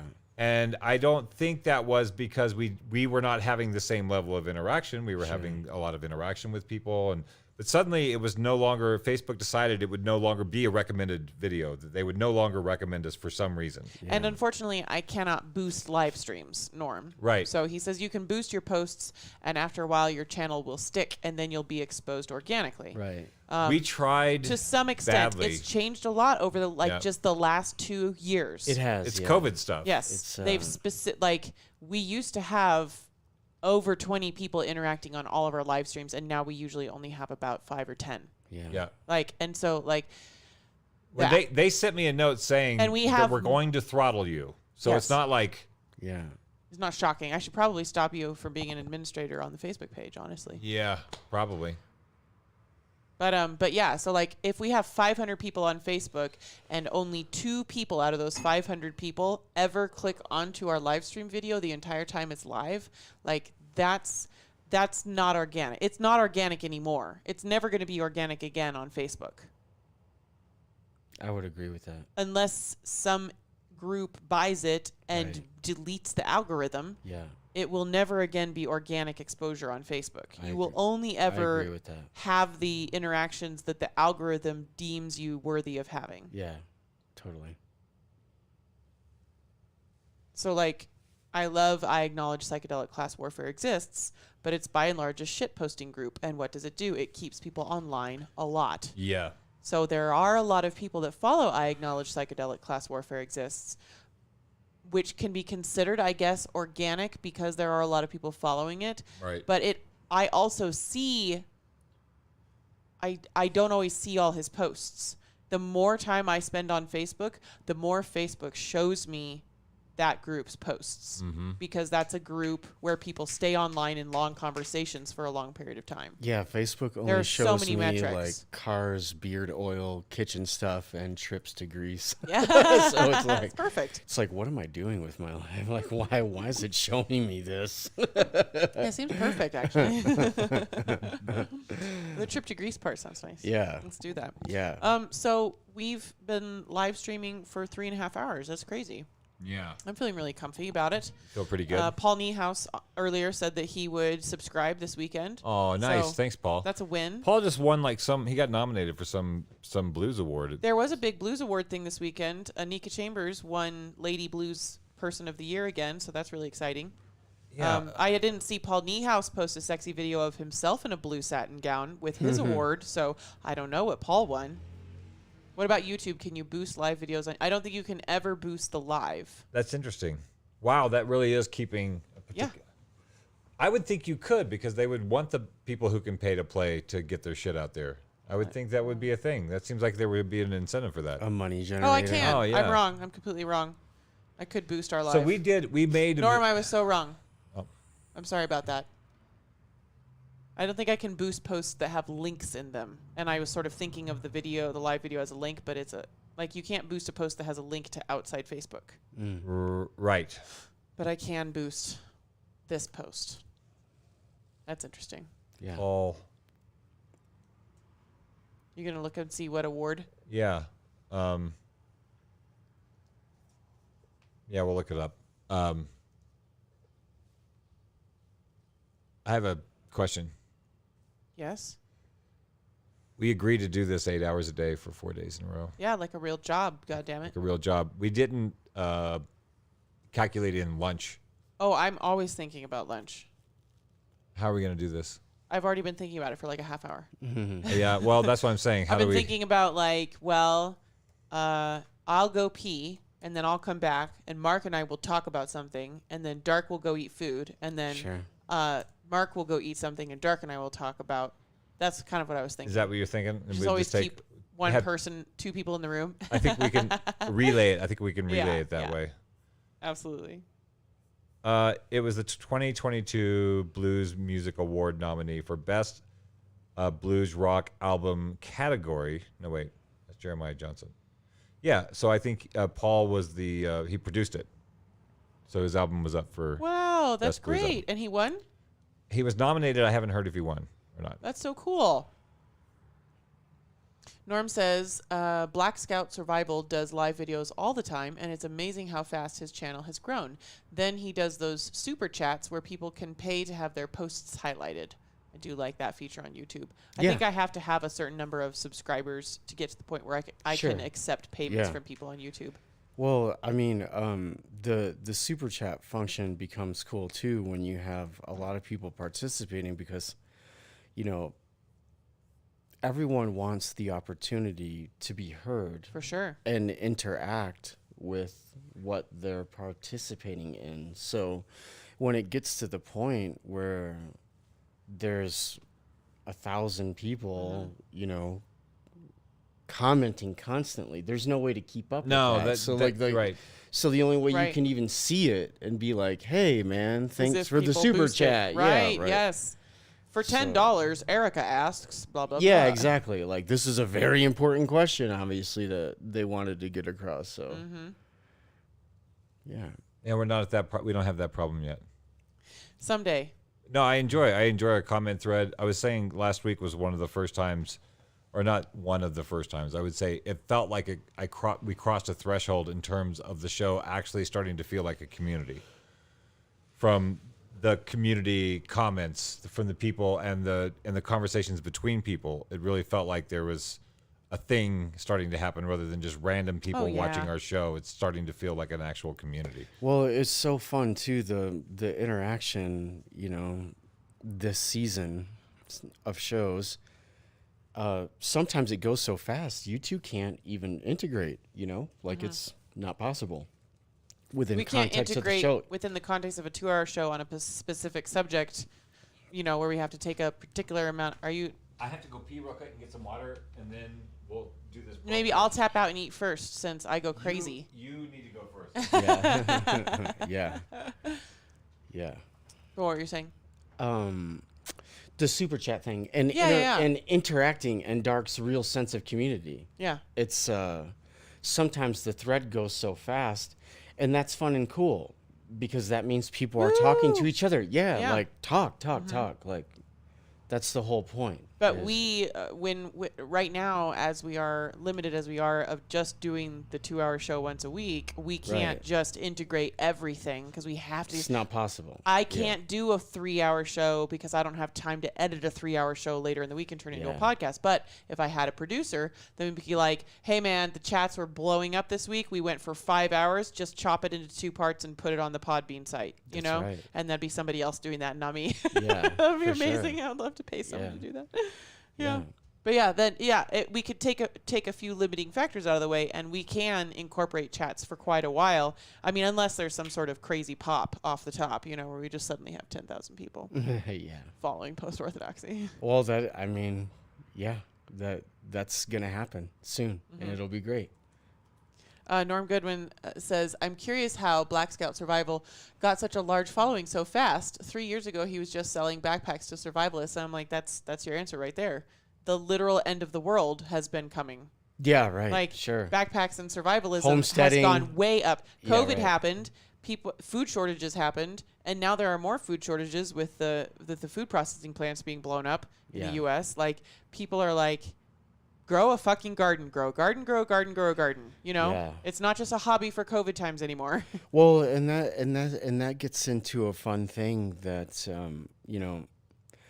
citizens in the United States aren't very curious about other places. So when the Soviet Union broke apart and Larry Summers gave them the current neoliberal order, people were pushed back into subsistence farming. So like you had all these Poles that were like thrown out of work and their economy was terrible, that literally were just like, oh, okay, well, I guess I have to go back to the village with Nana and like plant some potatoes now. Garden?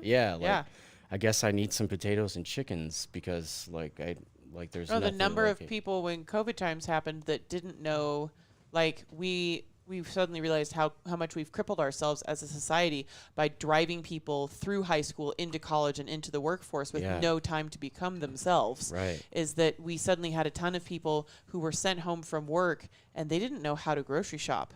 Yeah, and they didn't know what a recipe, like how to recipe, like basic things that I take for granted because I was raised in like in the homeschool family, like how to boil water, or like how to know when the noodles are done. What spoon do I use for which kind of pan activity? Yeah. Just automatic things for me about how much salt. Yeah. Like, and there were people who were like, they'd literally just gone from school to college to workforce and had never had time at home alone where they learned how to be with themselves and take care of themselves. And suddenly, like, it was really lovely seeing all these things pop up on the internet. Like, here's a good basic shopping list for one person for 1 week. Here are the recipes you can make with that. Here's what you're going to have left over. You need to make sure you make the thing with the pork first because the pork ages faster. Like all of this, like, tips and tricks all over Tumblr and blogs and Facebook, just people being like, oh my God. I had so many friends who were offering to homeschool. They're like, look, your kids have been kicked out of school. You never thought you were going to be educating them, but I grew up in a homeschool family and I can take 4 families of kids and keep them going. Sure. Yeah. Like, very or just coach you on how to get into homeschooling. You don't have to buy a desk. All this bullshit stuff, setting up poor fucking kids at home in their homeschool scenario at a Like fucking they're at school school. desk in a row. I'm like, what the shit? The whole point of homeschool is that you take your book out to the fucking play set and do math in the play set. Yeah, like, right. like go lay in the grass under a tree and read your reading assignment. Sure. You know, Yeah. This fucking desk in your living room. Oh my It's God. weird. God. That's amazing. Fuck. That's So weird. sad and amazing. Yeah. But that's what my mom did when she first started homeschooling. In the very, very beginning, I did sit at a desk because she didn't. Right. You don't know what you don't know. That's what so school is funny. you sit at a school spot, That's interesting. you know? And then over time, she realized, like, Right. you could sit anywhere. You know, Yeah. we can all sit around so much of my childhood was spent sitting around kitchen tables with all of my friends, all in different grades, finishing our homework so we could go outside and play. That's so neat. Yeah, like, well, I used to purposely finish all my schoolwork by the end of Monday. Like, I would go in on Monday and ask for my work for the whole week. God, that's And what my mom did. She I would finish everything it early. that day or Yeah. Tuesday. So you got out of the grind. Yeah, well, not just that. The more important thing is I wanted to go to the baseball game. So my mom, or I wanted to like go to the library and read about whatever I was into. Right, So right. like, as long as I was acing my test and my work was done, no one could say anything. So my mom would literally ask me in the morning, like, you know, in junior high and high school, she'd be like, "Are you going to school today?" And I'd be like, and I would tell her yes or no, and she never busted my chops about it. Like, And the teachers, didn't they have truancy back then? Like no, nowadays, truancy wasn't a nowadays thing. they have this thing where the child must be in school whether it is beneficial to them or not. They just started getting grumpy about it. How old I am, The helicopter society, like we can't just have kids not being overlooked. my best attendance year in high school, I missed 83 days. And they just started getting crabby about it. Like my last year in school, they were like, Wow. you can't miss No, this much school." this whole like because you're missing school, we're going to ground you from receiving an education. Yeah. Like, Right. do we not see what we're doing?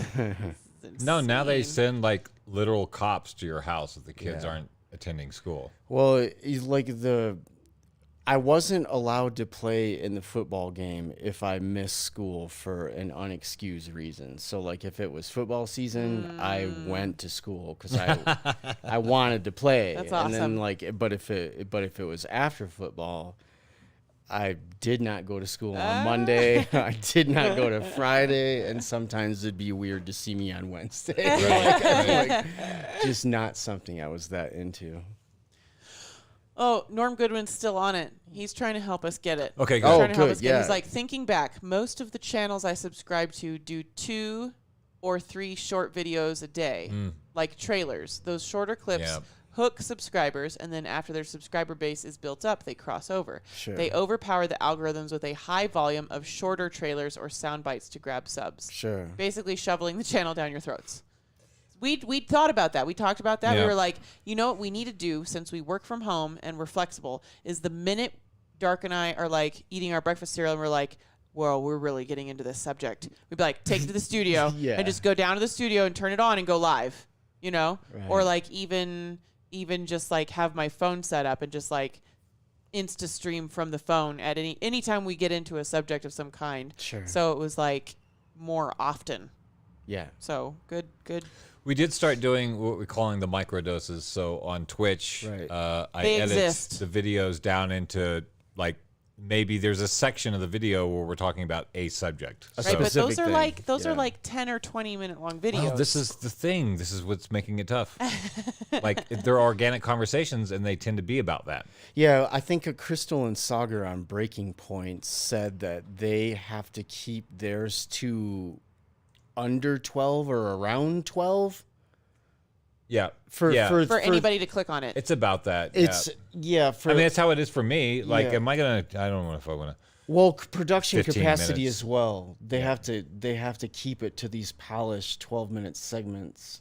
Yeah, and we're not doing Yeah, segments. right. That's the problem. We're Exactly. exploring ideas, and that's like really hard to like contain in Yeah, 10 it's minutes. tough. Yeah, you're not doing a polished right.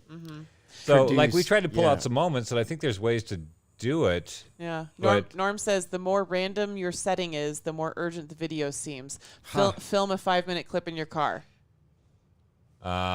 So this is making me feel like I need to get back on the train of getting those wireless labs that I was Right, thinking right, of getting to right. hook into the phone. So that Yeah, like if we're ever out anywhere, we're like, oh my God, we need to talk about this right now. We'd be like, talking Right. about it, you know? Yeah. Thanks for the feedback. I want to use this as a workshop. This is the Thank you, Norm. in the subscription drive. This is also As like a consumer, yeah, you help can tell us us. figure out how to do this better. It's hard to because Joe Rogan is one of those people that was not doing 5-minute clips. He was doing these 3-hour things. They became so popular. He was already famous because he was already the WWE guy. Right. The Fear Factor guy. And the Fear Factor guy. Yeah. So it's all well and good to be like, but Joe Rogan did it, you know. Yeah. But he was already famous. Who that is not already famous started out with 2-hour live streams? But I would say also, who's the other guy that was sort of like this? It's probably very much the same audience, but it was the fucking radio guy from New York that Howard Stern. Howard Stern was doing like this morning drive, but these were like 4 and 5 hour. They were like 4-hour things. Yeah. And people would listen to the whole goddamn thing. Yeah. Well, and look what Stern proliferated into, and now you have all these DJs pretending to be economists and like blasting and reinforcing some of the most terrible ideas in the world for 4 or 5 hours at a time, and like giving people like financial advice and stuff. And I don't know how healthy or cool that is. I don't know how healthy or cool that is either. Yeah. But Stern was one of those guys. That was the format. It was a morning show. You're gonna go get a snack. Yeah. It was like a morning show. Yeah. So morning drive, and then you had the opportunity to play some songs. Come with a few, like, here's the weather. Here's a couple of yucks, and then more songs. Yeah. And Stern changed the whole thing where it was just him being an asshole for 4 hours straight. Yeah. So there is something I have a hard time watching it. I want to watch more stuff than I do, but I end up watching my own stuff during the editing process and don't have time to watch other people's stuff. Yeah. I find the time balance important as well. You know, I feel it's so important to get outside of my own bubble whenever possible, right? But it does become tough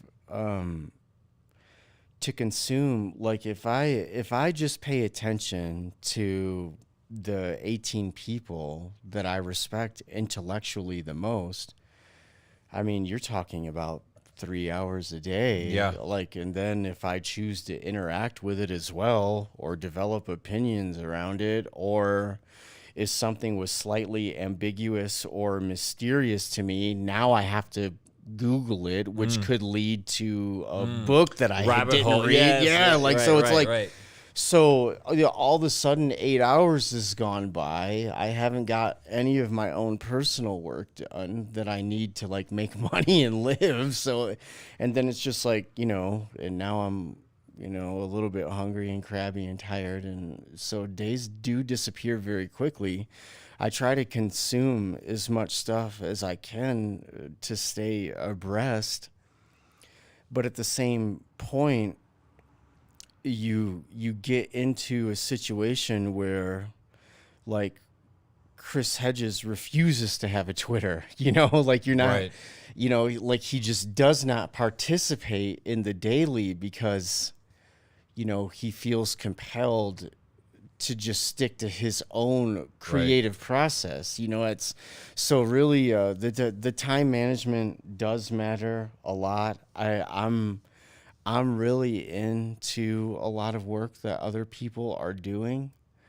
But at the end of the day, there has to be enough time left over to read and contemplate and think and create and write. And you're only going to be able to get to so much of other people's stuff. Yeah, I this is the problem of being a content creator.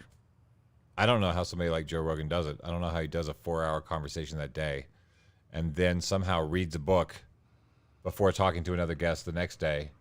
Like, I don't know how you do that. I guess you have a production team. Well, in Rogan's case specifically, it's pretty clear that he doesn't. Yeah, he's not right. doing a lot of reading, man.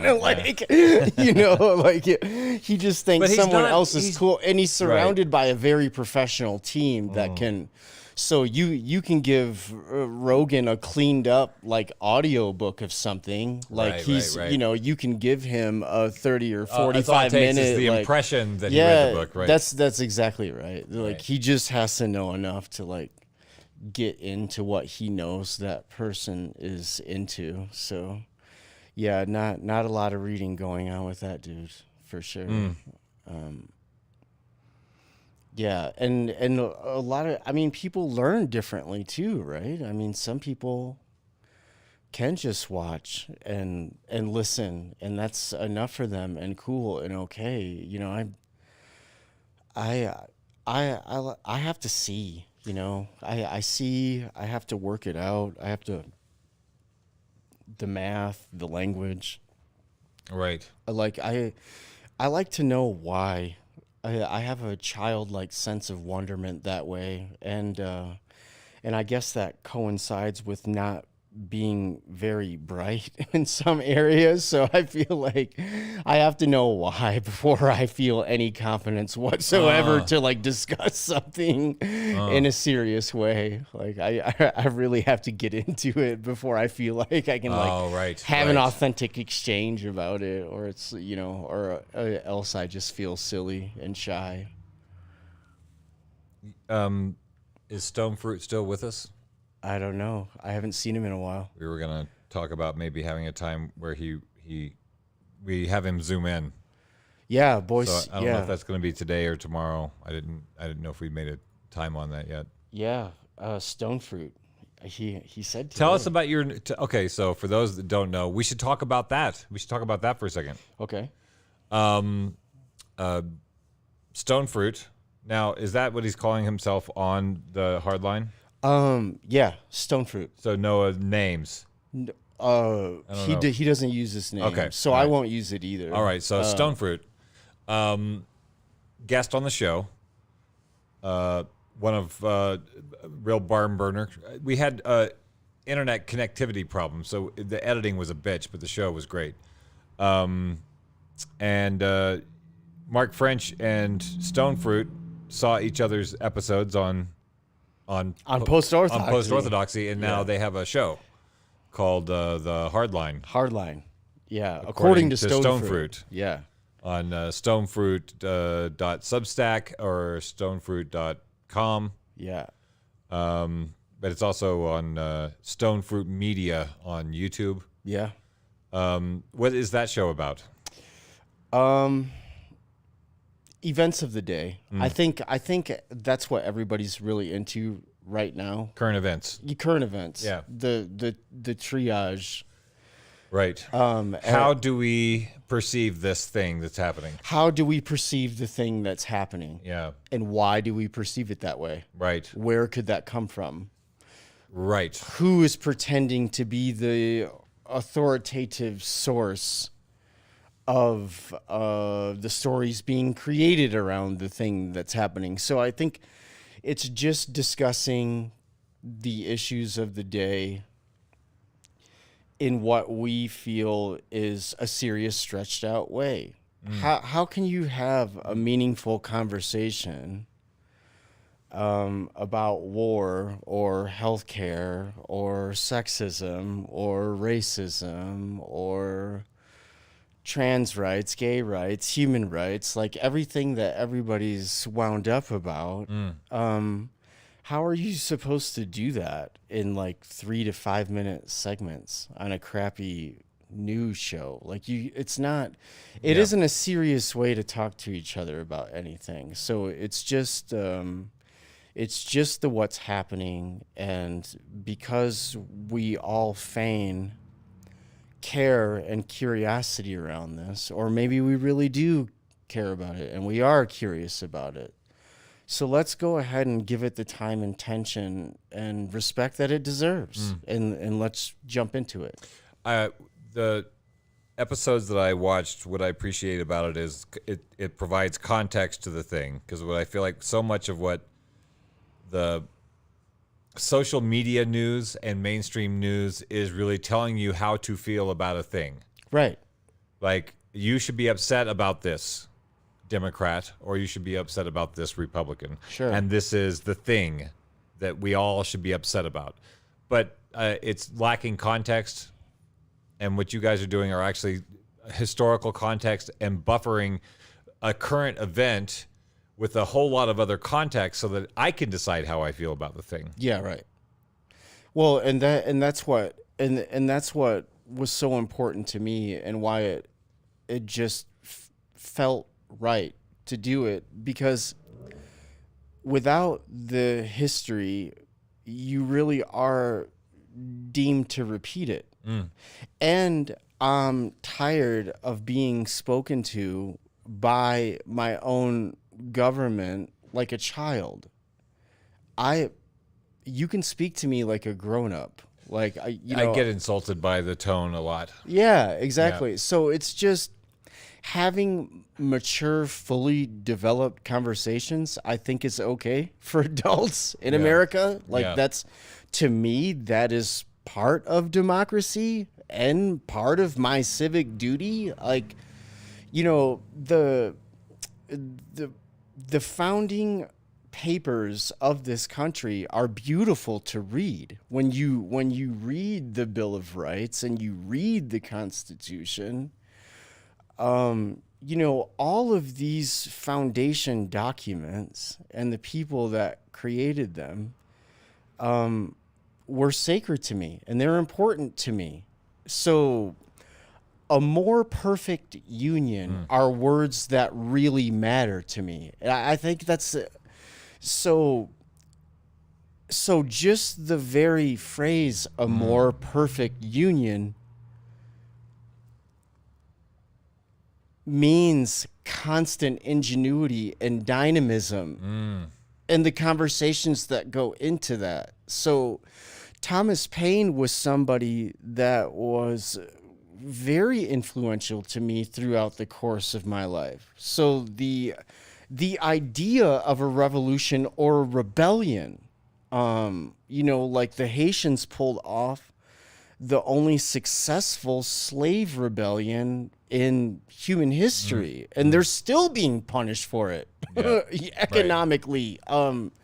So the idea that words matter, so being able to stretch things out, and then I also find it a little bit immature and naive to act like whatever you see and perceive and you're personally going through in any culture or society in any given moment is the only time that that's happened in human history. That's kind of preposterous. Like, there have been very functioning, high-level societies for thousands and thousands of years that are dealing with much of the malaise that we are currently experiencing. Right, this isn't a novel experience. Exactly. Right. It isn't unique to you. Yeah. Like, these are things that have happened before. These are things that had to be dealt with before. So, yeah, war is a drag. Don't wish it on anybody. Human rights, who gets them, who doesn't, why, when. But for all the hyperventilation around these issues, if you care so deeply about something, don't you then want to match that with the time and responsibility to discuss it thoroughly? So that's that's why it's been really cool to talk with B and Stone Fruit and do that thing, because I just think it's so important right now to stretch things out and give it the time and attention that it deserves. When I was in Los Angeles, I used to listen to KPFK. there's a mirror station KPFA in San Francisco. Oh, he was responding in real time. Yeah? What do we Yeah. got? So Stone Fruit says he's ready to call in anytime. So he's ready to go. And then to put his own words, our current events with historical, geopolitical, economic, ecological context. Like of course he Like has that. to add the no one else. Like yeah. no one else. Yeah, well, and then to add to his where he says economic, I would also add the thing that's so fun about talking during that show is economics being separated on its own as a science is turned out to be a gigantic mistake, and it's causing huge problems. So the areas that I've paid attention to because of my career throughout the entirety of my adult life, it's very important to mix history and politics. It's the political economy. To put historical context to economics is also necessary. So geopolitics, so it's mixing these things to add anthropology to right. economics. Like it should have never been separated. It's not Integrated just, back into the body. yeah, because that's where it ends up, whether you like it or you don't. So some people are fans of what it does, and some people are blatantly hurt by it. But to bring it back into context, I think is very important for working people. I used to listen to KPFK in Los Angeles. That radio station was started by, I don't know if you're familiar with those stations at all, but the station was started by a World War II returning vet who decided he wanted to devote a radio station to peace. Sure. And it became an alternative voice to the corporate media in the 40s. Yeah. And when I was there in the 90s and I would listen to it, they have like it's sort of like it was sort of like an NPR's a scruffy hippie brother. Really good stories. I mean, they're concerned about society. They're concerned about the community. They're concerned about human rights. It's a social justice radio station. Sure. They're super critical of when people start banging a drum towards war. They're the first ones there to say, look at this bullshit. This is all bullshit that they're doing. You know, it was a great station. And late at night, when I would stay up doing artwork, I would listen to that station. And maybe it's a jazz thing. And then it would go into like Terrence McKenna for 4 hours. It would just be because they had to kill time from like 2 o'clock to 6 o'clock. Yeah, so that 4 hours they would just like Alan Watts for 4 hours. Right. Like and so suddenly I got turned on to all these, and I had the time to sit there and listen to 4 hours of shit. Sure. And it transformed my life. Yeah. Because I was listening to like a thinker, Krishnamurti, for 4 hours, like just like a thinker, and they were sort of oddly not in conflict with each other. I was like, there's all these minds that are not battling other minds. They're just proposing novel ways of being in the world and reducing harm. And they weren't like fighting each other the way that we were on like, go to the other radio station and listen to what's going on that radio station. Yeah. It's all like, fuck you and fuck you and fuck you. Well, yeah. And I mean, you used to have like, Malcolm X and Noam Chomsky and like on public TV. Right. Like, you know, you could turn it to Channel 9, you know, I mean, at like midnight and, James Baldwin. Like, I mean, you know, so because that's been taken from people and NPR's been bought by the Koch brothers, I mean, so it's one reason that your space matters so much. Thank you. Give us money. Yes. Like these shows matter. Like we have to be able to discuss these things in a meaningful way without threat of having it taken from us. You know, I think part of the reason I pursue this is because they're like, don't fucking pursue that. I have to say, part of it is like, I love having the long form conversation, being able to tease out ideas, find context to it, connect it to other stories rather than just getting the like emotional snippet that I'm supposed to just like have feelings about for 4 hours. Right. Like being able to have that, I love that. And so I get benefit from the show. And it's always nice to hear that we're not alone in that, because we want to be having these conversations more often. I think they're really important. But then when they say you shouldn't have those conversations, it definitely ramps up something inside me that says we got to fucking have these conversations. So thank you for having the conversations with us. And thank you, everybody who's in the room right now listening. Stonefruit wants to live stream simultaneously at some point. We have to figure out food in the next little period of time. But did you get food? And then one of you gets to go eat a food. Did you eat food yet? I did. Oh, I nice. stood out in the sunshine. Oh, She wouldn't have to figure out how to simultaneously stream Stonefruit. he's going to stream, but we he'll just be get him able- on a Zoom. Yeah, right, exactly. Yeah, and he can restream his own Zoom. He's not live streaming, is he? When he films your guys' things, he's not live streaming, right? You guys have been recording, or were you doing it live? No, it's live. Oh, it's you guys live were on doing it Restream. live. Oh, Yeah. I had no idea. He uses Restream and we just go. But we're both on Zoom. I don't know. Right, we'll figure it out. We'll figure it out. That sounds like something to do. If he wants to go, he could join our stream anytime. But if he wants to go live at the same time on Oh, his, I then I'm understand. gonna have to think about it. Oh, got it. Yeah. We can't hear you very well over there, but I can hear you a little bit. 8-hour live stream. Yeah. Right. Watering it down a little bit. Um, The sunshine. It was nice. do you want to eat food next? I don't care. No, you can take a break. I'm not hungry at all. Really? Yeah. It doesn't matter to me. I have like I would have been, even though I'm having a total blast, I would have been like diagnosed as ADD if they were doing that whenever I was in school. Because for me, just sitting in one place for too long starts to make me feel crazy. So I'm being challenged by our challenge of sitting for 8 hours. Oh, sure. Yeah. But I think I have to go get a snack. If I get a snack and come back, if I do a circuit breaker and come back, I'm going to be fine. Yeah. Yeah, I stood out in the sunshine. It was beautiful. What did you eat?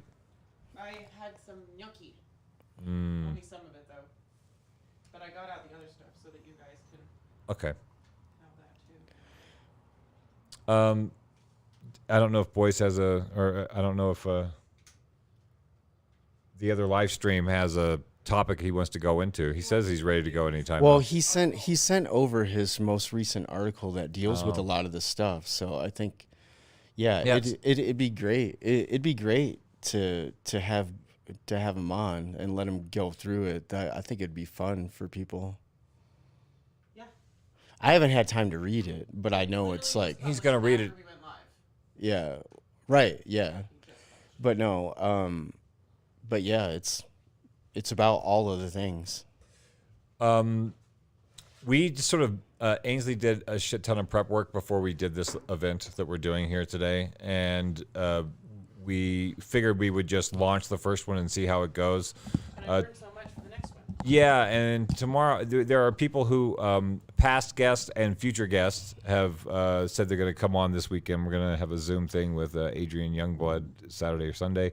My friend Ray Hance is going to. She has her own Facebook page with a bunch of followers. I don't know what you would call it. What is she doing? Like life coaching, maybe? Okay. Kind of thing, where she's like one of those people that says meaningful things every day, and then they have a feed where people all talk about it. We're gonna have her on the show. Awesome. She's figured out something on how to do it in the world, have the conversations that people want to have about important things, about not being a dick and healing yourself. So she's coming in. There's going to be some other people. So I think I might just take a quick break and check my messages, because a lot of people I invited to the show have responded. So That's I'm awesome. Good. Yeah. a little touch up, and then you guys can talk about figuring out how to get Boyce on or whatever else you want to talk about. Lush Yeah. is going to subscribe. Oh, nice. Yeah, she reached out. Lush is a what's a cam star? What's Right. the most appropriate term? She has a cam channel. She's a sex worker. Sex worker. Yeah. And she live streams Yeah. sexual content. Is what's the difference between a cam worker and a porn star? Colloquial appropriateness. Is that right? I think you just don't say porn star anymore unless you're being flippant. I thought porn Like, star there are was like in the There are industry some that would real be porn stars. Oh yeah. There are real porn stars for sure. So, But, like- star is like an echelon. But if I called Lush a porn star, that might be taken as me calling, like, just being flippant about what she does. Like, she's a sex worker, just like a girl who works at a strip club, or someone, in a country where there's legal prostitution or whatever it is. Yeah. Like that's she had a very high-paying job in the medical industry, and actually switched to camming pre-COVID, and then was really, really glad that she did, because Well, she wouldn't have been able to continue doing the job she was doing, because it was a specialized field, and everything specialized got shut down for like a long time. Yeah, I was in a relationship for a very long time with a famous bunny from the Bunny Ranch. What? So there's like legal prostitution in Nevada. Like she was one of the women. Like the government has this weird list of sex workers that if there's a nuclear holocaust or a world war or something, they'll literally get scooped up in like a CIA limousine. We want these girls. These are the These women girls that are like, going to the underground bunker. we're going to protect them. That's very interesting. That sounds like MK Ultra shit. That's kind of weird though, because the current beauty standards are not good breeding styles. Like the current beauty standards are small-hipped white women. I think that was like a 90s big butt. thing. They want the big butt. Oh, I understand. But you have it's a completely improbable look that Yeah. only a few women can achieve with fillers and a lot of squats. Yeah. But like you're supposed to look trim from the front, tiny waist, Sure. and have a big butt. Yeah. Which has nothing to do with your breeding abilities. But it's just kind of weird to me that they would scoop non-breeders Sure. for their elite group of only 200 Yeah. women. Well, that I don't know if they're survived talking about breeding. I think they might just. Yeah, they're all like 80 already. Yeah. Oh God! Oh, the girls they're scooping. Oh no! The government guys. Yeah, but can't guys make? Oh, your butt is front and center on that camera right there. Good job. Okay, bye. Have fun. Can't guys like make somebody pregnant at any time in their life? Like guys never cease. Technically, yeah. Yeah. So Yeah. So it doesn't really matter how old they are. Right. Yeah. True. Good point. Right. Yeah. So what did you guys talk about while I was gone? I didn't lurk at all. What did we miss? Yeah, just the stone fruit stuff. Yeah. Freedom of expression, what that means, media conglomerates and why, where's that going, why independent media is so necessary right now. Yes. The fact that there are tons of people that don't like I know a lot of people that are saying, "Oh, I don't watch the news." Mm-hmm. Oh, I don't watch the news. And Sure. I'm like, "Yes, but you are getting information from somewhere." Yeah. Like you have to understand, you can say you don't watch the news all you want, but the shit that is being repeated down your throat on Facebook is from all of those mainstream news sources. Yeah, well, and I mean that's a great point that you just made. The politicking by Facebook meme is super dangerous. Like, who do you think created that in the first place?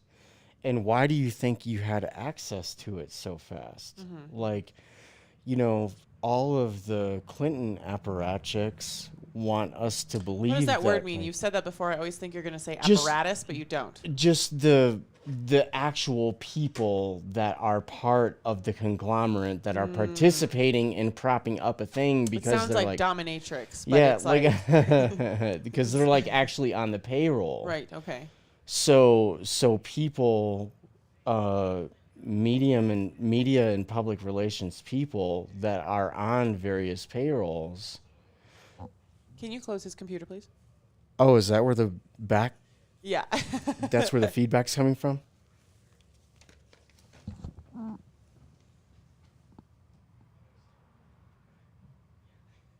Oh. He's actually listening to us upstairs. That's why. Oh, it's got all the it. way up there. Oh. It's fine. Yeah. Everything's fine. You're fine, honey. It's fine. Nothing. Okay. All right. So feedback apparatchiks. But politicking by meme. Mm-hmm. That's why just All they need spreading to do memes is that you convey agree this with. tiny package. That's not participating. Seriously, No. that's it's not being a educated. that's not a grown-up way to talk to each other. That's not a grown-up way to express things. I don't care if I 100% wholeheartedly agreed with something that I saw in that way. There is 0% chance I'm like reposting that on my feed. Oh, yeah. Like that's not a real way to discuss the issues of a day. Like it just isn't. I'll tell you this thing that's crazy. So, one of the current event in the U.S. right now is 4 months ago, some of the justices on the Supreme Court wrote an opinion saying to propose internally to other justices on the Supreme Court that eventually, hey, we should maybe talk about reversing Roe v. Wade. And it just recently got leaked a couple days ago on the same day that was the scheduled day that Pfizer is supposed to routinely release thousands of pages of documentation. Like 80,000. Which gives people access to data that the FDA wanted hidden for 55 years, Yeah. telling people the actual efficacy and side effects of Pfizer's medical treatments for COVID. Yeah. So in the maelstrom that overtook Facebook and many physical communities, I know lots of people that actually went and gathered on government building steps with signs and stuff in reaction to this opinion piece being leaked from the Supreme Court. One of the bits that was being shared around a lot was in forced birth in the richest country on earth is ridiculous because, and then it listed a bunch of reasons, blah, blah, blah, blah. And then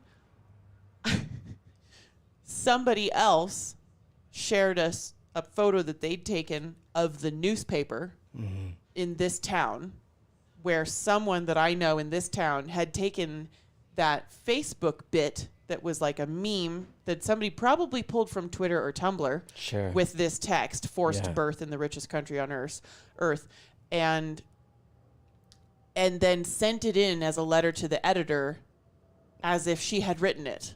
Wow. And I'm like,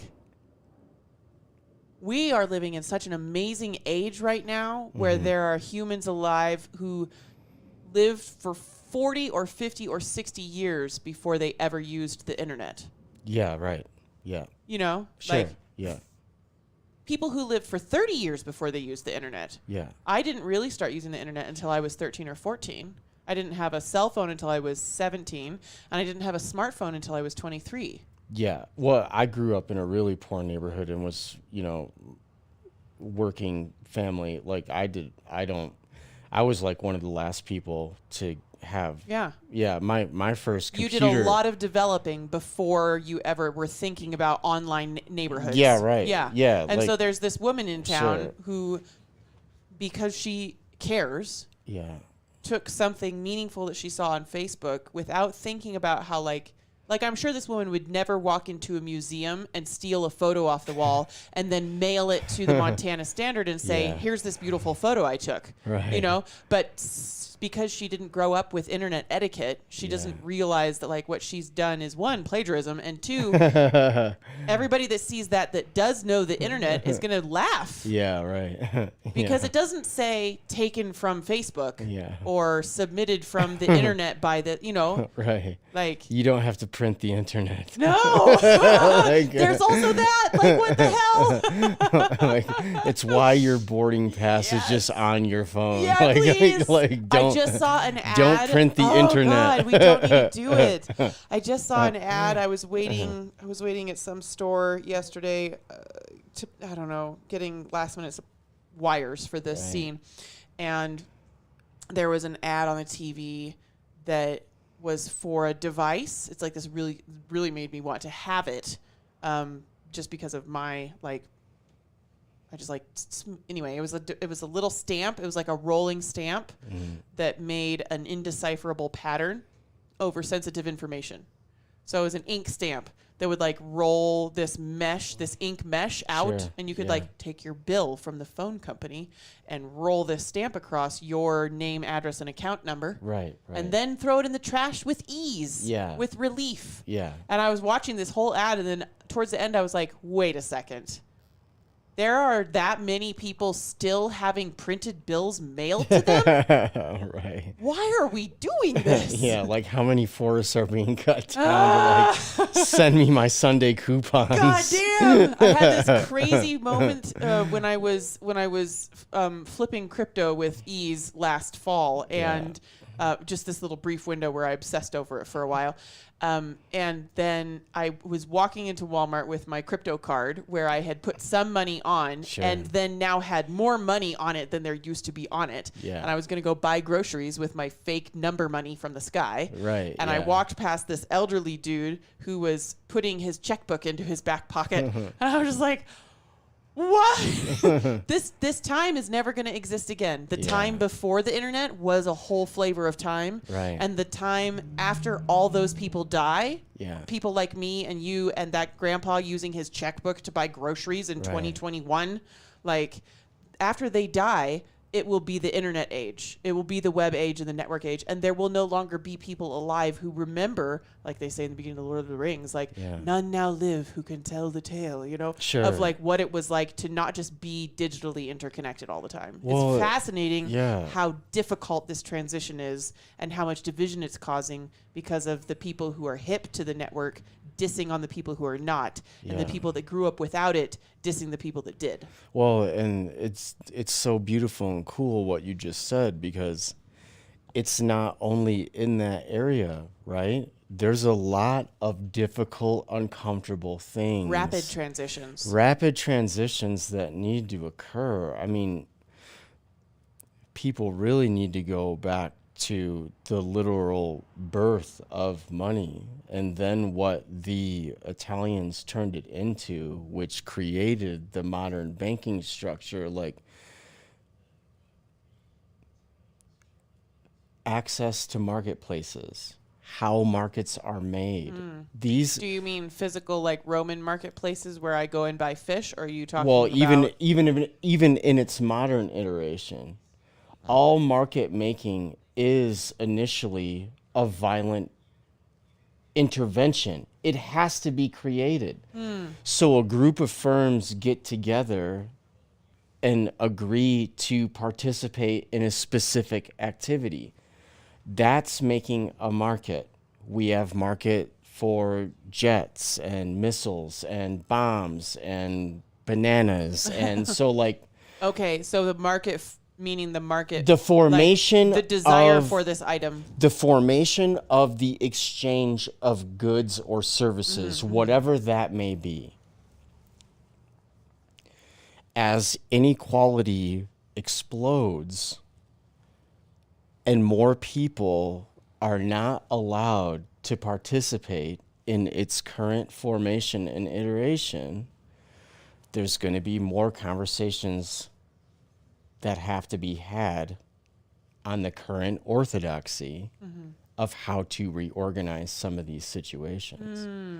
Those things are going to have to be discussed. I mean, why does Bill Gates, a computer nerd from the 70s and 80s, all of a sudden care about everyone's health so much? So a man... That is a little weird, actually. Why is he... Why is a tech magnate, even no matter if he, like, we don't even need to diss his nerddom or whatever. No, I mean, I love nerd. I am a nerd. Why Like, is a tech guy caring about what is he doing in the health? well, Why? it's so not only the not only the WHO stuff, right? So it's not just all of his vaccine programs in Africa and Asia and the global south. He now is the largest owner of farmland in the United States, so he wants to feed everyone. a man that when you look at him and see him speak is not the healthiest dude in the No, he's world. not. I mean, he doesn't look like a model of Right. health. Like, so Right. So now this guy cares about feeding everyone, giving them medicine, while simultaneously buying stock in Bayer, formerly Monsanto, EIGHT. that provides all the medicine for sick people. It's like, white so, ear. Oh, different Bayer. Yeah, Bayer. Okay. yeah. Oh, that's like the, Bayer aspirin. Yeah, right. right. The little plus The sign. German. Yeah, I can visualize that in my head. Yeah, right. Yeah. Yeah. Yeah. Work there. Mercurius RX says that it's because Bill Gates is a humanitarian. Right, exactly. And we're all supposed to He just just swallow has so that. much yeah, to like, share yeah. that he wants to get into human genome projects. Right, yeah, he has so much to share, like his crappy operating systems that the government just handed a monopoly and stuck into every single Oh thing. gosh. Right. So, Have I you- mean, that's a conversation worth having. But, I mean, just unspinning these things in general Right. is And realizing that the way that what we've experiencing, I'll just say this like over and over again in every direction, amen, like XYZ and etc. Like what we experience is not what everyone is experiencing, nor is it the way things have always been. right.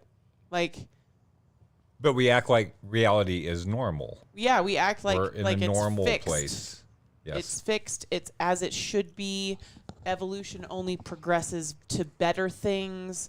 Like the idea that, yeah. Anyway, Well, and that's a great thing about the show and why these conversations matter. I think getting everyone hip to the idea that you don't have to have large constructs that matter in your life just handed to you. You can participate in creating yeah. we're supposed to be participating in this. It's evolutionary. So, I think just having it spoon-fed to you and handed to you all the time is irresponsible. Well, I think there's the premise of our country and a democracy and participatory democracy Sure. and all that. There's that premise. But then, like, the working reality is that by and large, most citizens are corporate livestock. Yeah. unpack that concept. Yeah, that we are livestock that are harvested from. Our information is harvested from. Our energy is harvested. Our attention is harvested. Yeah. We are a product. We are not citizens. We Well, are consuming Yeah. we are a livestock that consumes. Well, and on top of Consumers. that, being fattened up for the slaughter. Yeah. It's like Ainsley just said earlier about Which is the medical industrial complex. Yeah, and it's like Ainsley said earlier of kids leaving school and leaving home and literally not knowing how to cook or like how to sew something or like just the most practical things. When you build giant macroeconomic systems like this that are around the metaverse or whatever, at the end of the day, it's very precarious. No matter how much you're making, you could be doing very well. Like you could be a computer person that's, doing $160,000 a year with performance bonuses, depending on the software or app that you wrote or whatever, and live in a cool city somewhere. But you're not really doing anything that's making real life better for the majority of people. Like you're just on the take of Google or Facebook or one of these large firms. So as we get squeezed and pushed into all these metaverse kind of situations, that could go away in the blink of an eye for numerous reasons. And then what?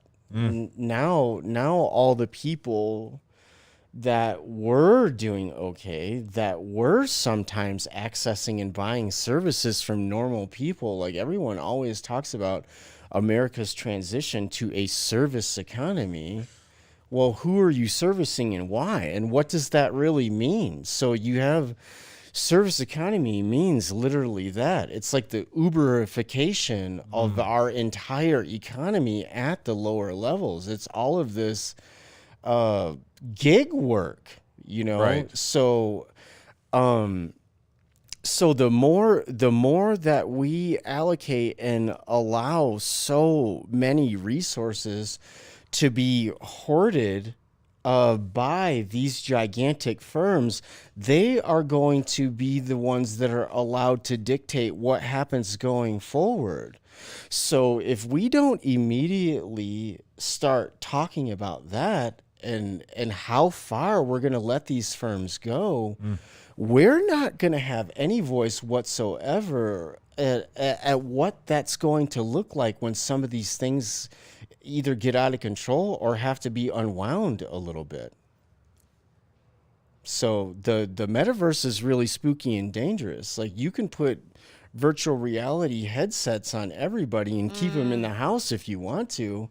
But I mean, you know, that creates a lot of conversations. I mean, how's that going to affect people's physical health? Like, all of the computer stuff gets really out of control. And then the enormous amount of energy and other resources that it takes up. Like, there's this huge explosion right now in marketing for electric cars. Like, we're all, like, number one, who the hell's can pay $140,000 for an electric Cadillac or whatever? I mean, so if we all just let them get away with, like, yeah, fossil fuels bad, boo, and we don't want it to get hotter outside, it's like, well, I mean, they're still going to keep burning all the oil. That's not even a matter of personal consumption. No. Like, 80% of the emissions are coming from only like 500 companies. Like, it has nothing to do with what with individual consumers, with your personal behavior. No, It has So the idea that we're going to save the planet because everybody's going to be able to straws. Yeah, like, or because we're all able to buy $200,000 electric cars. I mean, number one, they can't create that much lithium that fast. And most of the lithium that's being created right now is just dumping the ocean into giant salt flats in Patagonia and letting it just evaporate. And then they're taking after it evaporates, then they're taking all that salt and re-refining it into the actual lithium. So number one, they can't make all this lithium. And then secondly, these gigantic lithium drying pools are completely wiping out that landscape forevermore. And That's then a lot of space. Yeah. And then not only that, but these electric cars, I mean, yeah, great. They require less maintenance, but they also require less workers. I mean, so I'm not a Luddite. I'm just saying, like, electricity and energy diversification, 2 huge thumbs up, yes.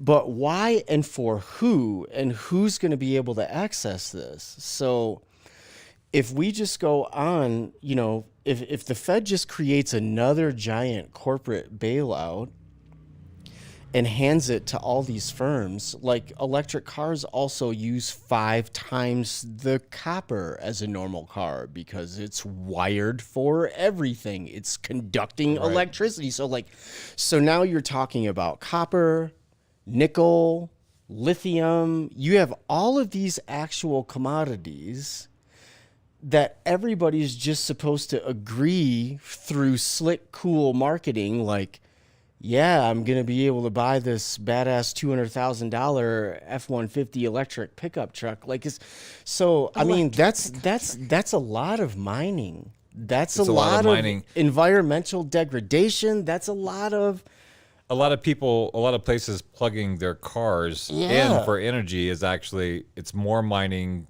if that energy source is coal, which there are still a lot of places that are coal-fired energy plants. So it's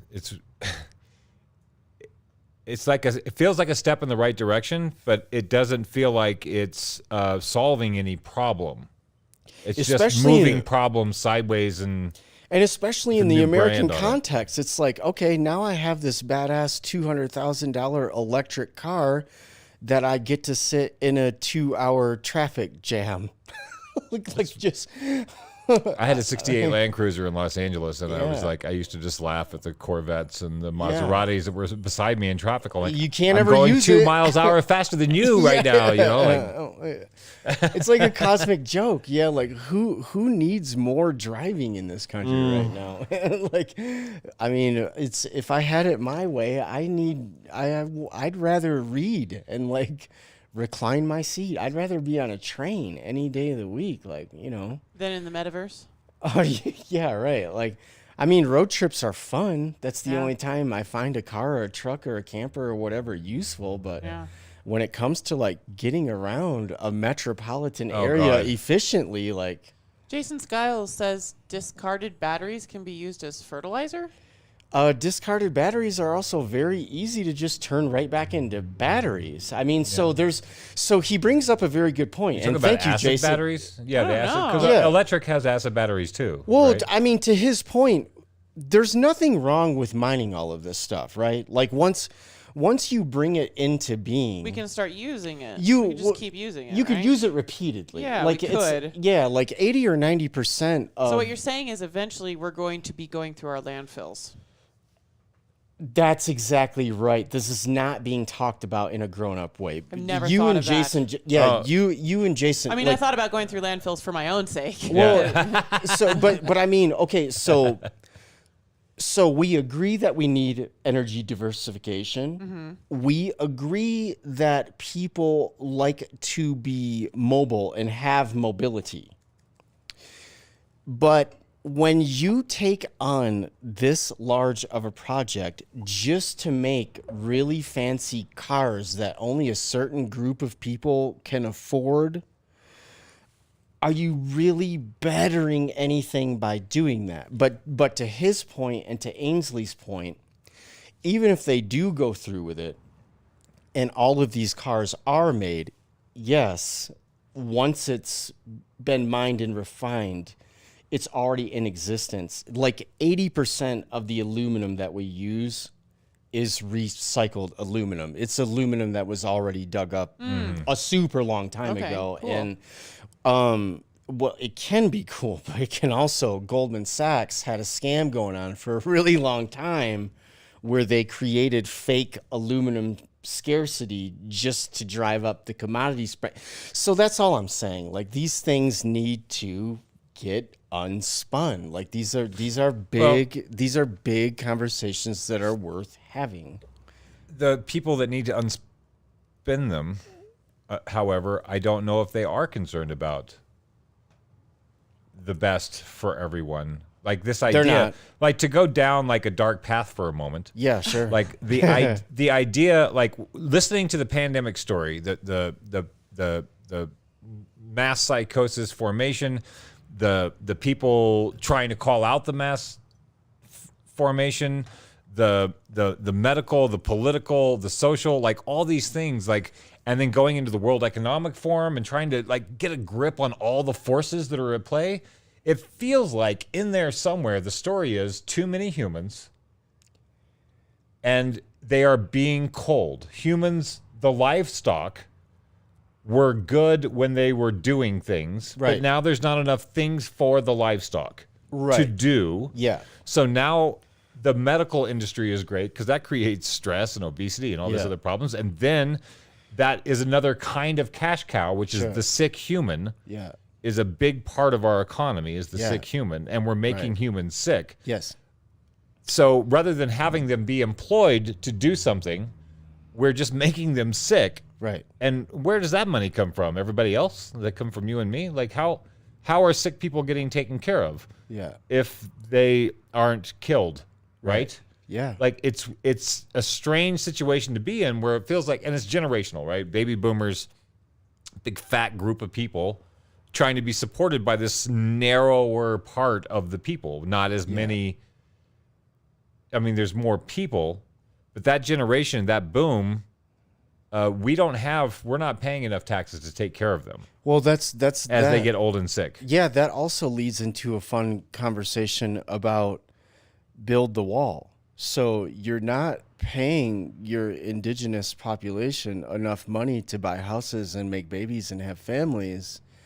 but you're simultaneously talking about building the wall and not letting in immigrants, which is your access to cheap labor. Like, right. so you can't do both those things. So like, so I think that leads into a lot of the disenfranchised white working class in the Rust Belt. You know, they were put out of work. Mm-hmm. And then now wherever you go in the United States, who's building everything? It's all these giant Latinos and Mexicans, like they're building everything. So like they see that. So a guy can be like, hey, you know, I used to do okay and get $35 an hour to hang out on an assembly line.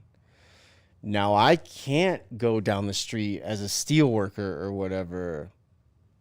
I've been squeezed out of my own economy. So I think, you know, it creates a very interesting conversation about immigration. It's like, because if you're going to continue on with this fake tax for growth model, someone has to create the growth to tax, to pay for the debt. Like, if you're going to continue with this fake austerity debt hawkery, the population has to continually expand to service that.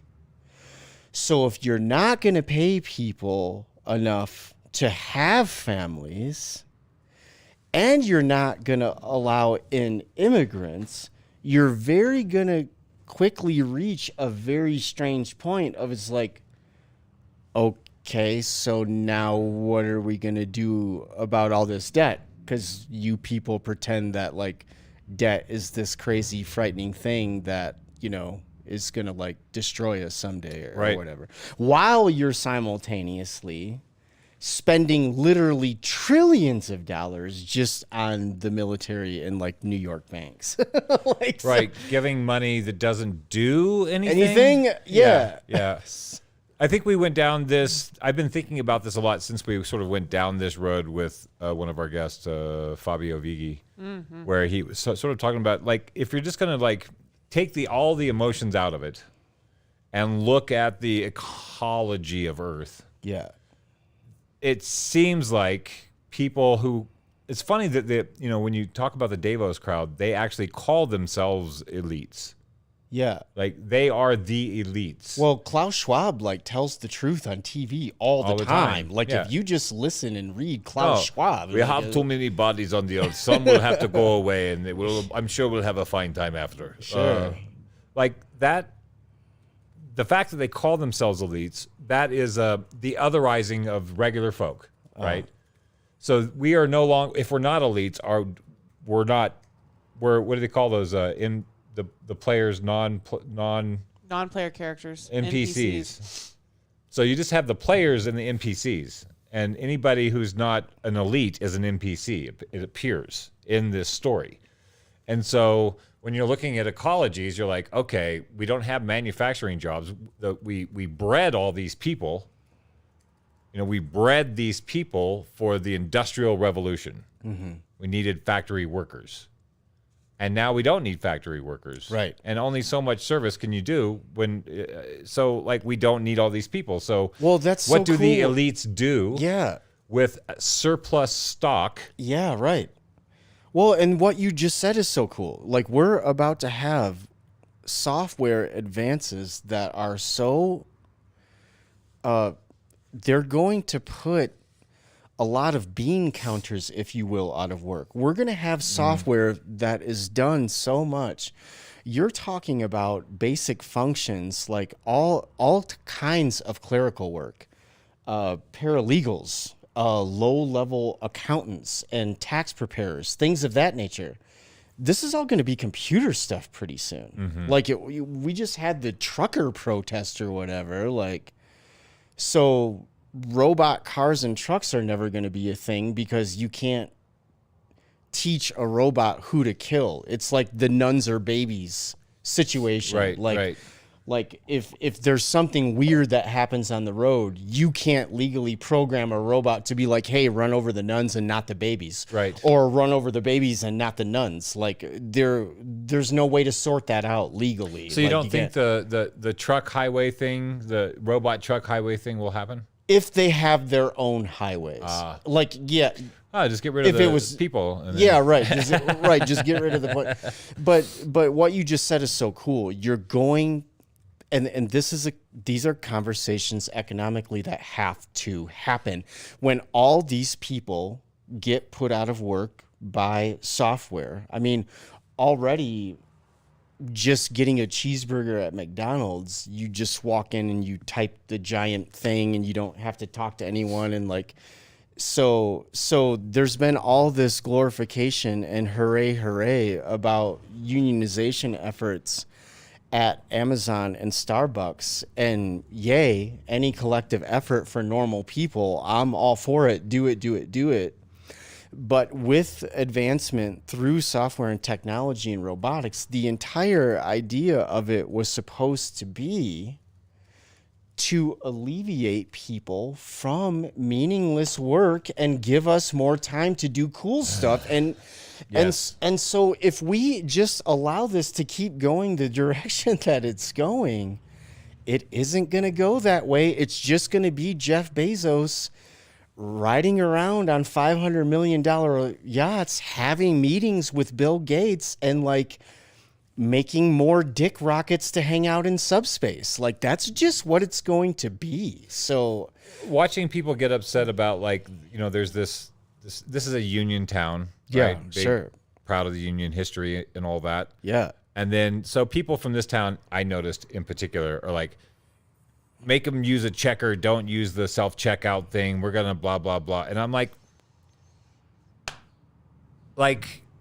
what you just said, we created the machines so we could have more free time was the idea. So we could have more to entertain our place in the universe and, But and do people stuff. need jobs. But The problem people need is jobs. people need jobs because we cannot just live without an income. Right. So Well- it should be lovely that we have machines that can check people out and machines that can serve you your McDonald's, except that represents humans that don't have an Losing income, jobs. Right. who don't have an income to live on.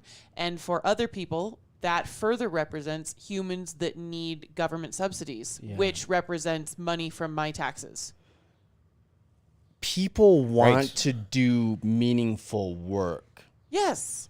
So there's a lot of meaningful work that needs to happen. So the thing that I'm curious about, the way things are currently constructed during a time of preposterous Egyptian pharaoh-like inequality, Right. we gave them everything they wanted for the last 50 years. Who's we and they? We being the American public, letting the hyperloop between DC and New York, we gave them every deregulation. And by hyperloop between DC and New York, you're talking about politics and finance. Politics and finance, the political economy, because the making of a market is codified by law.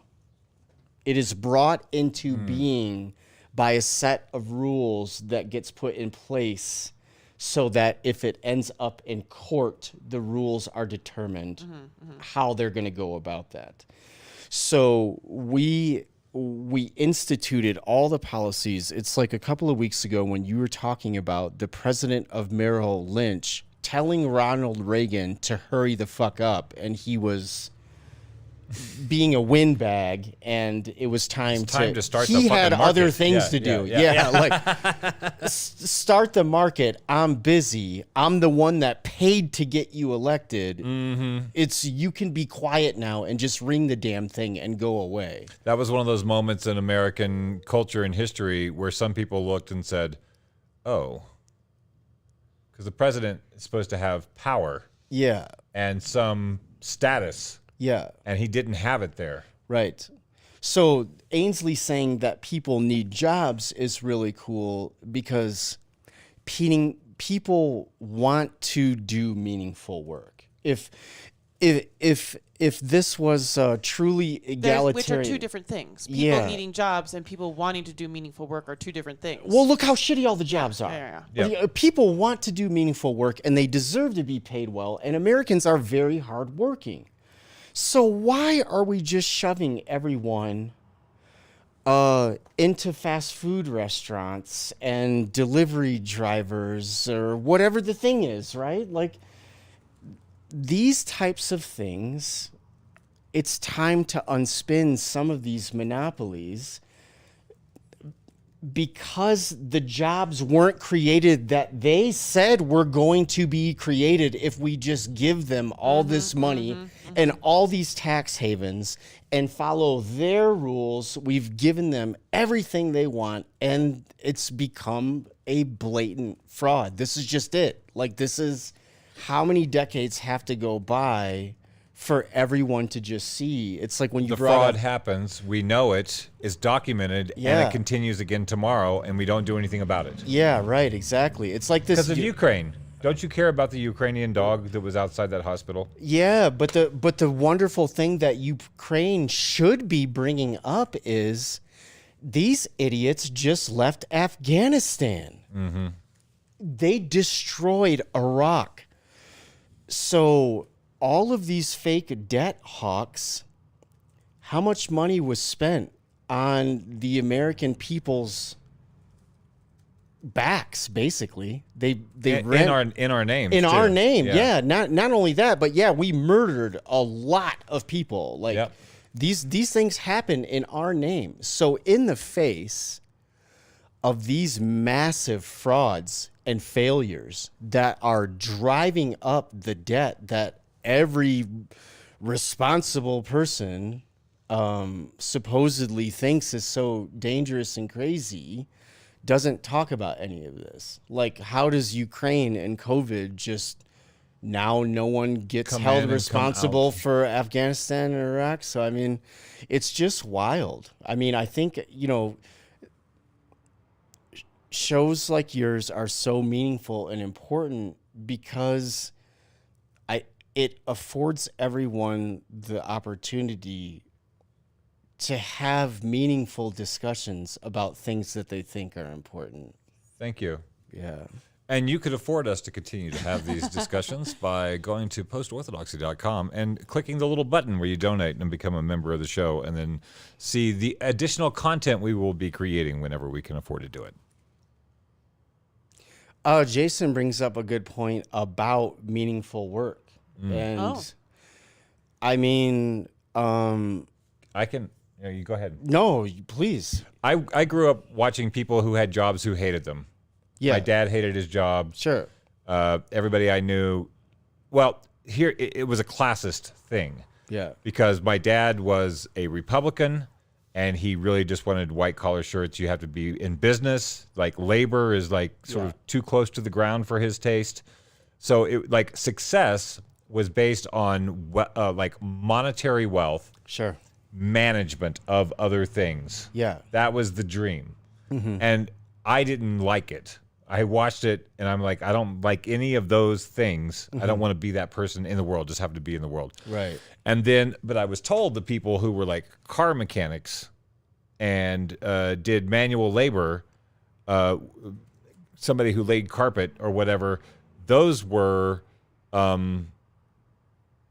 non-desirables, right? You have to aspire beyond that. Sure.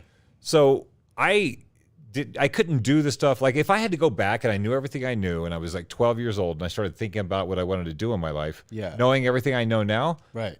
maybe I would just make chairs. Sure. Like, that would be a creative thing in the wood shop. Yeah. Just know somebody at my back. No one telling making you what some to really do. fucking bitchin' furniture. Yeah. Developing the ability to hold people's butts in ways that nobody's ever done it before. Yeah. Like, just find something that would be meaningful work. Well, like, and if I this- could just develop my work, meaningful work to me, that's that. Doing something that gives meaning to my life. I get up every morning because I want to be challenged by my work to do something I haven't seen before. That's meaningful work. Yeah.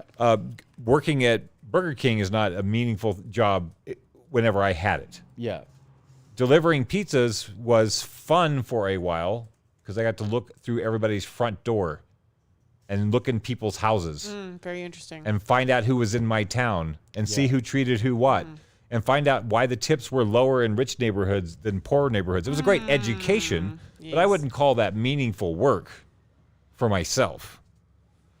But I think for some people, they like talking to the person at the door. Yeah. I can see that being a fun job if you don't want to do anything else. Yeah. And we need those jobs until the drones can do it. Well, and to answer Jason respectfully, Yes, because when he asks, the way that it comes up to me is these get into really fun conversations about the economy, where it came from, and why it's organized this way, right? Because what you just said about chairs is classic Adam Smith. So the economy gets broken down into the capital class, which is who we've given all the resource and money and power to, the worker class and the landlord class or the rentier class. So I think these are the types of things that he's alluding to. So I won't freak out on economics right now until the conversation naturally develops this way. But this is what I will say to Jason. I feel like there is a great deal of suffering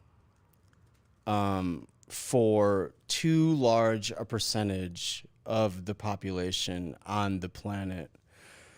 And so it really gets into the point of the myth of human progress for me personally. So when you say, what do I personally think is meaningful work? There's a large swath of people that have problems because they don't have access to enough water. So a project that I care really deeply about is, because of the difference in salinity, there's fresh water dumping into the ocean. That's what it does. That's where it goes. So just in California's Central Valley, to keep it close to home so people can understand it a little bit easier, the fresh water that dumps into San Francisco Bay is degrading that environment and causing bad problems for that natural habitat. The Central Valley, because of extreme drought, doesn't have access to enough water. So if you were just capturing the fresh water that off of the continental shelf, you could keep it out of the bay, pipeline it down to the Central Valley, everybody's happy. A same thing like India and Bangladesh and Pakistan, like there's places that are about to go over to war because of lack of access to water. Water is a big deal. Yeah, like so the glaciers in the Himalayas are retreating, you know.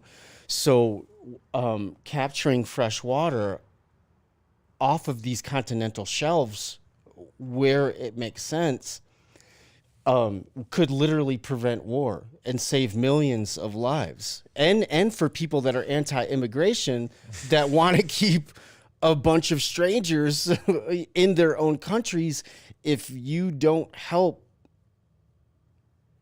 keep these countries whole to where they can feed their kids and grow their own food and stuff, they're gonna go somewhere. Like Right. you can't. So what do I say about meaningful work? I look at the United States and Americans as very hardworking people, and the reason that I've always felt optimistic about this place is because of its ingenuity and dynamism. You know, I was blessed and lucky and fortunate. No one asks where they're born, but being from Detroit, I thought it was really cool that Woodward was the first paved road in the United States. And like, I thought it was really cool that the stone in Cadillac Square were the ley lines that designed the entirety of the Midwest. Like New Yorkers were still shoveling horse poop when Detroiters were already driving cars. So what do I mean by meaningful work? Ingenuity, dynamism, a shunning of this so-called service economy. I grew up at a time where I really truly believed a guy could tinker in his garage and come up with something so awesome Yeah, same. that he would become independently wealthy, whatever the it was, you Right. know, like being, you know, my grandfather being an old school graphic designer before computers, a guy with the big old school drawing desk and like all of his paint and pens and just, you know, and then some of those campaigns that he developed, you know, were exciting to me. Like growing up around cars specifically all the time, all of the sculptors that were employed because of it was a really big deal. Like seeing someone shape a car out of clay so that they could model the thing that, you know, and that turned into a lot of jobs. So like just a shunning of the gig economy, like let's actually be doing something that pays people well and makes them feel proud and good. So I think normal people aren't setting the terms enough of the overall economy and the jobs that are getting created. So when I say meaningful work, I'm just talking about let's all have a voice in the jobs that are getting created by who, for what, why, and if that's working or not. That's How do you do that? By voting with your dollars or doing a new thing entirely. I Right. mean, it's so if you are Like there, supporting. Well, that's the thing, right? It's there's like a clear delineation between makers and takers. So right. everybody getting hypnotized by just getting rich, by getting lucky in a market somewhere and like hitting that day's basic lottery, because you are playing hot potato at this point. It is a gamble. Like just the idea of getting rich for wealth's sake, just for the sake of getting rich. So there's a delineation between takers and makers. So we have too much hoarding by the rentier class, the landlord class. So much of the American economy is someone just creating a toll booth or a dam of resource and becoming the middleman off of that, and then turning it into a derivative, and then having someone invest in that, and then hiring AIG to underwrite it. Like there's so much financial game playing. No one's really doing anything cool. So it's like when you bring up the pharmaceutical complex, Yeah. and the reason that they separate weapons manufacture into tiny little distinctive individual sections of bomb making or whatever, or making a missile. No one wants to go home from work at the end of the day and think that 200 people just got scorched because of what you're doing for a living. Right. So, but there's a lot of small communities that are supported by it. a weapons manufacturer of some sort. They might just be wiring a circuit board or whatever the it is, but it finally gets assembled somewhere. Like, so that's all I mean by meaningful work. Let's put some thought into the things that we are choosing to do. And if the things that the firms are offering us to do aren't paying well, or aren't working, or are putting lead in our water, or I mean, you know, in the 70s, Lake Erie literally lit on fire. Like, I mean, New York looked really gross. Yeah, Like, yeah. I mean, so just all of those things, like being from Southeast Michigan, why doesn't Michigan have an economy completely based on fresh water? Like where's all the engineering around wave energy? Where's all the wind energy on that water? Where's all the engineering around invasive species? and where it's coming from. Why aren't they doing anything about farm runoff from dairy farms in Wisconsin? I mean, Right. so, like you have all these oil companies that want to run pipelines under the water. Like, just where's the ingenuity and dynamism? Like, that's all I mean by meaningful work, Jason. All right. We're going to try to bring... We're testing the limits of our We're going to technology. try to bring Boyce on live, but we might not be able to hear him because of the issue with the desktop sound that we had before. Stone fruit. Yeah, we may not be able to hear it. See if you can make a sound. Testing, 1, 2, testing. Yeah, that's great. Yeah. That's awesome. I have reached the mothership. Hello. So Boyce has been campaigning. Is it stone fruit or what are we calling you? Stonefruit is fine because I anchor everything off of stonefruit.substack.com, which reveals my identity. Okay. Very good. Stone fruit. So stone then. fruit. So Stone Fruit and I have been chatting on the side here for the last little bit. He was hoping we could both live stream simultaneously, and I was trying to explain that via my setup, I'm not able to do the things in Restream that he's doing in Restream because Restream is only a pass-through for me. I do all my formatting in OBS, and so he was admonishing me to be punk rock and just click the link and try it. But I'm not game to try it today, Boyce. In the middle of our marathon, we're so close to hitting our 8 hours. I'm happy to do some research and see if it works tomorrow, though. I just don't think I can join another person's Restream without it fucking up what my Restream is doing on my end because of the additional programs I'm using. Well, if I hit my restream now, then we'd both be live streaming together. Mark, you want to jump on with your phone? You used your phone for one of ours. That wouldn't How does screw that up work? with their bandwidth. It's not a bandwidth problem. It's the We can all see you and hear you right now. Yeah. Yeah, you're live Okay. on the You're, page. yeah. Everyone can see you and hear you right now. Yeah. The entire world? Well, Well, no, whoever's- unfortunately not. Whoever's watching Post-Orthodoxy. Yeah. Yeah. Well, Mark, what I'm saying is I Facebook messaged you and emailed you the link, like how you've joined my restreams in the past. Uh-huh. If So you want to join, then we'd have it would be recording as us and as Post-Orthodoxy. Oh, I understand. There's think I no see. way. I don't think there's You any mean, like, way for me to have Mark set hold my up his phone? Yeah, I can't hold my phone like that the whole time. You know what I mean? Okay. Like, it would be audio only. Like, the phone would just be like staring up at the ceiling or something. If that's Oh, I okay. see. Like, Okay, great. I'll be a very delighted guest. Happy to be with Post-Orthodoxy. Thank you, Ainsley sir. Dark, and you've stolen my partner in crime, Mark French. yeah. Well, he was on this show first. Yeah. We'll very much But look I'm forward. glad to be here for the Post-Orthodoxy Telethon because this is all about creating community and getting enough community together that the content creators, the artists, and intellectuals can all survive Yeah. and contribute to the grassroots communication and grassroots conversation we all need to have as we are trapped in the disinformation governance regime of today. But you did just say Preach. something cool and bring up a really good point, Boyce. We can post this to Stone Fruit later, right? And then give all the Stone Fruit audience the timestamp of where you actually began if they choose to fast forward the rest Or of we it. can just cut out the voice clip.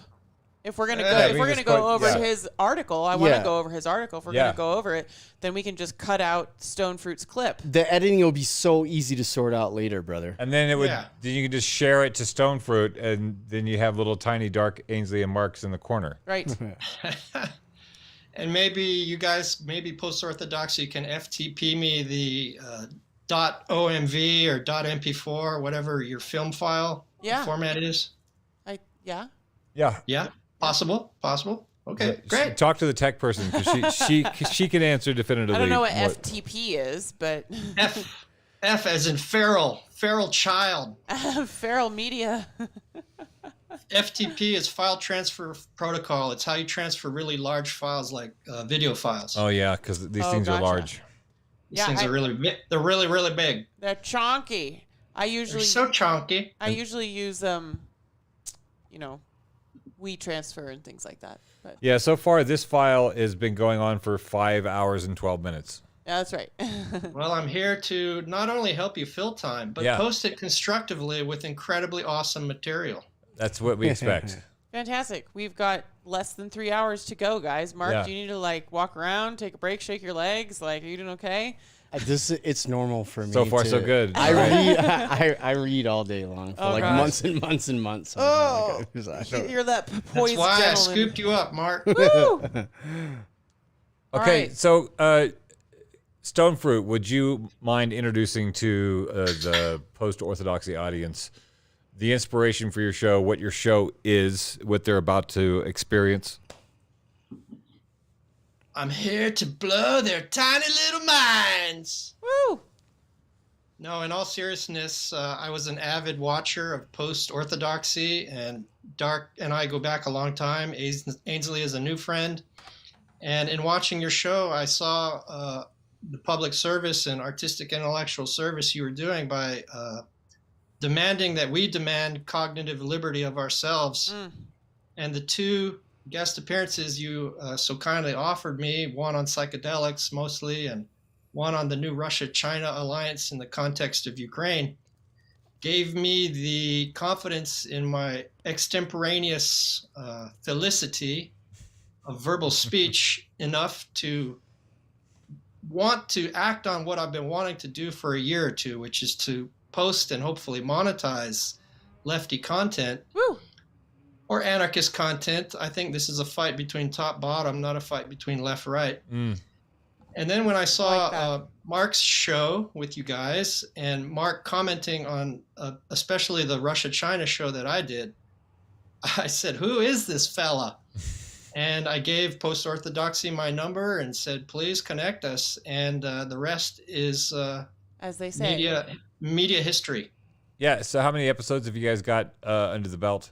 2. Only 2 so far. Great. Yeah. Yeah. Okay, Well, good. I wait, see 2 those. of you and 1 of the intro, The right? intro video, yes. Yeah, Yeah. my Mission cri de statement. corps, my manifesto Yes. to myself, and to set the tone for my audience and the podcast. Yeah, I've enjoyed the media so far. Yeah, and the format that Mark and I have agreed upon so far, and it may change as it evolves, is for me to read my latest stonefruit.substack.com article and leave a kind of healthy beat or two after each paragraph, and then he or I can jump in and expound on it. And as you guys mentioned a little earlier, the way we expound on it is to bring in the geopolitical and historical and macrostructural economic context that is never brought into any discussions of the news in any podcast that I've watched so far. And we have all of the same similar favorite podcasters, but it turns into a long form conversation about how telescoping in and out from the news of the day to the much, much broader context in which they're operating.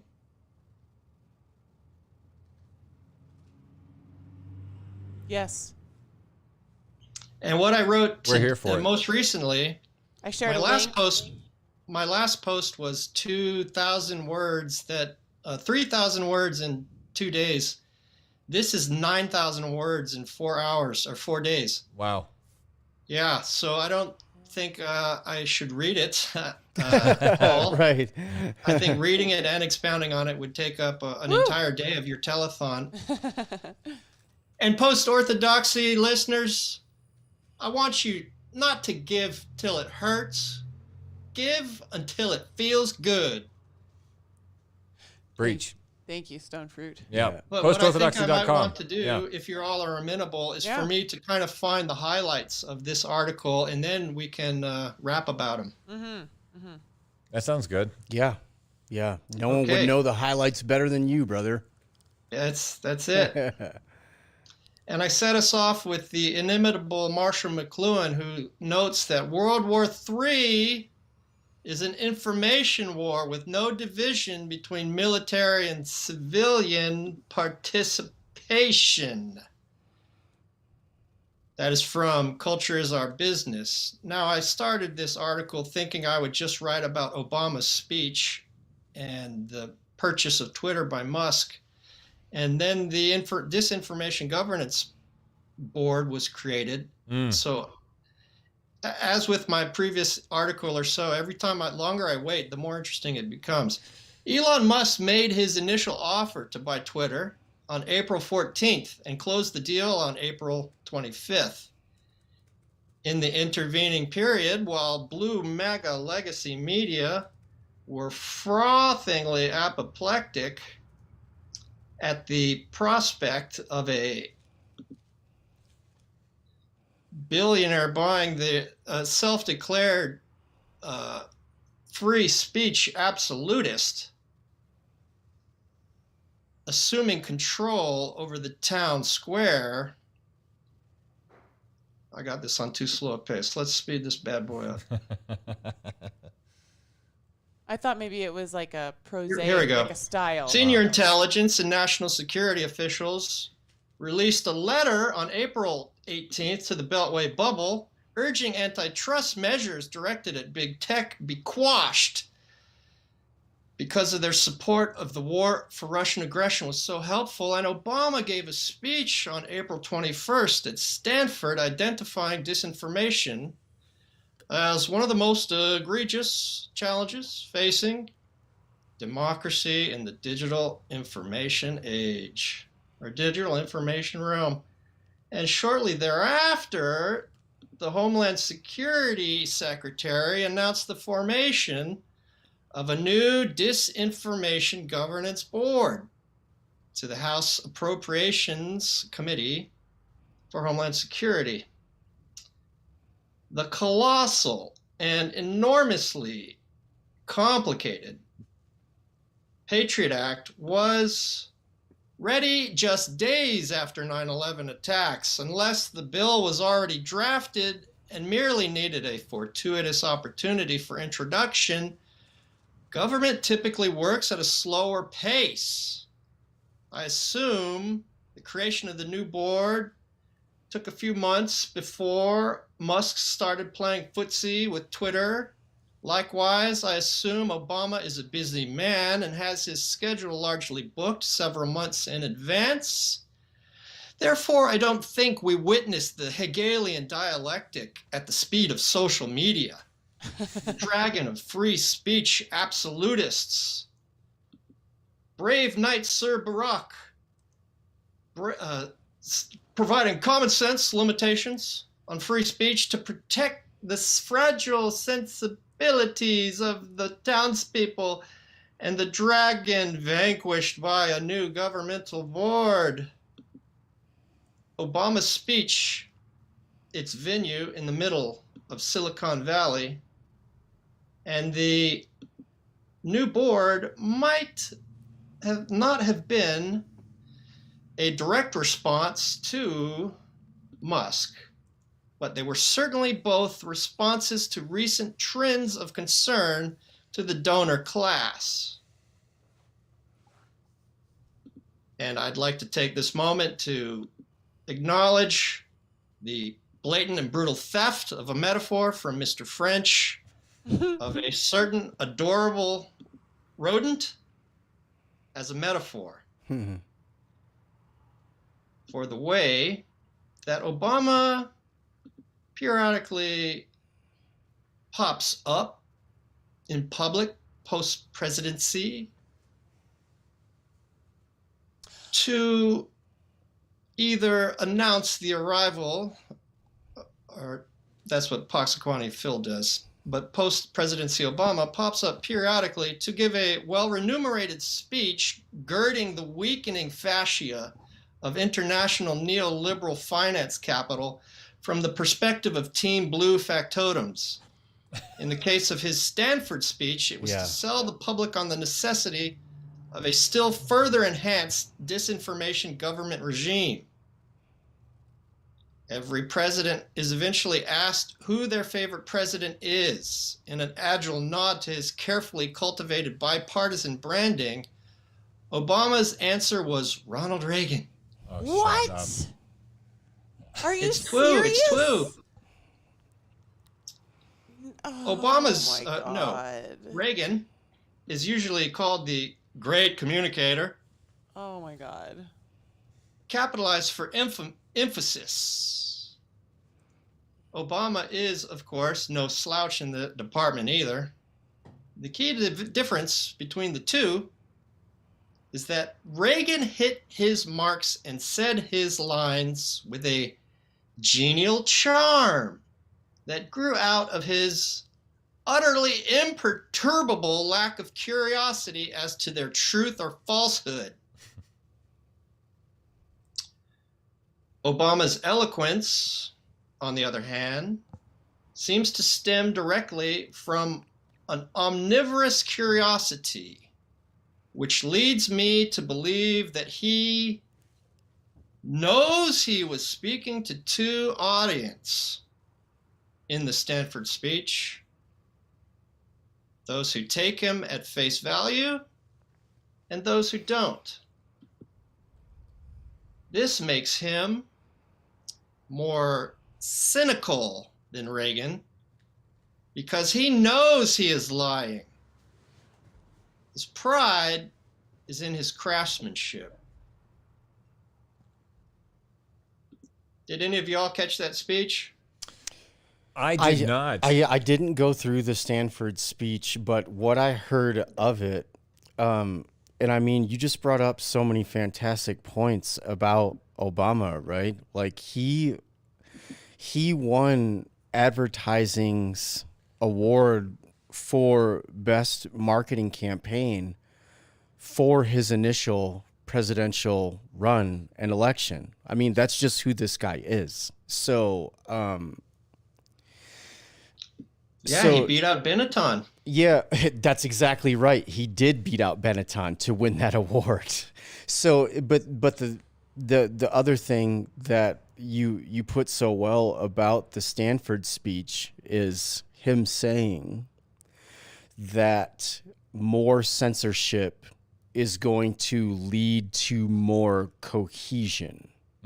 So not recounting policy in any meaningful way, not addressing the inequality that he exploded, these latest COVID bills. I mean, the practice run for that was him and Geithner and Paulson in 2008. So there is no other side to this guy other to double down on his own image curation. It really is all he cares about, and he will look after his legacy at all costs, even if that leads to censorship of the new public square for all of American society. Yeah, it's pretty wild that this keeps being the straight face keeps on this story. That censorship, how quickly, and this hasn't actually been that quick. This has been going on. The article that that I read on our show, or pieces that I read on our show last Sunday, was about censorship when it was being brought up in the early, 15 years ago, because of the internet, and thinking about some videos that should be canceled, like for safety. Like there was some Muslim video like a decade ago that people were upset about, and like deciding when we could start limiting content. And it's been going on for a long time, but it hasn't been that long. It feels like very suddenly it just, the First Amendment got disappeared. It's no longer relevant. It seemed like both parties used to rely on the Bill of Rights and the Constitution to bolster their position. And now they're like, yeah, that's not that important anymore. Right. And it just happened like that, where the First Amendment suddenly became mutable. Suddenly. And I don't know why there's not more discussions about how that never plays out good. Yeah, I think at elite universities like Stanford, there's no premium placed on critical thought that is against the interests of the empire. And the students listening know that that their graduation provides them with a golden passport to the highest echelons of wealth, power, and prestige within the technocracy serving liberalism. And professors in the audience know that they never need to burnish their resumes again because no further status climbing is necessary.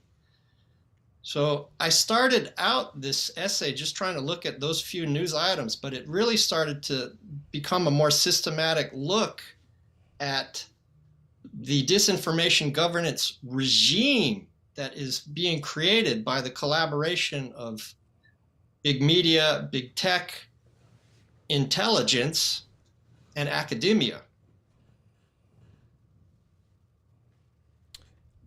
When I went to college, I pledged a fraternity because that's what I was supposed to do to be a businessman, which I didn't plan on doing, but that's why I went there. And going to the fraternity, it was really interesting to be inside that sort of tributary of the larger mainstream, where they just sniff out whether you're going to play the game or you're not going to play the game. And then if you're not going to play the game, you don't make it past. But if you do make it past, you're sort of insulated from failure from that point on. Because the insularity of that place has decided you know how to play the game. So, it used to be a trope that whenever if you were a salesman or a businessman and you go to another office, you would wear a particular ring. And if you wore that particular ring, then the other guy was going to give you a particular deal that they took care of each other with. This old boys club was a real thing.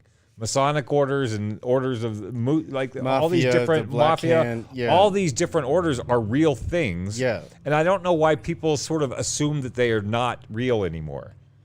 Right. Just because the fraternities are one way that it's done, but there's so many other agreements where people just agree that this is the bubble that we're in, and anybody that contradicts the bubble is out. The Mormons were always like one of the most powerful groups within the group at the banks.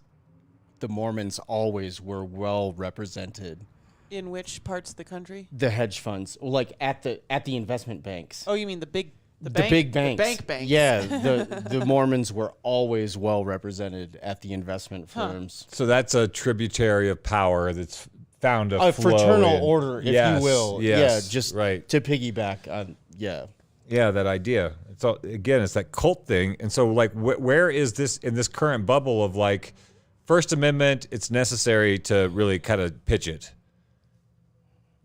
Who's dissenting and who will dissent? Like, how many people can go along with that? Well, to take it even further, now what are the consequences of dissent going to be? I mean, Boyce just brought up, the disinformation board, which people are calling it the Ministry of Truth because it's that Orwellian and weird.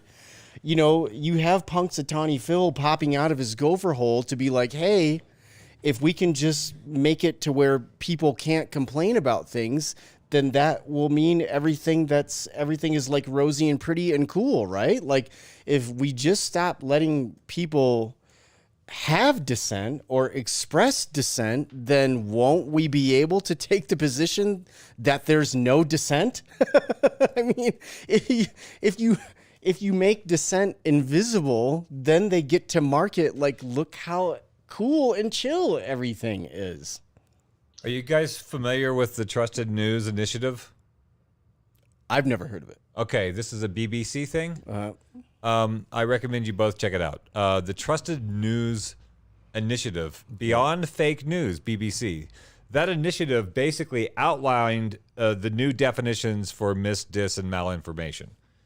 And what they say is misinformation may not be untrue. Like you could say something that was true, but it can be labeled as misinformation if it is in opposition to a narrative. No, that's malinformation. Is that malinformation? Yeah, the cybersecurity. That's cybersecurity, but I think you might want to look that up on the Trusted News Initiative. The malinformation word just came out in the last couple of weeks. The Trusted News Initiative was saying that misinformation was specifically anything that doesn't match the narrative a while ago. The malinformation and the cybersecurity thing, Happened just recently, they're yeah. inserting the third one, that's for sure. But the Cybersecurity Agency came up with it maybe a year and a half ago, and I really like to use the government agencies' definitions because it's a firm point of reference. And disinformation is knowingly fake stuff. Misinformation is fake stuff, but done not maliciously and not on purpose and accidentally. And malinformation is stuff that's true, that's just inconvenient to the official narrative. And that's the government's definition of malinformation? That's the Cybersecurity Agency's definition.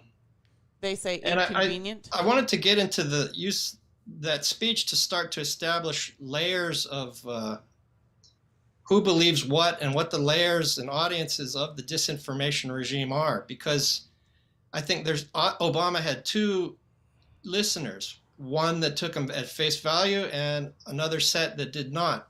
And the ones that took him at face value were probably most of the professors and the students, but it was also the members of the Democrats' new base, the mostly white suburban professional managerial class, since they've abandoned labor as their base.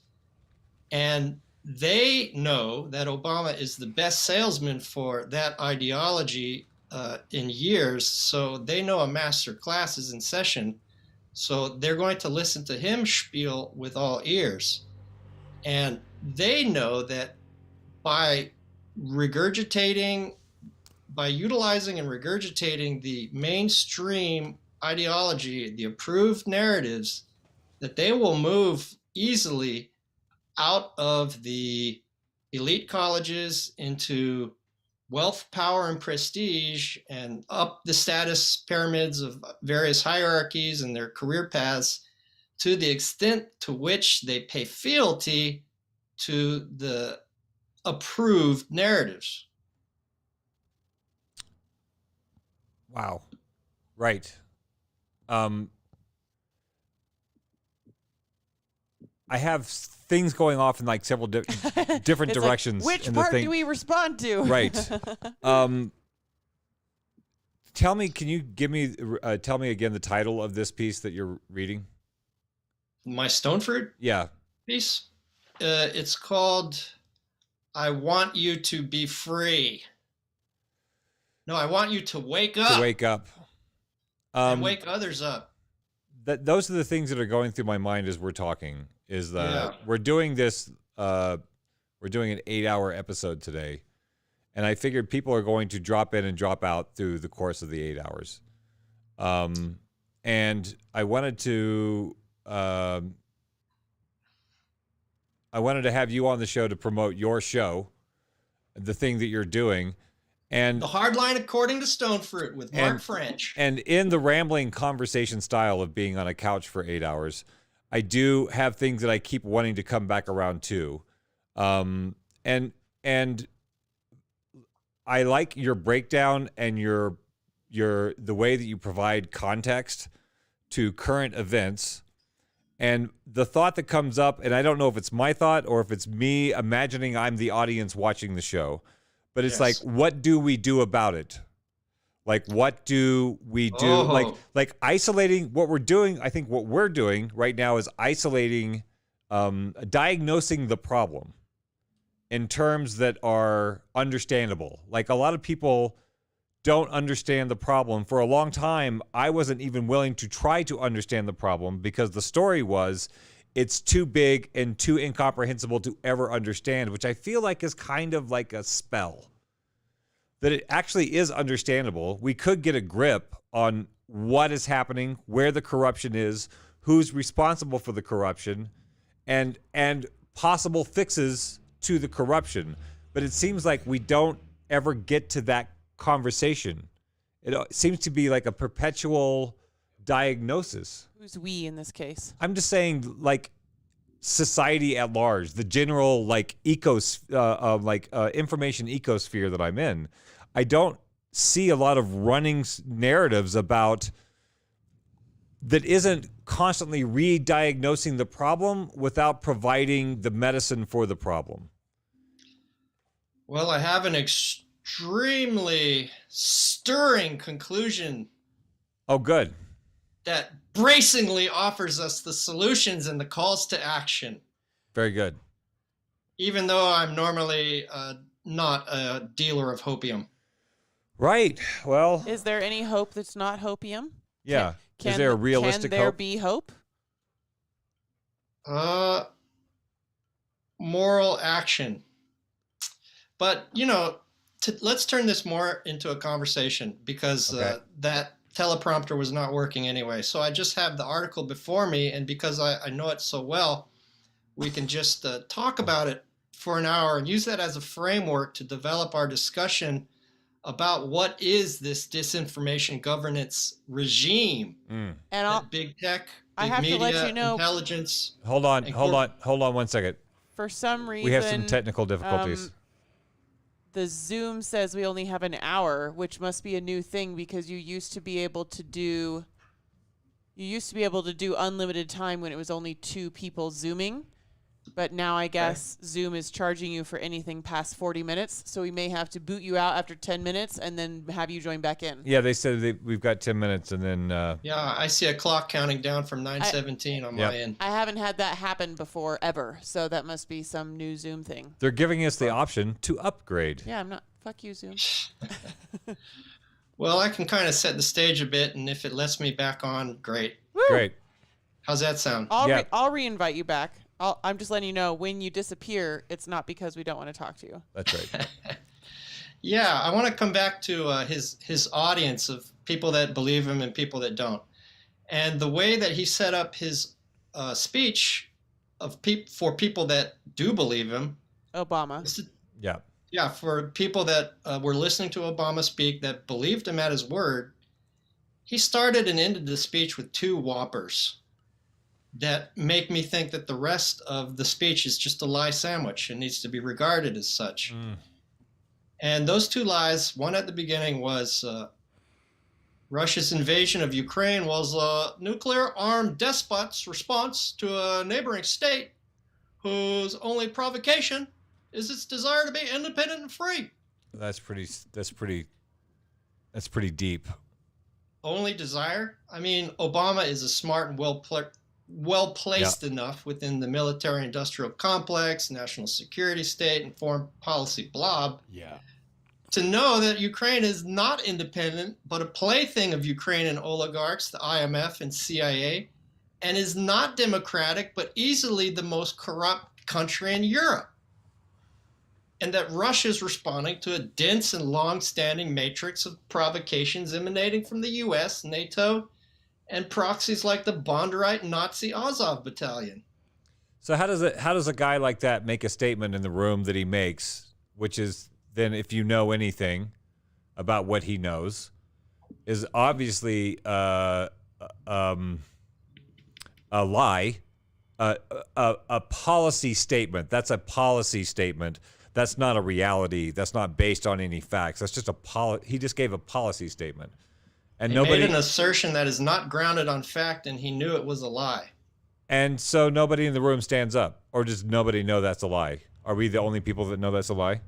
Like, how does that play out? And if that's the case, then that means that everybody there is a liar, or the majority of them are. Like, where is the line of ethics where we get to actually hear something like that and somebody gets called out?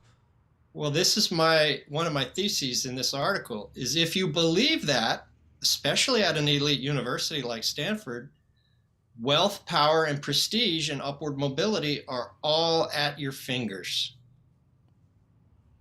And they are able to sell it because it is uniformly deposited upon us day in, day out by big media, big tech, intelligence, and academia. And when I get reinvited back, I'll jump to some of the national security letters that senior national security and intelligence officials have written. One is the Hunter Biden laptop is a Russian disinformation letter. And one is, we can't deregulate and trust bust big tech because China is such a competitor to us in communications. And the other is, we can't trust bust big tech, because look at how helpful they are in supporting the narrative that we have in the Russia's war on Ukraine. Mm-hmm. And that latter one was signed by Leon Panetta, who's a former CIA and defense secretary, another former acting secretary, and those two signed all three letters. So, and that third Russia bad letter mentioned Bucha twice. And Mark and I already examined the Bucha incident, and I can't speak for him, but I'm satisfied that it was a Ukrainian false flag. Yeah, that's right. And towards the end of Obama's speech, he said, quote, "Control of information has led public opinion further and further and further and further away from the facts, making it a cardinal example of what happens when societies lose track of what is true." And he even alleged that Russia had, quote, "lost almost a quarter of the country's combat power." Now, that's ridiculous. That seems a bit much.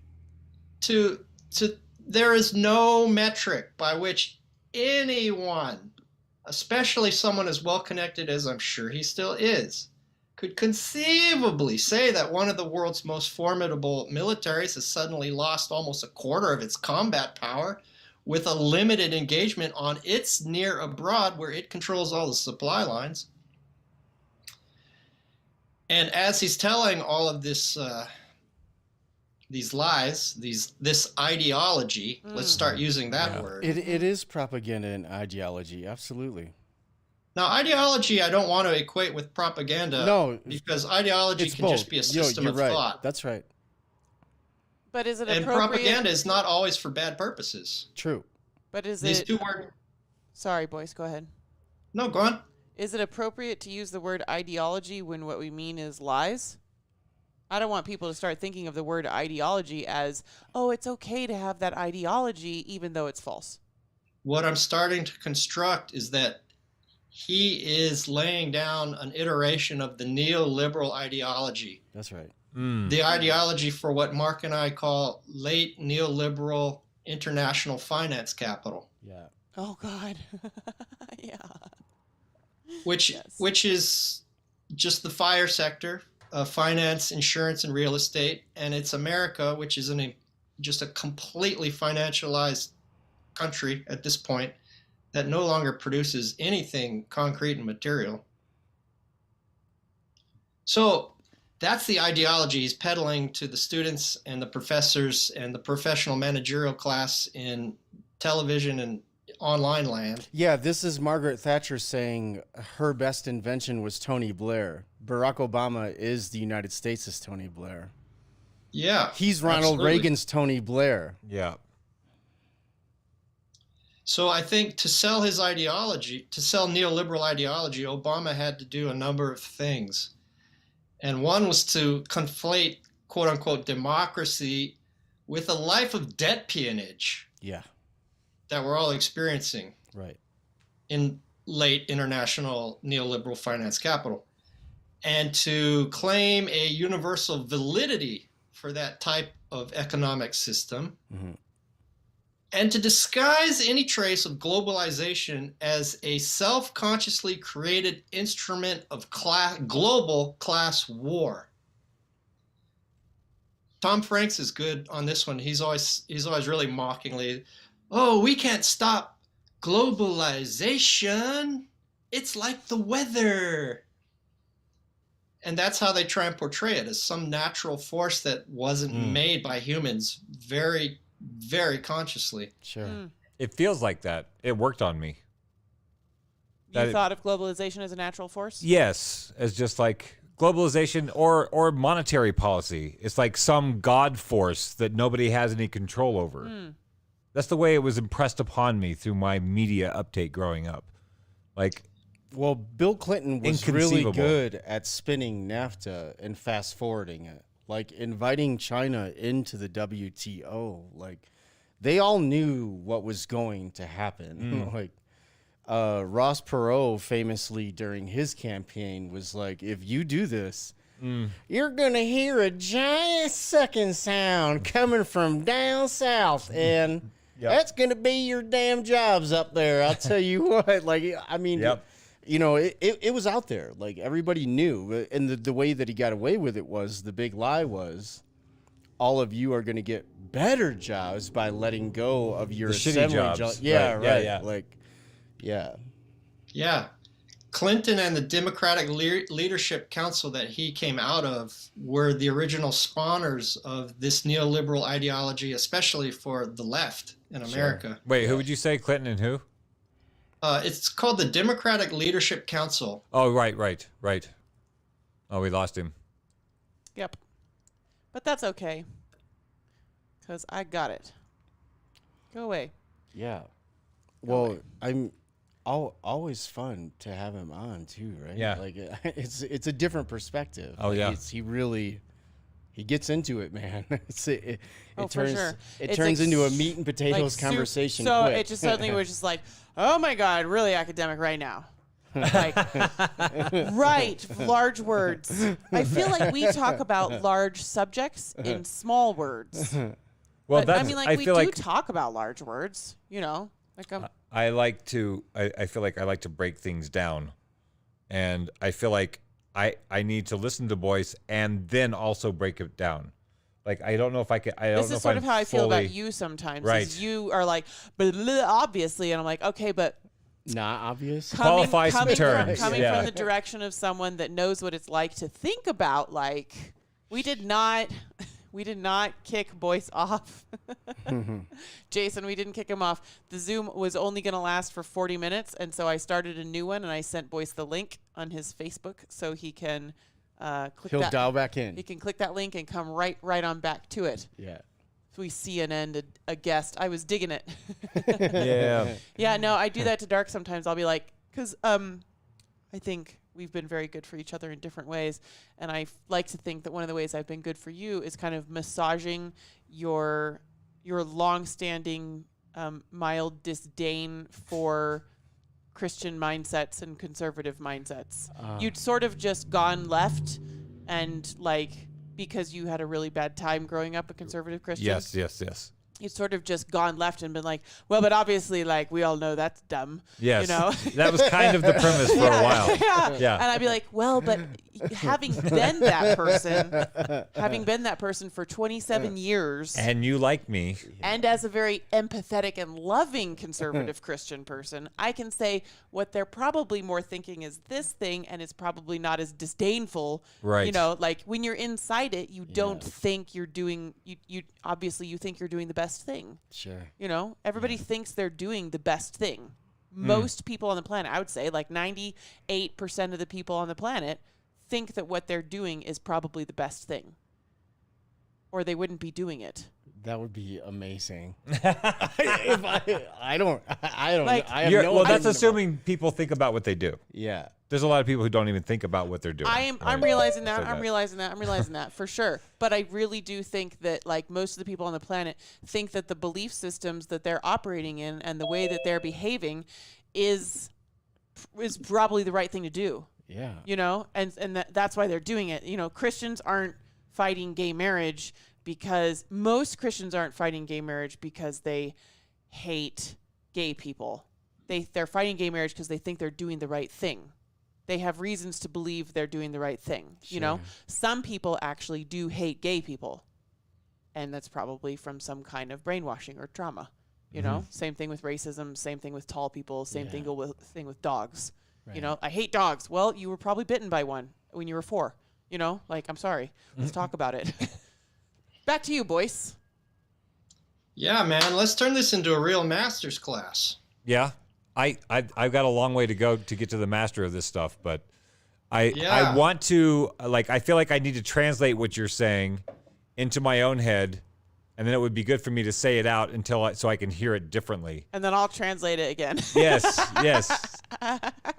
Okay, here's what I'm trying to argue is Obama had several key objectives, lies that he wanted to tell. Sure. And I mentioned a few of them. And the fourth is to hide the permanent war and the war against the BRICS plus Belt and Road countries. Yeah. Now, I said that Obama has two audiences, those who take him at face value and those who don't. Those who don't take him at face value know that he is a salesman of neoliberal ideology. And they know that those are the four things that he is trying to get across to the people who he's trying to convince that the ideology is reality. But they know it's not. So those are two very different audiences that Obama is speaking to when in his speech at Stanford. Yeah, and to get into his attack on BRICS, for anyone that was paying attention and remembers it all, he was really trying to push TPP there at the end to the point where they were about to do a bunch of late night sessions to just pass it through and shove it down everybody's throat. And the blowback from attempting to do that in that way was fast and furious. Everybody had already, Clinton was in Obama's administration at a high level. Biden was there. Susan Rice or Samantha Power or both. Like, you know, so him not being able to get away with TPP is now what is leading to the sanctions and the military squeezing. They tried to do it through economic warfare and failed. So now they're attempting to reinstitute it in another way. Right. So the audience that knows Obama is just trying to sell a bill of goods. Yeah. They like him because he is a good salesman. And there is something that they want him to sell the people. And that is to tell big media, big tech, intelligence, and academia in no uncertain terms the ongoing and ever intensifying imperative to participate in a sweeping, systematic, and seamless regime of identifying anything counter to the approved narratives of the national security state, permanent war, and corporate rule by Wall Street as disinformation. Any empirical descriptions critical of that regime, its toady henchmen, and the approved narrative must be ridiculed, marginalized, and suppressed by the political class, big media, and the bloviating punditocracy as disinformation. Trust in the much vaunted legacy media and democratic institutions has to be restored. Okay, that gets to the crux of it right there for me. To keep the game afoot. Who thinks that's going, like, it? This is where I lose my words. Like, it feels like the story is such a big, blatant lie that is easily knowable, and yet it persists, is what makes me have kinetic fits in my brain. Well, it's it feels easy like for you. Somebody would just, what's being articulated should be able to be translated, and then action should be then enacted to remedy the thing, is like what my humanness says. Right. But you can say that this happened, and we can document lies and deception and present it, and it doesn't go anywhere. It's it feels like we're in a new sort of like magnetic, did reality change and now we're just having to rearrange things to fit a new reality? Well, this is another fun point that all three of you get to all the time, directly or in a circuitous manner. But when you have this level of hoarding and inequality, like you were saying, the oasis and the mirage, why is nothing ever done? It's because we have allowed such a collection of assets at at so many few people. They're doled out in specific ways under specific circumstances to specific peoples. So they literally just have the money and the media backing to just blast out on TV and radio and over the internet 24 hours a day. If you're not one of us, it's your fault. And everything is cool because we are living it and we're showing you it's cool. You could be cool too if you just go along to get along and do all the things that we say. So there's no availability bias. Yeah. The message is just say it 3 times and it is true. It's true, and they know that, and that's where you get. So it's just repetition is why this is going on. It's just repetition of information over larger bullhorns than something like post-orthodoxy. This is where that's the only reason, right? This is where you get these Robert McNamara Gulf of Tonkin situations that end up murdering millions of people, and like, you know, you get a slick speaker like Obama to come on TV and make that okay and tell everyone bedtime stories until they just quit talking about it. So this is one of those situations where if you analyzed what's been going on this show in the last, I don't know, hour or so, that us calling out the lie could be called disinformation by the disinformation authority because it is in opposition to their narrative. Absolutely. Right? Nailed it. Malinformation. That would be malinformation or disinformation? Disinformation is when we share something that is objectively untrue accidentally. Okay, so we on purpose shared something that is absolutely true, but it will be called malinformation because it's bad, okay? Because it's calling out the institution that calls it that. It's inconvenient. No. How does it work? Didn't you say? I don't think it works quite like that. Those are the definitions. But this whole disinformation governance regime, and I want to make it a phrase that people use to describe what's going on around us, they call the truth tellers' work disinformation. Even though by their own definition, Ainsley, you're completely right. It is malinformation because it is the truth. They just don't want it leaked because it would screw with the disinformation that they are peddling as truth. Right. In fact, before I wrote this 9,000 word paper, I thought I was just going to cover the speech, the governance board, and the few people whose truth telling has gotten them had their money stolen this time. From PayPal. Yeah, they are stealing a lot of people's money. They stole the editor and one of the journalists from Mint Press News, which is great, anti-capitalist, anti-imperialist. And they stole the money from Geopolitics and History, I think that's what it's called, podcast, and Caleb Maupin, and one other truth teller. So PayPal just stole. They didn't block money like the Canadian Freedom Truckers. They stole their PayPal money. So the money just disappeared. It didn't go back. They to took the it. people They took it as quote unquote damages. Yeah. The other more delicate version was they sent out an email without any warning whatsoever that your account's been frozen for 180 days. We will determine the damage that's been caused. Right.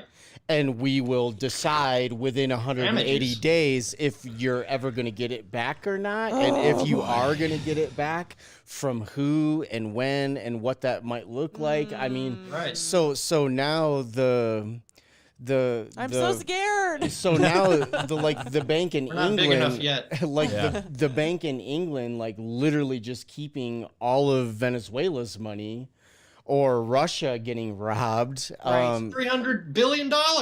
This has made it all the way down this fast to a normal individual human being citizen. Wow. Joe Plumber, if you will, saying something someone doesn't like, and then money off. Wow. So, yeah, Boyce was saying that they can turn the money on and off, and he said we weren't big enough for that to happen to us yet. So if you would like us to be big enough to get in trouble, if you would like us to be popular enough that we come under the scrutiny of the disinformation house of truth, if you want that to happen, then just support us at $5 a month. That'll help us enable us to do more work, have a larger profile, and therefore a bigger target for being disappeared from the media landscape. So if you want to see us go away, ironically, the best thing to do is make us popular. Yes. Well, the other fun side of that too is, if you want to say things that will get you disappeared, if you see them go through it first, they'll send you the tutorial of how to fix it later. That's right. That's right. For the price of a beer in a bar, and to subscribe to Stonefruit Media at YouTube, you too can ensure that Post-Orthodoxy and the Hardline, according to Stonefruit, become the target of a hit attack from the Daily Beast. Oh, yeah, that'd be great. Yeah. Yeah. I think this may be the wave that we want to surf, is that it was easier to get canceled more drastically a few years ago. Yeah. Now being canceled is almost like a badge of honor for people like, who's also in the club. Yeah. Like, so we sort of got to ride that wave and hopefully get, yes, the Daily Beast mad at us for a moment. Because what could be better for ratings than for the Daily Beast to hate you? I mean, Taylor Lorenz calling you racist is like, you've made it. Right. Who's the New York Times person that just cried and then docks the Libs of TikTok. Libs of TikTok. Yeah. Oh God. Yeah, another person that got heat too was Kim Iverson, who all of us like on Rising. Yep. She was called a conspiracy theorist by Daily Beast. Mm. And who's on? See, I'm always looking at who's on the board, who funds them. Yeah, sure. Who's on the board of Daily Beast? It includes Chelsea Clinton. Awesome.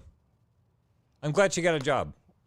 Yeah. She works on Wall Street too. Right. So, Ainsley, yeah, by their own definition, it is malinformation, but they label it as disinformation, our favorite truth tellers.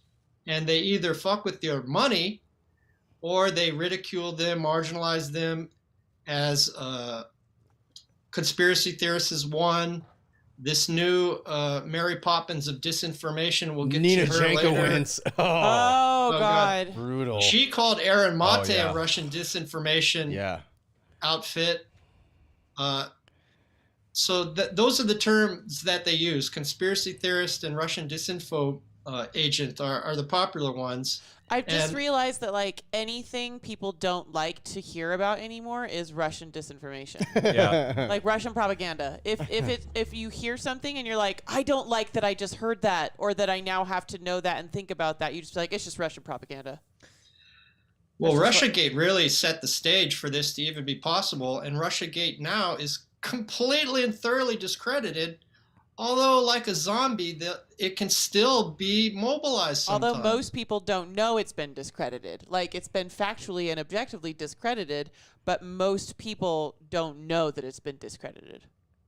Well, we're in such a state of how they govern their disinformation to us that Victoria Nuland, the wife of the founder of Project for a New American Century, Robert Kagan, can say in sworn testimony before the Senate that there are American-funded biolabs in Ukraine. A lot of them.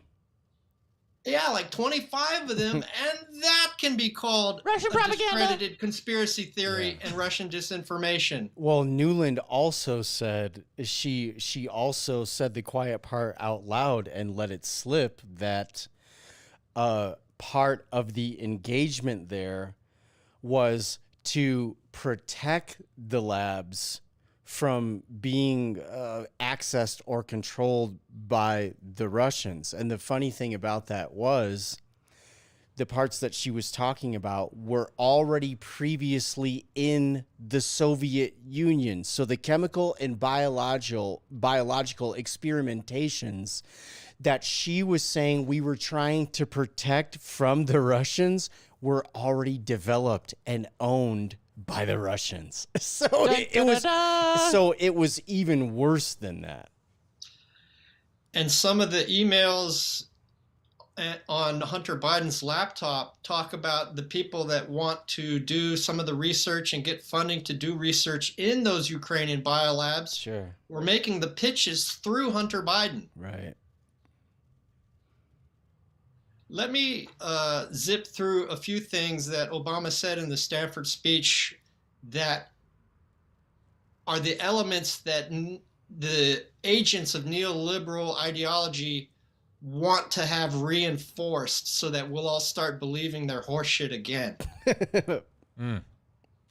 A few things he said. One is, quote, these are all quotes. Once they lose trust in their leaders, in mainstream media, in political institutions, in each other, in the possibility of truth, the game is won. I defy you to find me anyone in America that retains trust in their leaders, the mainstream media, or political institutions. Mm-hmm. Yeah. Another thing he said was, there are still brand name newspapers and magazines, not to mention network news broadcasts, NPR, and other outlets that have adapted to the new digital environment while maintaining the highest standards of journalistic integrity. Is there anyone on the planet except boomers and shit libs and wine moms that think brand name newspapers, that think New York Times and Washington Post and NPR, specifically shouted out, are anything other than purveyors of the worst disinformation at this point? You know what? I think it's really rough because NPR was one of those things that I really just wanted to not be one of those things. Like you know, if I talk about Fox or I talk about MSNBC, there are some people like, hey, that's my news network, but yeah, it's kind of shitty. But if you say if I say NPR said some fucking lies, they're like, whoa, hold on, not NPR. That's NPR. NPR's not those other people. Can't bitch on the BBC. I'm like, no, they're like, actually their articles have been dumbed down to like 5th grade level. Yeah. Like super condescending, especially during the COVID shit. And then I was like, the people kept sending me NPR articles. I'm like, it's literally sponsored by Johnson and Johnson. It's still not the Bible. Yeah. Just because they did really good shit for a long time, it still does not make them what people think the Bible is. NPR still lives in my head of nice voices, calm tones, maybe some information. Right. And now it's like it's just tiny desk concerts. No, it's like the only cool thing. Right. Exactly. I feel like when I hear that, I hear like a rending in my heart of as if I found out somebody that I trusted was a total cunt. Yeah. And then I have to rectify my memories with them of who I thought they were and who they are every goddamn time.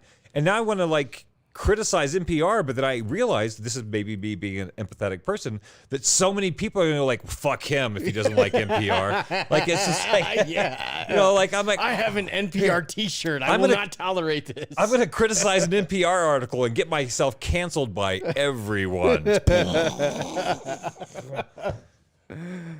kind of media analysis is so hard. Yeah.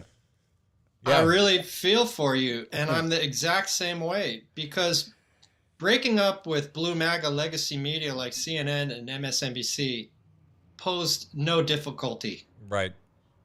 But breaking up with NPR was more like a divorce. Yeah. Yeah, that was rough. It was rough. Yeah. I mean, I've listened to them since I was a teenager, and I've always liked them. Yeah. Very much. But during the presidential campaign in 2020, they called Medicare for all or universal health care, they called it mandatory Medicaid. What? Oh, shit. And here's one Sponsored even by worse. Johnson & Johnson. Just a few weeks ago, they said, and the claim of WMD in Iraq was a result of faulty intelligence. Uh-huh. Yeah. No, it wasn't.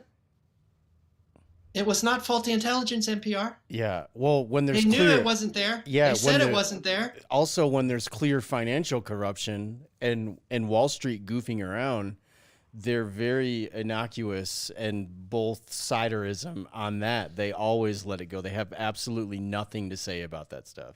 Well, there was a meeting between our poodle, the UK, and American neocon officials during the run-up to war. Yeah. Where one of the officials' notes became the British officials' notes became a part of the public record, and it said, the intelligence will be fixed around the policy. So, I mean, that's just one example that anyone that has done any research on Gulf War 2.0 knows that the WMD was completely 100% a pretext. Yeah. So for this vaunted liberal icon to say that it was faulty intelligence, it's like the last straw for me. Yeah. Well, and the thing that I think is so cool about talking with you three and the other guests of Stone Fruit and Post-Orthodoxy is it brings to life immediately that there is central planning happening and going on all the time. So if we don't start doing our own central planning with each other, it's only going to be their central planning. And you Wall can Streets. and you can quickly see what that turns into. At the very beginning of the pandemic, I was going through this series called The Meaning Crisis by this guy named John Vervecke. He's a professor up in Canada somewhere. And he introduced the idea of the kairos as aside from there's chronos, which is time, but then kairos is like an opportune moment in time.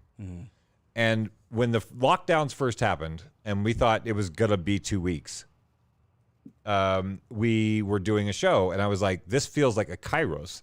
This feels like we haven't been able to sit back, look at the bullshit that's been going on, the obviously shitty narratives. Right now, a lot of people don't have to go to work. We could actually maybe like have a unplug it and plug it back in moment where all these things that have been running can get defragged and we could actually say, hey, wait a minute, I don't actually like that job. Like that whole idea of being able to have a kairos where we could reimagine. And I was saying that around the same time that we were exploring the World Economic Forum and the Great Reset.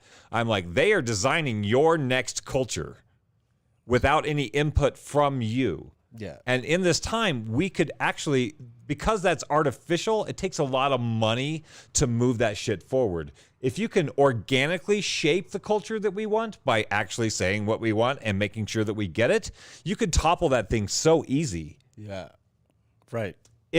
Because the vitality of like spontaneous, organic, human creation of culture is really powerful. Yeah. But we're so distracted, we're not doing it. Well, not just distracted. You just brought up a great point, and scaring the shit out of people all the time. Right. Everything's Terrified. always Yes. like, so they just want to keep people traumatized and scared so that they can be the big daddy that fixes everything. So, Right. like, It feels like that. It's like the abusive relationship where they tell you can't do any better than them, so you stay with them. Yeah. Yeah, and it's like, well, and the other weird thing is like, how many decades do you need to fake solve problems that you created? Like, I mean, what? And the funny thing is, the new ideas aren't going to be coming from anywhere else. The way things that are currently constructed, this was the big idea. Yes. Like, feels like that's the case. This was the idea. Like, Right. This is the destination. According to plan. Yeah. This is Margaret Thatcher saying there is no other alternative. This is Fukuyama saying, Oh God, what have I done? we have figured out everything. Don't worry about the economy anymore. We got this. And then, I mean, how much proof do you need that idiots and shills like Bernanke, like every time something goes wrong and there's a horrible recession, how is every Harvard and Yale and Stanford economist and everybody Like shook. brought into a congressional hearing to be like, what the fuck just happened? And they always pretend to not know what happened. They're just like, well, we don't know, man. Like, we thought we came up with some cool shit and it was going to be awesome for a long time. And now it just pukes on everyone. We're all going to get really rich and be fine. But you guys got to figure this out, though. We don't know, man. Like, we're just making policy and printing cash and giving it to banks. Like, so it's crazy. It's like that scene in Don't Look Up when the astronomers present their conclusions to the president and his chief of staff, and his chief of staff, her chief of staff goes, "Yeah, where are you guys from again? Michigan State? Oh." Yeah. Can you get one? Can we get some of our guys on it Yeah. who fail upward? Right. Exemplified by Larry Summers, Yeah. Oh my God. who has just led one economic debacle after another and is rewarded with the presidency of Harvard and high-level posts in every administration. Well, I mean, people don't talk about right now.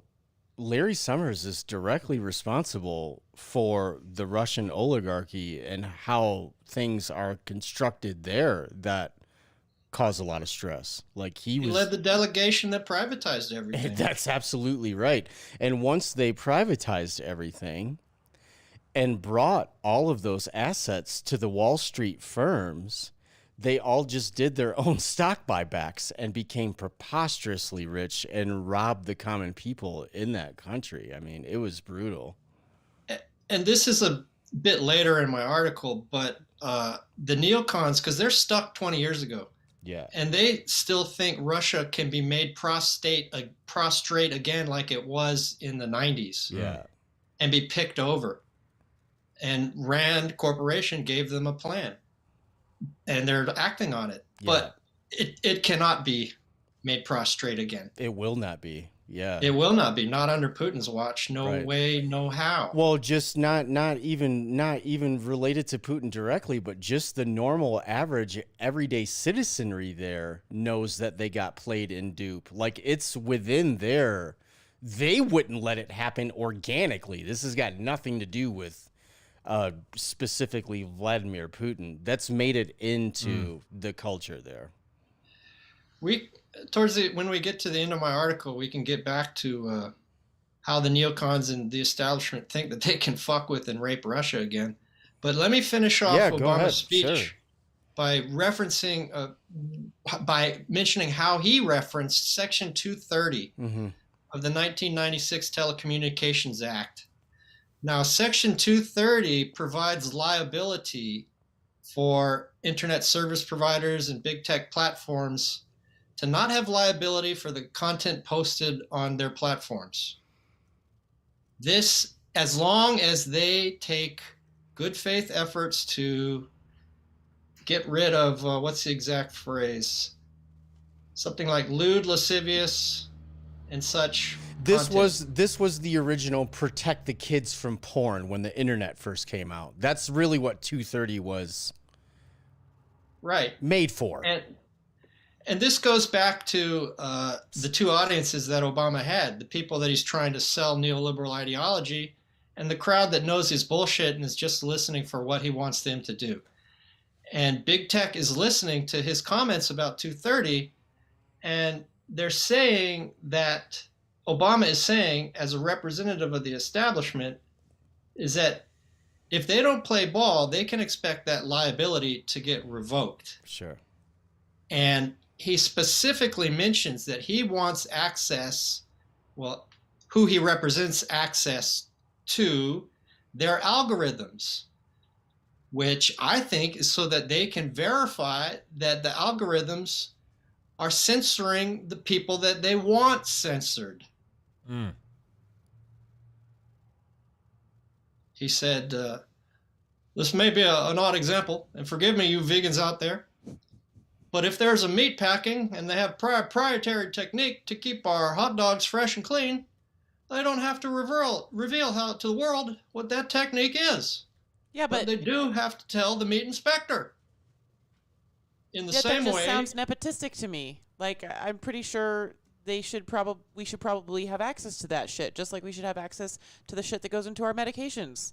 Like, I'm sorry, I don't know how I feel about proprietary techniques at all. Absolutely, especially when we're talking about the nation's communication commons. Yeah, like meat packing plants is a lot different than fucking medications going into my body, into my bloodstream. You just nailed it. You're getting into He's doing patent a rights. stupid algorithm. Yeah. I mean, metaphor. Yeah, that's It's both that thing that you were talking about, Dark. It's that thing you were talking about, a thought-canceling...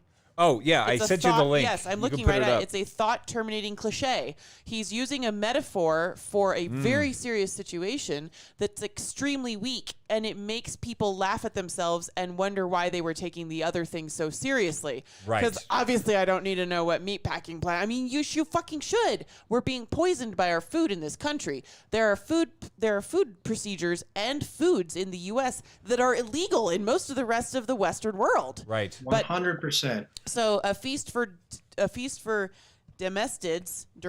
Anyway, somebody on Twitter said, I learned yesterday that there's a term for phrases like "it is what it is" or "it's in God's hands" or "YOLO," etc. Things meant to short circuit cognitive dissonance and end a discussion. They're called thought-terminating cliches, and I haven't stopped thinking about that phrase since. Yeah, it's and been that's in my head a literally lot. what Obama did.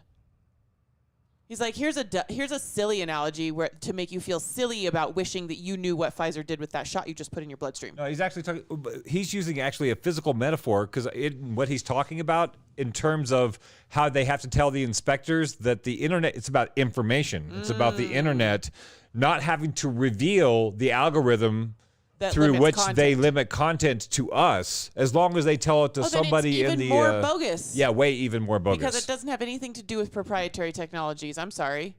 Well, AI could be that. Yeah, but It is proprietary because it's all designed to suppress, marginalize the information that they don't want the in their technology. disinformation. The technology is proprietary, but the data sets that they put into the algorithm do not have to be proprietary. We have a right to know if the algorithm is being told to suppress certain news stories. That's what doesn't need to be proprietary. I don't need to know how the algorithm works, but I have every need to know what's being throttled. Yes, Yeah. I have every right to know what formula they plugged into it. Oh, I'm not arguing in favor that it should be Arr. proprietary. I'm saying that I'm you're arguing right. at Obama. I'm arguing at Obama. Sorry. Oh, okay. Sorry, Stone Fruit. Well, the shit libs went apoplectic when they were just talking about Musk buying Twitter. And one of the interesting things that he said is he's going to make the algorithms open source.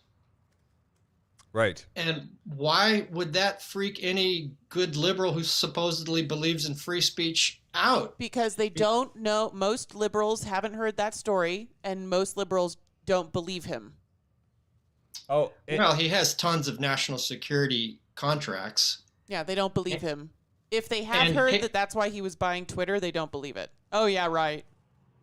And Right. Caitlin Johnstone made the good point, another of my favorite truth tellers, that listen, for all this talk about Elon Musk writing in to save free speech on Twitter, the national security state is not going to let him buy Twitter unless they're going to retain some significant degree of control over it. We can't have an organic neighborhood online. Then people would know things and tell each other things.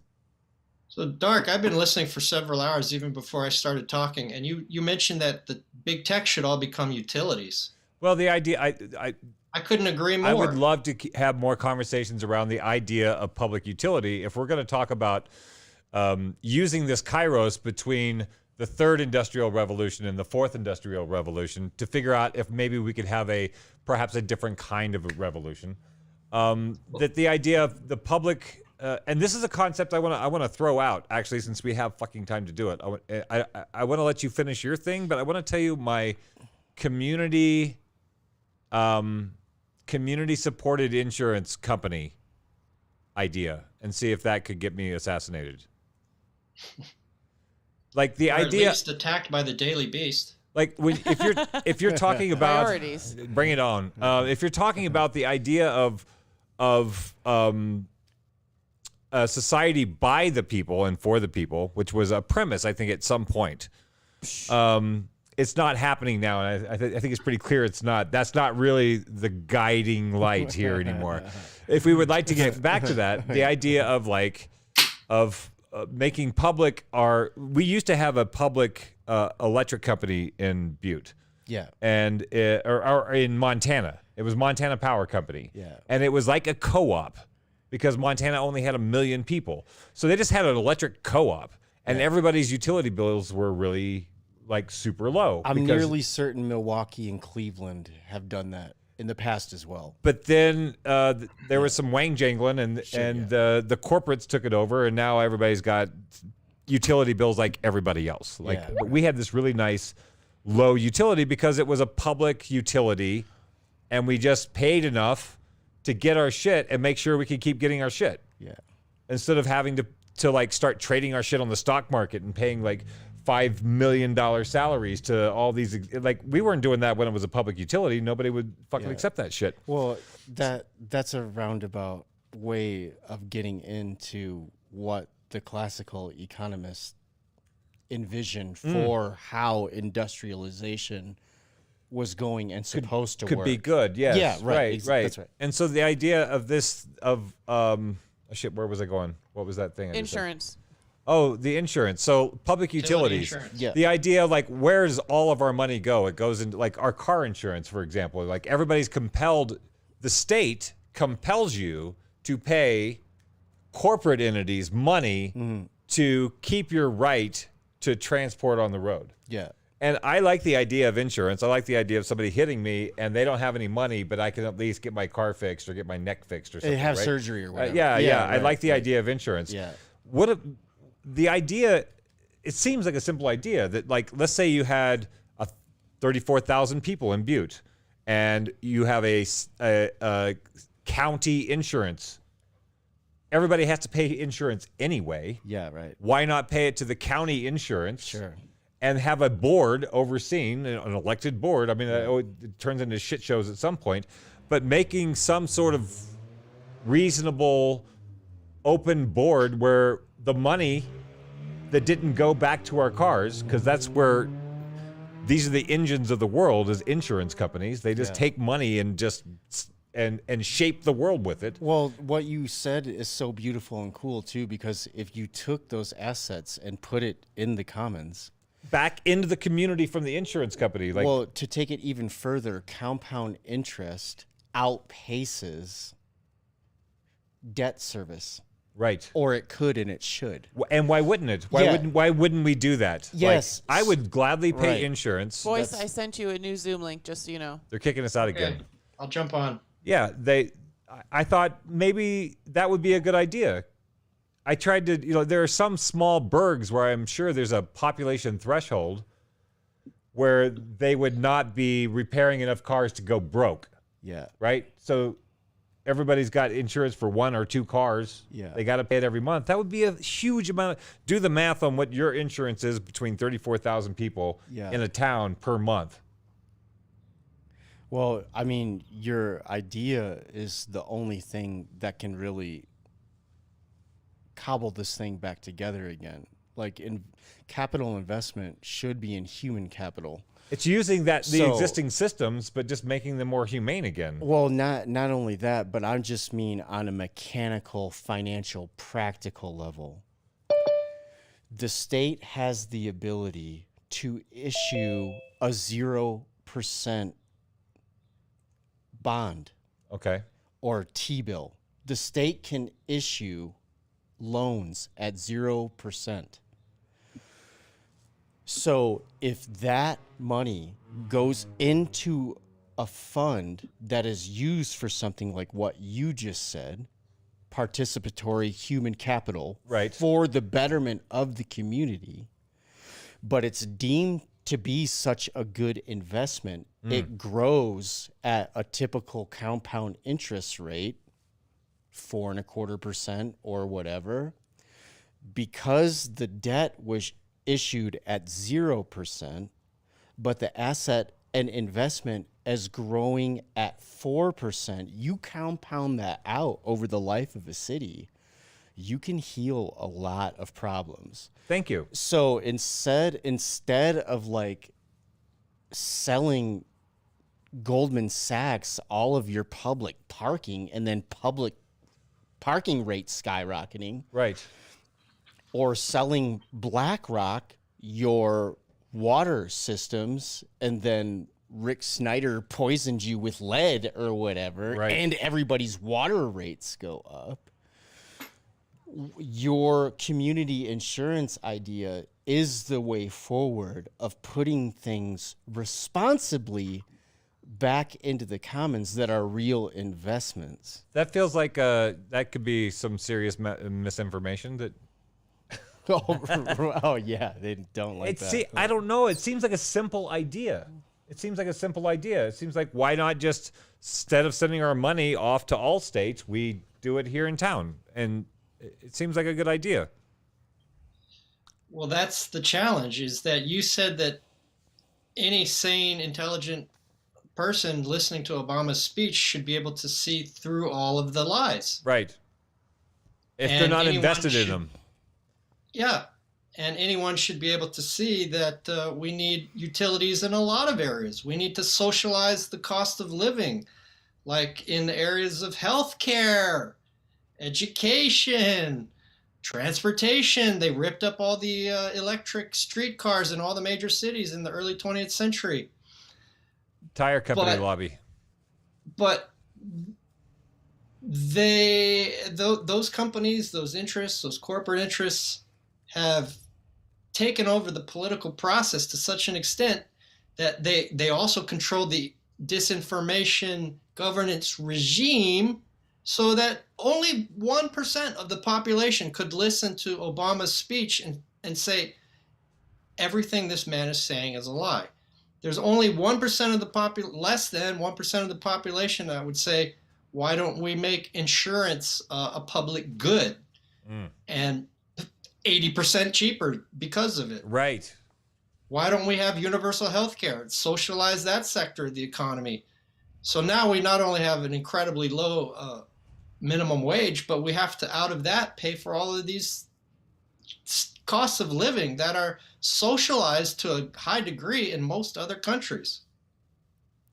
85% of the housing in Vienna, Austria, is public housing. And I would say that Vienna has a much higher quality of life than many American cities. Yeah, I bet they have the greatest coffee houses in all of Central Europe. Great you know, theaters and music for sure. Oh, philosophy, music, what Yeah, a cultural right. capital. Equal to Paris among my heroes. Yeah, of course. Well, and that gets into more Russia stuff, right? Like, how are you going to delegitimize an entire country that is responsible for some of the most beautiful, coolest things that have ever happened in human history and some of the greatest thinkers? I mean, you know, Dostoevsky changed my life, you know, reading that guy's stuff. So, I mean, you can go on and on and on. They industrialized. They were like just a poor feudal farming society before the Industrial Revolution. They became wealthier and more powerful and industrialized faster than anyone in human history until this recent Chinese boom. So I mean, just to always be like Russia bad and they're spooky, let's kill them. I mean, that's just so flippant and irresponsible. That's Russian propaganda. And America is so dumb that when they think they're blackballing icons of Russin culture and thought, like some orchestra blackballed Tchaikovsky. Sure. He's Polish. Some university took down a statue of Marx. He's German. Yeah. But to bring it back to utilities and to close out on the speech, Sure. why not run big tech as public utilities. These Yes. are the most important communication commons in America today. Yeah. And that's why I applaud Musk's assertion that he wants to make Twitter open source, their algorithms open source. I hope he does. I hope all of them do. But I think the main point of Obama's speech was, listen here, big tech. You give us access to the algorithms so that we can make sure that you are marginalizing and repressing the narratives and the truth tellers that we want marginalized and repressed, or we're going to come at you with reforms to Section 230 of the Telecommunications Act, and you're going to be liable for a lot of the content. Sure. And that was the first time I heard of Section 230. And I spent 10 years writing education law at the state capitol in Hawaii. And my PhD is on education law and policy. And I have 4 books. 3 are read by dozens of people, my creative writing. But my education book is look at the evolution of the laws behind standards-based education. So I know laws pretty well, and I can read them. And I was, what? Section 230? So I went and read it and some of the legal opinions surrounding it. And then a few days later, Jen Psaki is asked about Elon Musk buying Twitter and what has she thought of that? And she says, I'm not going to discuss any specific purchase, but all of you know that Biden has long supported 230 tort reform, and we're very encouraged by bipartisan efforts on that field. Yeah. And I'm thinking, what? I follow politics and news pretty closely. I didn't know Biden was a Section 230 tort reform enthusiast. Right. But a few days after Biden suggests it should happen, he suddenly is, and Psaki mentions it. And then just a few days later, because so much went on in the last 2 weeks, Right. then that brings us to 2 days later, Nina Jankowicz is appointed head of the Disinformation Governance Board in the Hawaiian Department of Homeland Security. Right. And Twitter went apeshit. Yep. And when they all called it the Ministry of Truth out of Orwell's novel 1984, I say, hell yeah.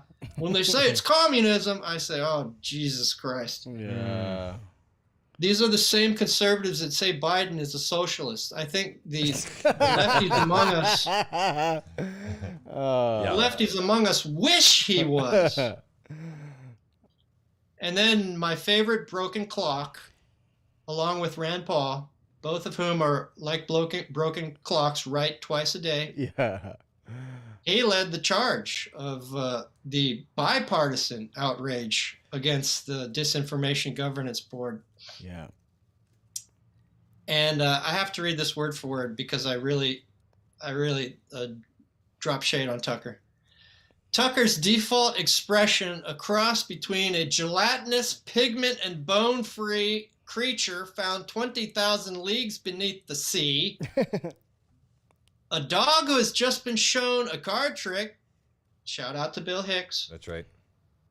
and a passive-aggressive human reaction to an offensive smell finally served him very well indeed. In a response to a video so horrifying that once seen can never be unseen, Jankowicz, as a grown-up theater kid, singing a disinformation ditty to the tune of Mary Poppins, Supercalifragilisticexpialidocious. Ainsley showed it to me. It's one of those things that, like, I saw it and I was like, I won't be able to unsee that. No, Right? ever. Right. And I was like, and I'm gonna just remain safe from that, and I'll listen to people talk about it, and I'll just listen to what their opinions are. And then she showed it to me, and now I can't not. It was equal hurts, to me. It hurts me. Yeah. I had a visceral reaction. It of hurts. like, It hurts me. yeah. I'm like, this person is going to control our communications with each other. Right. And she looks like something out of what was the of like the Hunger Games or something. Yeah. She actually just looks like a nicely dressed woman that's on camera a No, lot. I'm talking about not the person. the performance. The singing with the bright red lipstick and the high energy was very like, weird when this you're is a thinking of her as a serious issue. government official. This is a serious issue. If she was like a kindergarten teacher and she was doing that, I would not think it was alarming. But as someone that's supposedly like going to be managing the government, If she was singing a math problem like that to a classroom, I'd be Fucking like, fine. bravo, Yeah, like, good job. It I'm reminded not a me, child. It reminded me of when Hillary Clinton laughed about Gaddafi being murdered and Oh my God. sodomized with the bayonet. Like I had the same. It was like the same feeling when I saw Jankowicz do Yes. the Mary Poppins thing. Right. It was like Hillary being like, "We came, he saw, he died." It's like, yeah, it was psychotic. It Yeah, was it like was crazy. It's like he was pulled out of a vehicle and sodomized to death with a bayonet, lady, and you're the one that made that horrible. happen. That happened. Yeah. Like it that was your call. It was psychotic. It was frightening. Yeah, it was weird. yeah. Yeah, I can see a similarity in those two feelings. Yeah. Of those two events. Like Right. it freaked me out. Yeah. It doesn't feel like a serious person. That doesn't feel like a serious person in charge of a No, we should all be able to laugh and sing and have fun, but on this issue, Right. you don't do a fucking Mary Poppins cover over Not this when shit. they're constantly calling for censorship. I can't believe she What didn't are get the- censored for violating fucking Disney's fucking Yeah. copyright or something. She should have been. YouTube should have like blanked that out for copyright problems. Well, I was equally emotionally scarred. But immediately I went into research public intellectual mode, and I started checking her out. And I realized that, I think I heard her a few days before that on, I must confess, Ainsley, Mark, and Dark, that breaking up is hard to do. And I still occasionally listen to NPR. No. I know. No.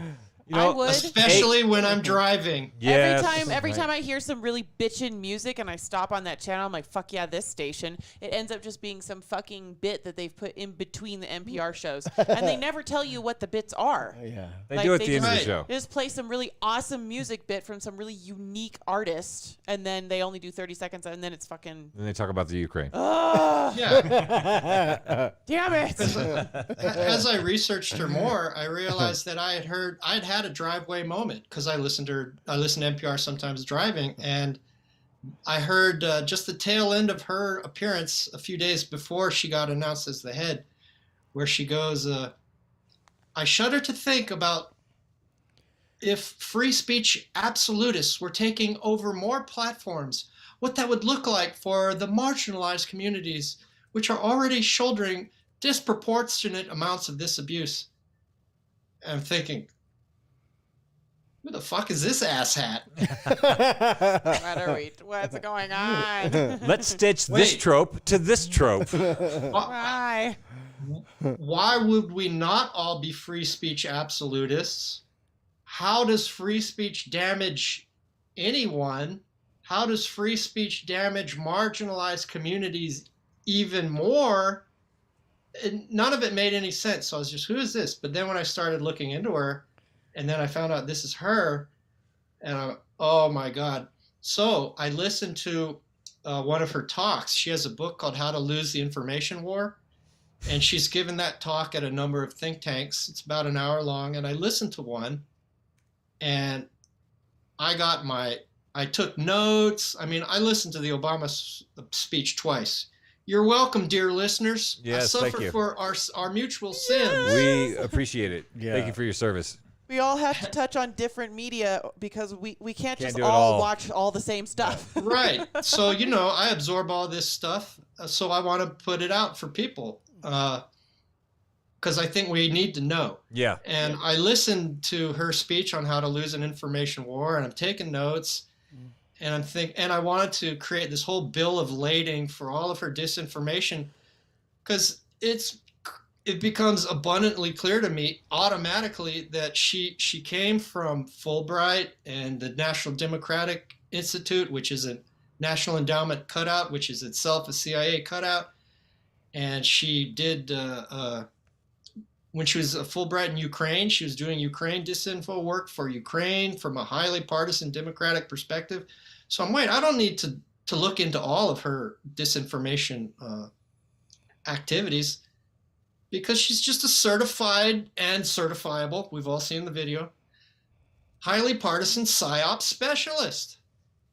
So in lieu of going through all of her stuff one by one, I just posted in my article at Substack Glenn Greenwald's assessment of her. This completely deranged resistance cartoon freak. Yes, Mr. Greenwald, that is correct.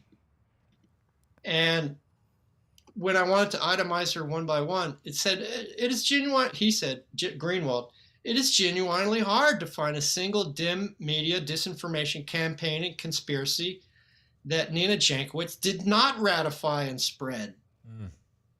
That's her gig. It is. Although the idea has not only been getting flack on Twitter and Tucker and the right wing, but the Homeland Security Secretary testified before Senate today or yesterday, and Senator Kennedy, not the Massachusetts Kennedys, I think he's from Louisiana, who I'm not a fan of, but he was pretty funny. He said, "Did you research this woman's qualifications before you hired her? Did you look into her background at all?" No, Mr. Senator. Have you seen her video? It's really quite precocious. Oh, boy. He did a shout out to one of her lyrics. Whoop, whoop. Oh, God. But, and then, of course, since everything in America immediately becomes partisan, and Useful Idiots caught this on Monday morning, their review of the Sunday morning talk shows that we watch, so you don't have to. They brought up Brian Stelter's partisan Democratic defense of the Disinformation Governance Board. And he had on actually a woman from the National Democratic Institute, where Nina Jankowicz came from, a partisan disinformation specialist think tank. And she was telling Stelter, it's just a board. It's just normal government operations. They're doing it to keep us safe. Mm-hmm. They're going to be looking after free speech and civil liberties and all that good stuff. And again, Greenwald tweets, you don't need 140 characters. Sometimes he can just lay it down. The level of historical ignorance, sheer stupidity, and corporate-serving malevolence required to believe the U.S. security state is trying to combat, quote-unquote, disinformation rather than aggressively spread it is so extreme that no words in the English language suffice to describe it. Preach.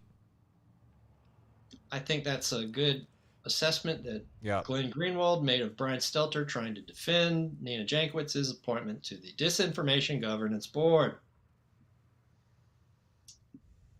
So the main challenge of the internet and the social media to TPTB, the powers that be, is that the truth contradicting the approved narratives peddled to us by corporatist DNC Democrats, big media, tech, intelligence, and academia is that it is instantaneously and widely available.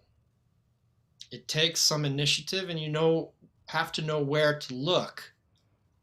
Instead of overt censorship, so decried when China does it, and Obama mentioned it in his speech twice, the prevailing strategy is for those sectors to work in tandem together to, and this is where I really found what they're doing as a whole.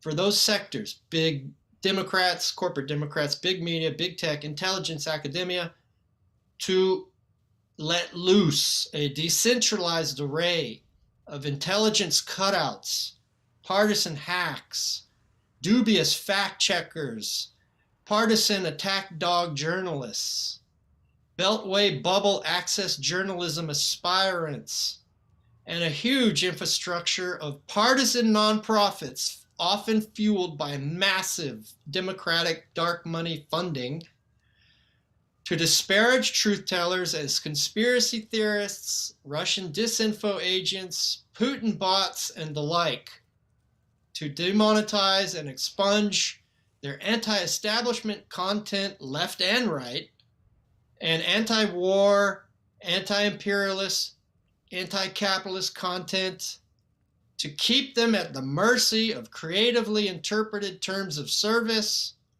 to use algorithms to bury anti-establishment websites left and right within search results, and to have specific stories sent down the memory hole, and specific users and websites booted off of platforms entirely, and to boost entire platforms off of the internet architecture, or to simply confiscate their money on fintech platforms. Right.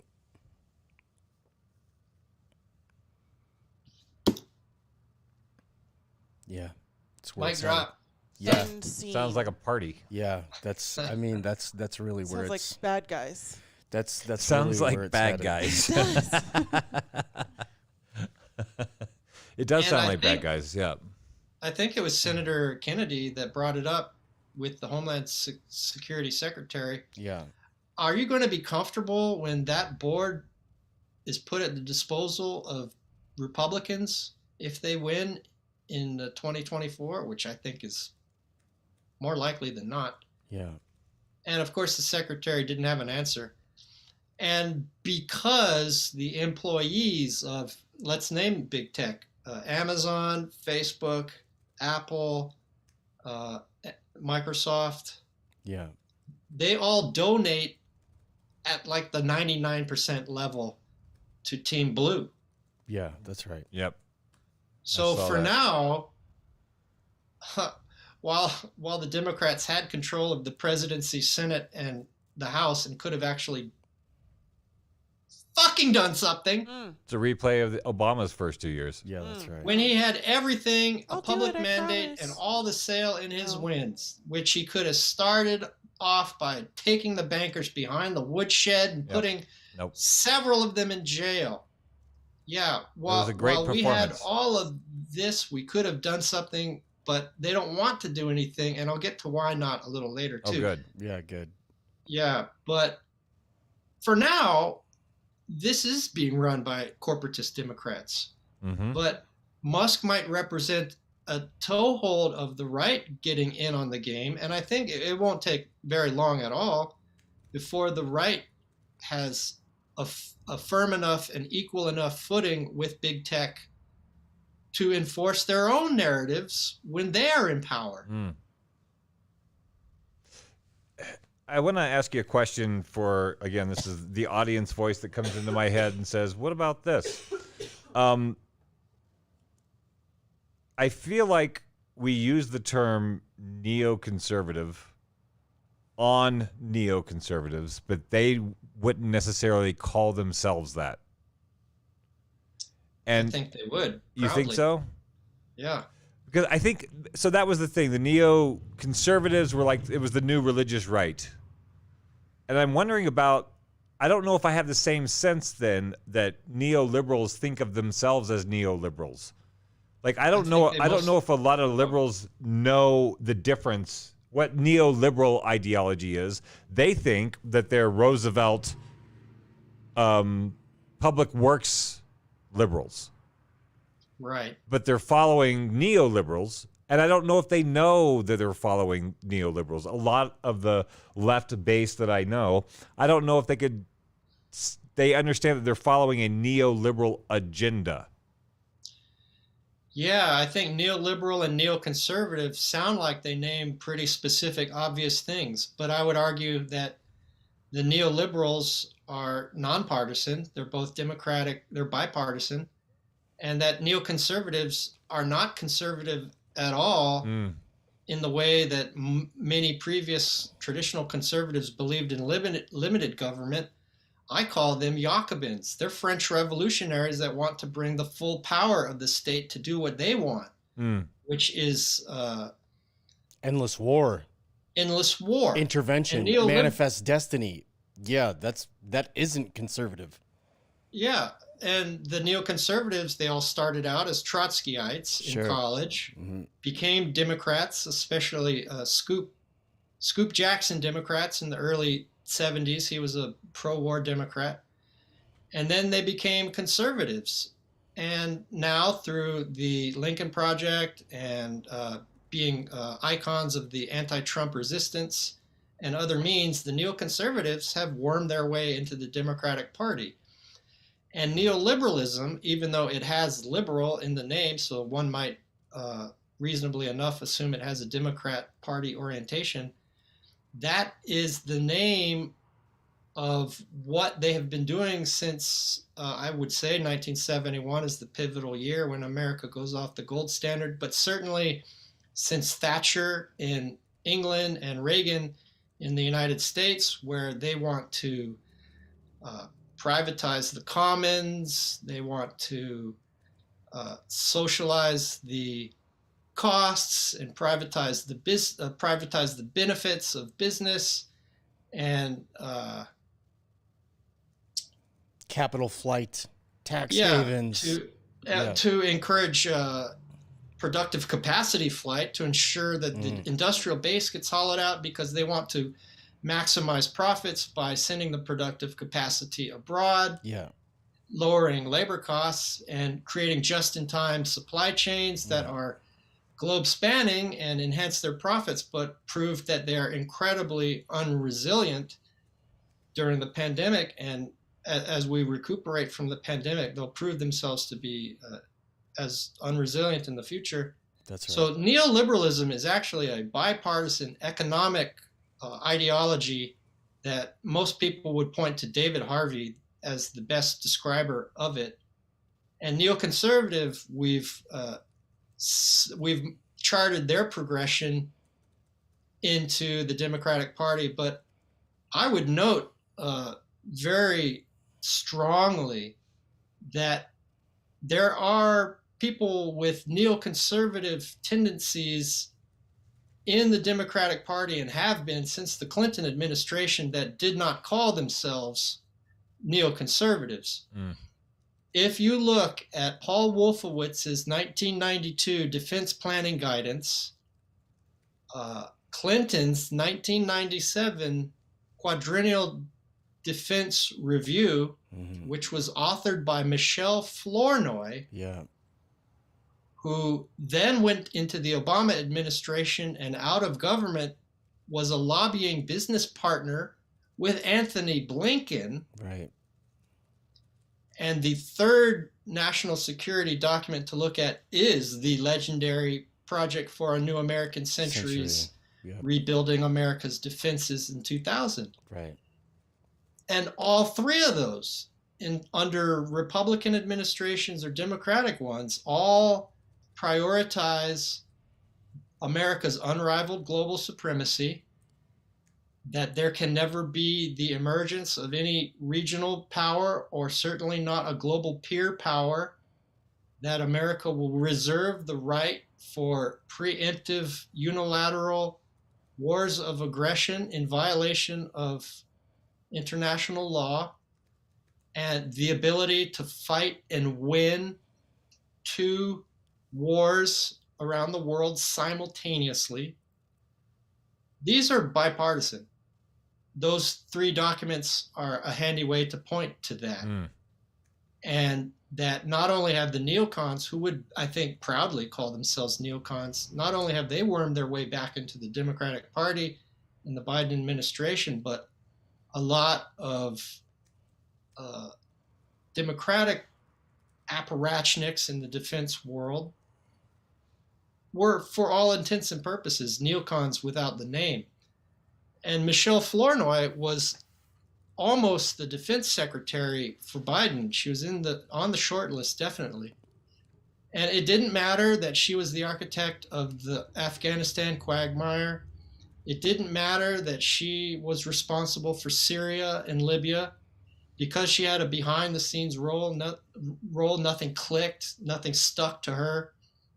But I think it was the fact that the Daily Beast, of all people, wrote an article about her, that she had given a speech to a group that of Iranians that had been on the State Department's list of terrorists, but had been reformed because some apparatchiks vouched for them, that would have been enough of a brouhaha to torpedo her confirmation.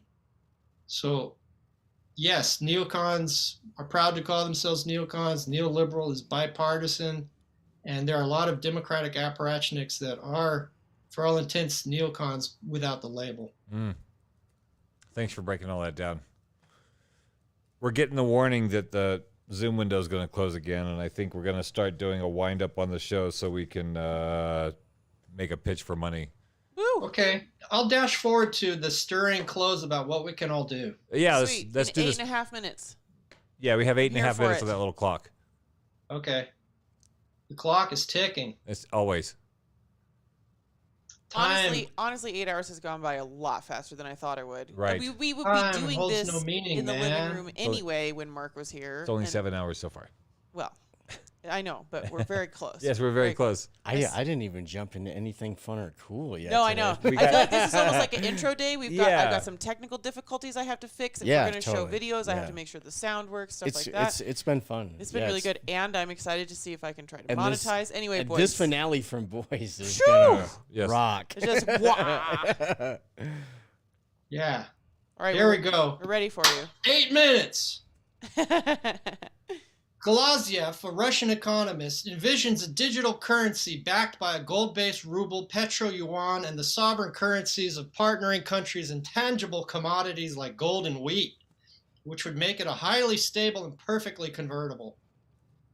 Lavrov called the June 2021 summit meeting between Putin and Biden in Geneva frank and generally constructive, but Biden's subsequent rhetoric trumpeting America's return to European affairs also meant to a traditional return to NATO's sense of purpose, which from American eyes is to keep Europe in, Germany down, and Russia out. Recent U.S. and European rhetoric regarding Russia and China sounds like something out of Secretary of State Blinken's business partner Michelle Flournoy in the Clinton administration when she wrote in the 1997 Quadrennial Defense Review, "In the period beyond 2015, there is a possibility that a regional great power or global peer competitor may emerge. Russia and China are seen by some as having the potential to be such competitors." The neocons are trapped within a 25-year-old worldview. They think Russia can still be made prostrate again and stripped of its remaining assets. It can't. They haven't fully absorbed recent data on China either. Its labor costs are slightly higher than those of Ukraine. It is vying with U.S. for technological supremacy and making every country's physical technology. Innovators can create prototypes in Shenzhen in 1/3 of the time of any Western city. It has an advanced consumer sector, the hallmark of a mature economy. And the Japan-based American 7th Fleet can't stop crashing. Amidst all of this, the only concept the Western oligarchs have for a complete rebranding of the core states of global capitalism is World Economic founder and director Klaus Schwab's Great Reset. You will eat the bugs. You will have nothing and enjoy it. At this moment of seemingly universal triumph, oh wait, I got my shout out to Postorthodoxy too. We can use our imagination, intuition, and critical faculties to reproduce culture as we consume it, to create new ideologies, to register our exception to the rulers by creating a new culture, and have, as Post-Orthodoxy enjoins us to do, a better time with more people, more often. Aww. Yay. And in this moment of seemingly universal triumph, late neoliberal international finance capital is actually in the process of slow, cascading economic, political, social, and ecological collapse into an information war-backed soft totalitarianism in all of its core states. It is precisely this dramatically escalating accumulation of fundamental contradictions within the global capitalist system that information warriors and technocrats of the prevailing order try to deflect public attention away from with their vilification of so-called conspiracy theories, Russian disinfo agents, and serial terms of service violators. This relentless disparagement continues even though these truth tellers often provide the simplest and most direct explanations. As Marx tells us, men make their own history, but they do not make it as they please. They do not make it under self-elected circumstances, but under circumstances existing already, transmitted from the past. The power elite are imposing limitations on free will, free thought, and free speech to mask the fact that as human civilization has evolved from feudalism to democracy, and we have traded kings and czars for presidents and prime ministers, the bankster power behind the scenes has remained the same.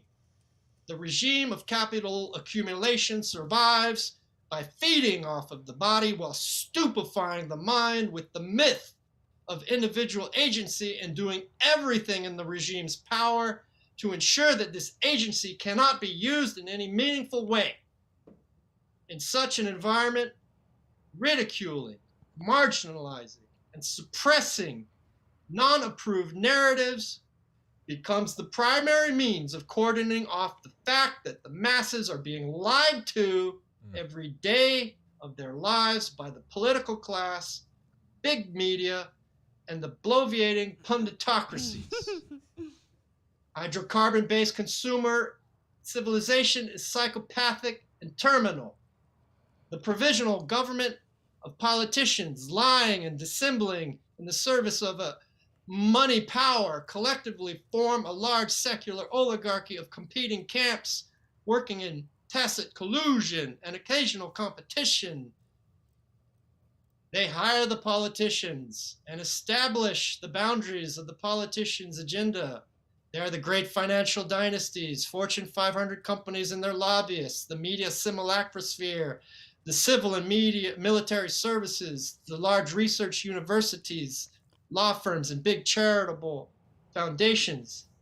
They make effective use of multilateral supranational bodies like the IMF, the Bilderbergs, NATO, the EU, the World Economic Forum to calibrate their rhetoric, achieve consensus, and even set policy superseding that of sovereign governments. This is not done in smoky star chambers, but in the miasmic groupthink of those with similar backgrounds, class interests, and institutional positions. Okay.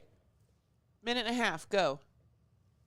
Against these demons are arrayed us, poets, philosophers, griots, shamans, clowns, artists, penniless intellectuals, incorrigible vagabonds, anarchists, thought criminals, ethical hackers, roustabouts, lazy bums, good-for-nothings, ne'er-do-wells, also rands, raconteurs, psychonauts, preppers, tree huggers, and guardian wolves.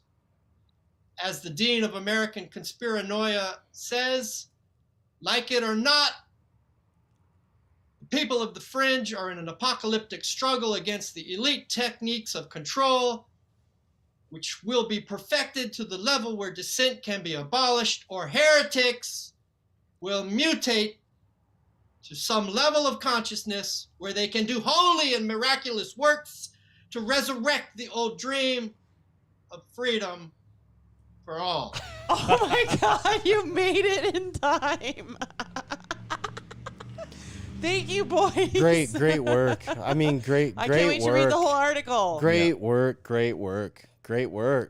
Wow. Oh, that was beautiful. Where's my mouse? Yeah, there it is. I'll be right back. Wow. Yeah. 3 40-minute sessions with stone fruit. Yeah. Yeah. Yeah. And I'm sure we only covered a few paragraphs because Yeah, you said it there was was so much 9,000 to words. talk. 9,000 words. God. Right. Yeah. It took me and him I barfed out 800 words one time in like a half hour on the freedom of Yeah. speech thing. I was like, but you know, it was like, yeah, it was just flowing, you know? Well, and it's one thing that's so great about the show, and it's why people should continue to be encouraged to support post-orthodoxy. I mean, you can see how fast time goes. Yeah. To really get to through really be able something. to get into a topic, we need to be able to spend a lot of time here. Yeah, and then the work that goes into even creating the arguments and having something to say in the first place, and creating the questions and having and structure. asking yeah. Yeah. I mean that's a lot of unseen hours as well. So well, you showed up off the airplane with like how many yellow lined notepad pages, and then asked for a notepad this morning. yeah. That's it. That's dedication. Well, I mean, you know, see if camera 3 still has battery. It does. I want to make a difference in people's lives, right? Yeah. And I feel like in my very limited capacity, the way that I can do that is just to tell the truth and unspin things that are purposely made evasive and ambiguous and confusing, right? Demystification. So, demystification. Like, why is the term conspiracy theory weaponized? Like, it's no longer a conspiracy we know why, but when like, well, I mean, like, yeah.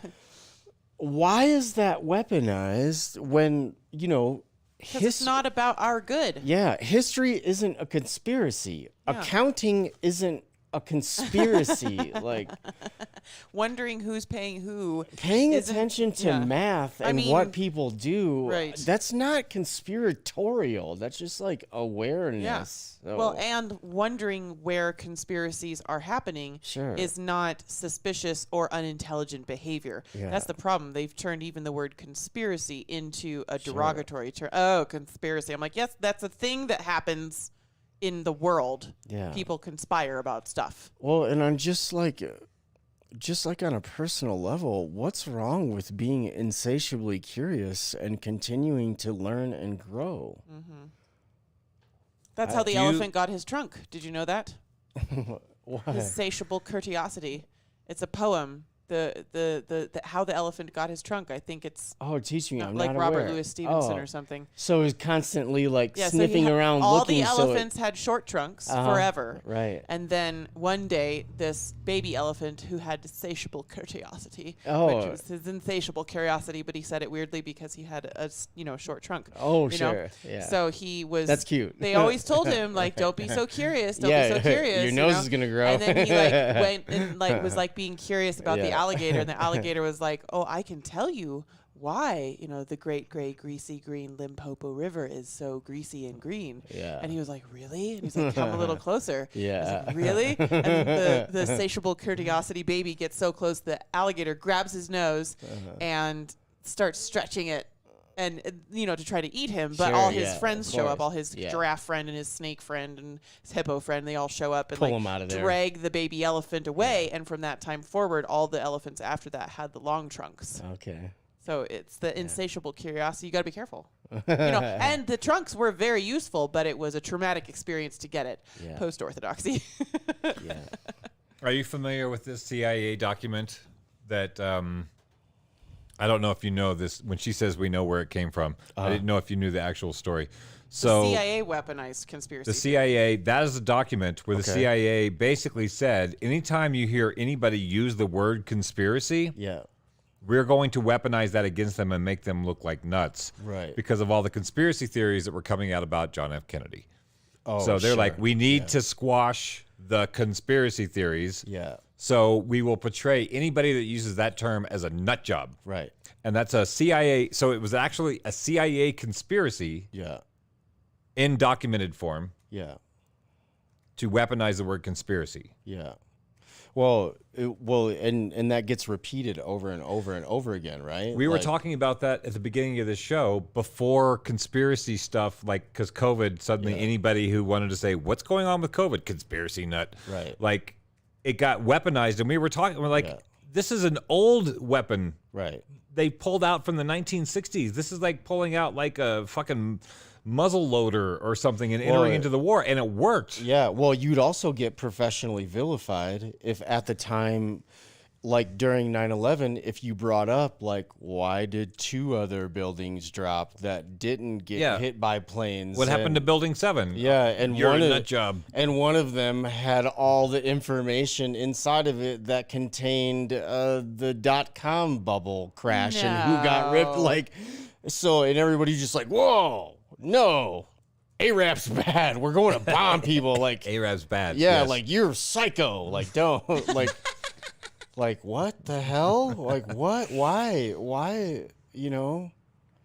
So, I mean, it's just over and over again, right? Like, you know, the attack on free thinking, it's frightening. It really is. It's weird because you don't know how weird it's going to get. Like, they keep making things weirder at every opportunity. Surely we won't go that far. Surely it won't go that far. Right, Surely. and it just keeps going. It's like, you know, if we dropped ourselves from, you know, like just pre-COVID, yeah. January 2020, when we were about to go into the roaring 20s again. Right. Yeah. Well, and it literally has been. I was like finally feeling better. I'd sort of recovered from the last time a bunch of my friends had shit on me and kicked me out of a building, and I got to sing at the Finland for the New Year's Eve to 2020. Right. Yeah, I got all dressed up. I had my beautiful silver hair. Like, we were making new friends, and like everything was going to be better. Yeah. And then I guess that's why they had Like COVID. the idea of 2020 was like, I think for a lot of people it had that extra layered, like, clear vision, you know, 2020 vision. And things are becoming far more clear for some of us. Yeah. I don't know if it's like how widespread it is, but definitely I'm seeing things like, I've been studying like conspiracy theory since like the early 1990s. And so like I have all the muscle memory of how, like, that sounds like a weird thing. I should follow where, what the fuck is that? You know, like being able to start, that sounds like a part of a thing. Yeah. And then to watch it be so, you know, I feel I'm kind of a snob. I'm like, conspiracies used to be really hard. You used to have to go dig in and find this stuff and like find Chianti. Yeah, go get that book from that guy that lives in the trailer that smells weird, and then like, you know, there was no publisher on the book. It was the only book that anybody knew. You know, it was like all kinds of weird shit that you had to go through. The private room in the creepy bookstore that only the cool people could go. Right, you would have you had to really source like you know, scratchy VHS tapes and shit. You know, like the VHS tape that's been passed around so many times. You're sure it's been fucked with. It's a part of the conspiracy now. Like, you know, like that was, you had to work hard to sort of like keep your head and try to follow how power is used in the world. Sure. And now it's like, and you know, I learned in the early 90s that once some good salient conspiracy information that goes out, some fuckery is afoot, and you're like, hey, some fuckery is afoot. Then somebody goes, then that fuckery gets repeated 12 times with different forms of shit in it. Yeah. So that you hide the actual good information in like 4 forms, 10 forms of bad information, right? Obfuscation. Yeah, right. Absolutely. So now you can just do it in real time, instantly. Yeah. Like you know, like all the information's out there. Right. Like all the secret Masonic initiation rituals, you can just fucking Google them. Right. Like all the information's out there. Yeah. So it's not a matter of like, can you find the truth? It's a matter of like Bohemian Grove. Yeah, like when I looked up this conspiracy thing in 2020, when we were like looking at what's the origin of conspiracies, I don't know. Like holy shit, there's a conspiracy around it. Yeah. Like there were several sources, mainstream publications, articles talking about this thing. Yeah. Now I have to just go to the images because when I Google it in, like all those articles that were coming up are not there anymore. Yeah. They just want to talk about Kennedy and conspiracy theories. They don't want to talk about the weaponization of the term conspiracy theory. Right. But if you go to images, it shows the CIA document. So I have to write that number down when we get off the air because that shit's disappearing too. It's been alarming to watch how the information portals have the apertures of just like closed up. Well, I mean, today's been so magnificent, like in a roundabout way. You know, we touched on Sheldon Wallen, John Ralston Saul. I mean, we touched on so much thought and kind of wove it all. yeah. So, but I think it's so important for people to hear where the ruling ideologies are sourced from, because it's been going on for a really long time. I think we were talking earlier, like this isn't a new thing. Like we've done this before, for a long time. Been screwed over by the government. Well, just the general, which part? just Like, sorry. hardship in life, just in general, Oh, and yeah. where it comes from. Yeah. So, a lot of the things that cause a lot of people pain are very similar to things that have always caused people pain. So, formula is there to address all of this stuff in a meaningful way, because the thought regimes that have been codified by banking and law that are causing our current malaise that we all love to do, that we all see, you can touch it and grab it and feel it and smell it. So it's what's freaking you out at the time. But it's happened before, and it came from somewhere, and there are ways to go about it. It's good for people to know where it comes from. I think so. Like, Boyce says, or sorry, Stonefruit says, Yeah. my English master's is on the social construction and function of conspiracy theory.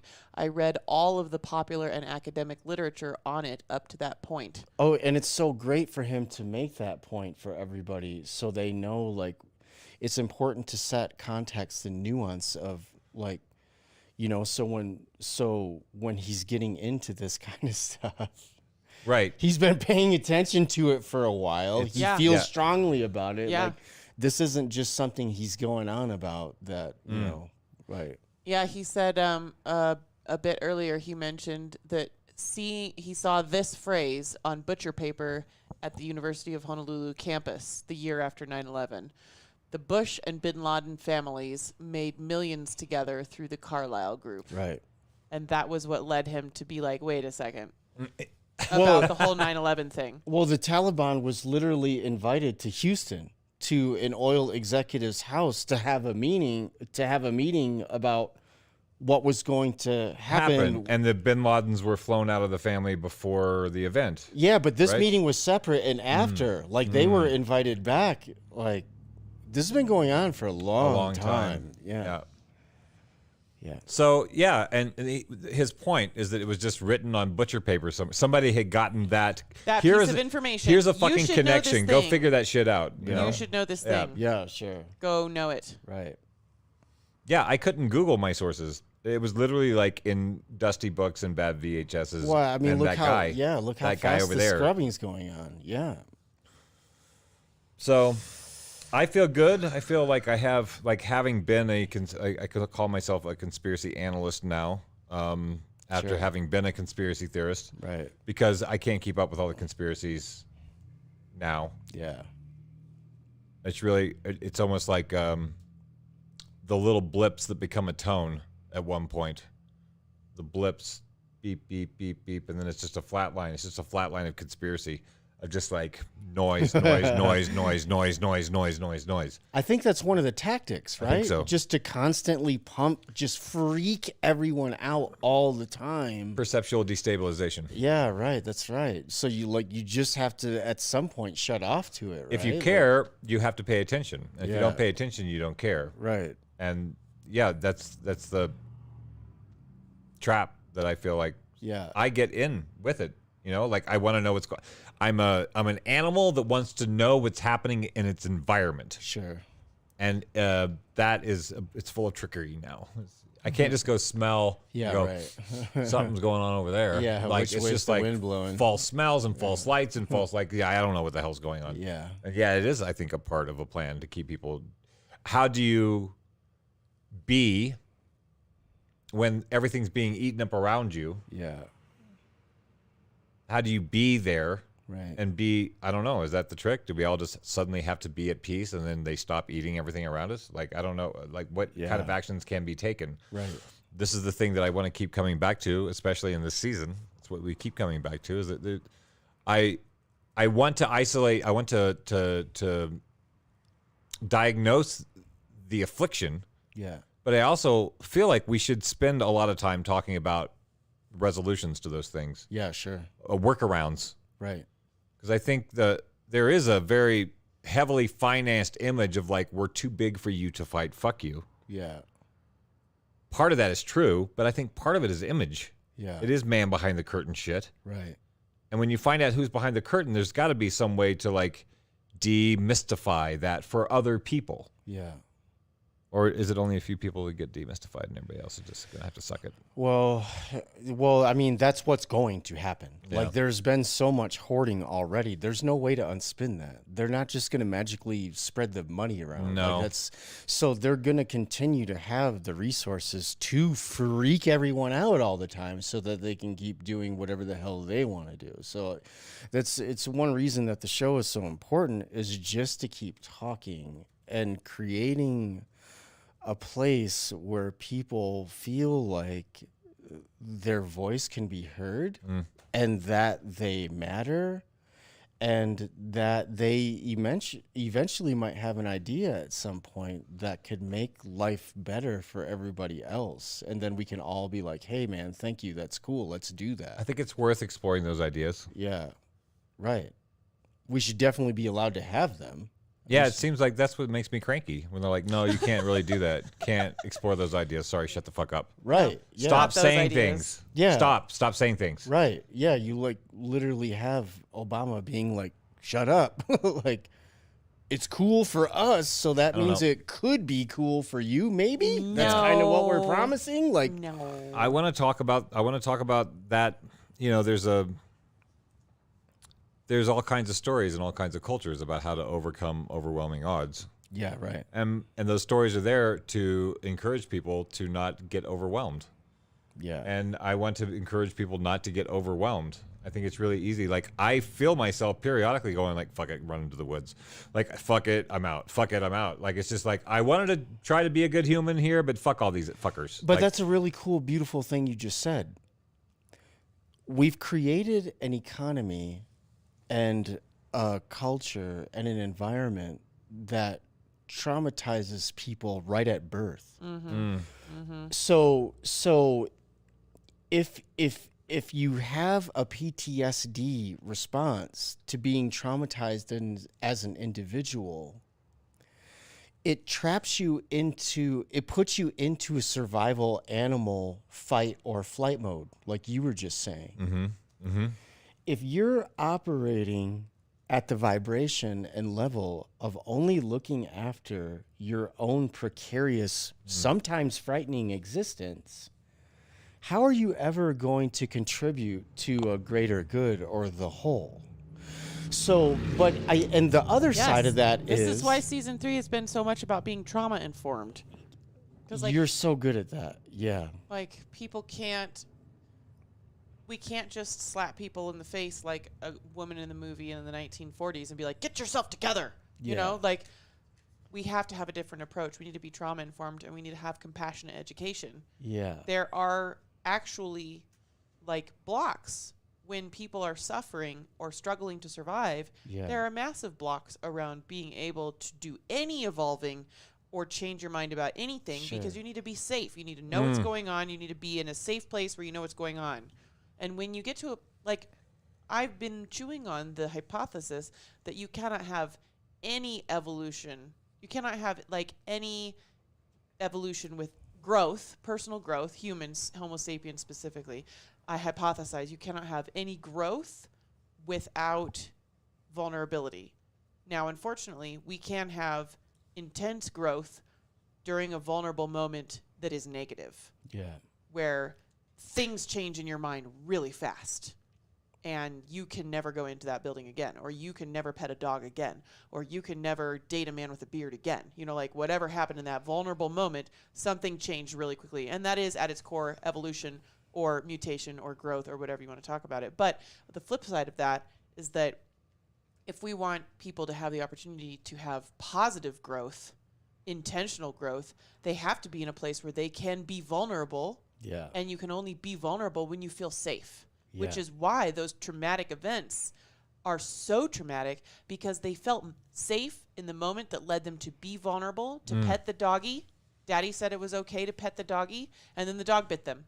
Sure. Extreme vulnerable imprint at a moment when you were sure you were safe. Yeah. And it happens that way in rapey situations, and it happens that way with childhood trauma and all kinds of moments early in life where we have these belief systems imprinted on us. But like I said, the positive flip side is we need to cultivate spaces where people can be vulnerable. Not safe spaces, that's not where I'm going with my energy. Sure. But spaces where people can be vulnerable. And that oftentimes I may be like, I really just want to talk to everybody about this abortion issue and change minds. But what I have to do first is talk with people on both sides into a place where they feel safe to consider other possibilities besides their position. Yeah. And that means addressing what's making them feel unsafe before Sure. I ever get to talk about the part of the issue I think is the most important thing. Totally. That's why it feels like if there is programs running that we're in, Yeah. social engineering, Right. that's not Yeah. not a thing. We do social engineering. Right. We have these things that keep are people. being socially we're being engineered. socially engineered It's all the happening. time. Consent is being manufactured It's all not the a time. conspiracy theory. Like Right. no, exactly. Yeah. I mean, Snowden already told you. you can take like- courses in Yeah, college on right. how to do Yeah. it. Yeah. You Yeah, can do that too. neuro-linguistic programming, or you can, Yeah. like the Army now is like advertising on this. Where's the website? Caitlin Johnstone was like posting this weird video that she found that's like a new recruiting arm of the Army, which is psychological warfare. Yeah. And you can go get trained Right. to be a do psychological psyops. warrior, to do Yeah. psyops. Right. Like the Army is openly advertising that. It's like people are, oh, that's psyops, some conspiracy. Like they're advertising online for new soldiers Yeah. in the fucking war. Right. Like, so I feel like that engineering is a given. It's happening. We're being manipulated into feeling things. This is like the thing of the day is like you have to have feelings about people who wear masks or feelings about people who don't. And both of those are engineered. Yeah. Both of those are somewhat astroturfed in order to, for political, like the mask thing got used politically. Right. It wasn't like inherently Yeah. political, whether or not you wear a mask if you don't want to get a virus. Sure. That wasn't a political thing that became political. Yeah. So I feel like we get massaged into these imprint states again. Yeah. And I feel like that's kind of what we want to do with the show is like, I think the natural immunity to bullshit, Right. that metaphor goes really deep Yeah. because there is like these mental viruses that are being spread around where somebody suddenly has to have feelings about Roe versus Wade. I can't I can't not think about it or I'm a bad person. Like these things where people just keep getting swept into like must feel about this, must feel about that. It's like, when do we have time to explore what we would like to be and feel? Yeah. Well, and it's Ainsley's presence and wisdom and growth has made such tremendous differences for me personally. It's like you could see her and feel her getting slightly uncomfortable when Boyce was being critical of Nina Jankowicz. So Ainsley is so she is such a protector, right? And especially of vulnerable people. So it made her well, I won't speak for her. It Right. felt like she was getting uncomfortable at a critical viewpoint of a woman in power, which we all would agree is important. Yes, women in power. Yes, please. Diversification of power sources and people in power, that's really important. So, Can I interject? please, yeah. So that's so interesting. I'm really such a bad feminist because I really wasn't giving a shit about, yay, women in power, we should support her. Oh, got it. That's so interesting, though. Like, that was because I can I would probably assume that if a woman piped up to defend a woman in power. I would also assume that because I'm I've learned enough feminist things to know that that's generally what's on women's minds. Okay. You know? But for me in that moment, what was actually bothering me was obviously she's dumb. And it just looks stupid and the whole thing is dumb. You know, and right. the absolutistness of it and the binariness of it. Sure. And it was partially what Stonefruit was saying and partially what Dark was saying, actually, was just this like, and it was just like creepy and weird. And then I had to be like, now. She actually was a very beautiful, nicely dressed woman with a very beautiful completely camera. True. Yeah. You know, but like, and then well, I and the dialed little it back ditty and it's like, was well performed and was well written. Yes, yeah, like right. as a matter of production value, I was like, wow. Yeah, but that then was when spot you on. think about it, that's a weird thing for someone that's the head of a federal agency to be doing. And you would be very concerned and weirded out if a man was doing it. Yeah, right. You know? But I will say you have hit my personal ethics spot on most of the time. If I feel like, you know, the dragon needs to come out, it's because I feel as though somebody's side of the story isn't being heard. Yeah. Unfair portrayal. Obviously, they're just dumb. I'm like, can I talk to you a little bit about how they might have grown up? Yeah. Oh, you know, I just go into this insane like empathy tunnel where I just completely spin this whole story about like, this is a fucking human. Yeah. They blew bubbles in the backyard when they were 4. Right. And calling them stupid for their beliefs right now is doing nothing. Yeah. It's doing nothing. Well, that's not what we're here for. Yeah, and the other scary thing about Jankowicz, too, I know, yeah, you got it, you're right. But the other scary thing about the Jankowicz thing is like this new woke situation where words are violence and you can immediately be labeled sexist or racist at any second of the day for the inorganic consequences. Yeah.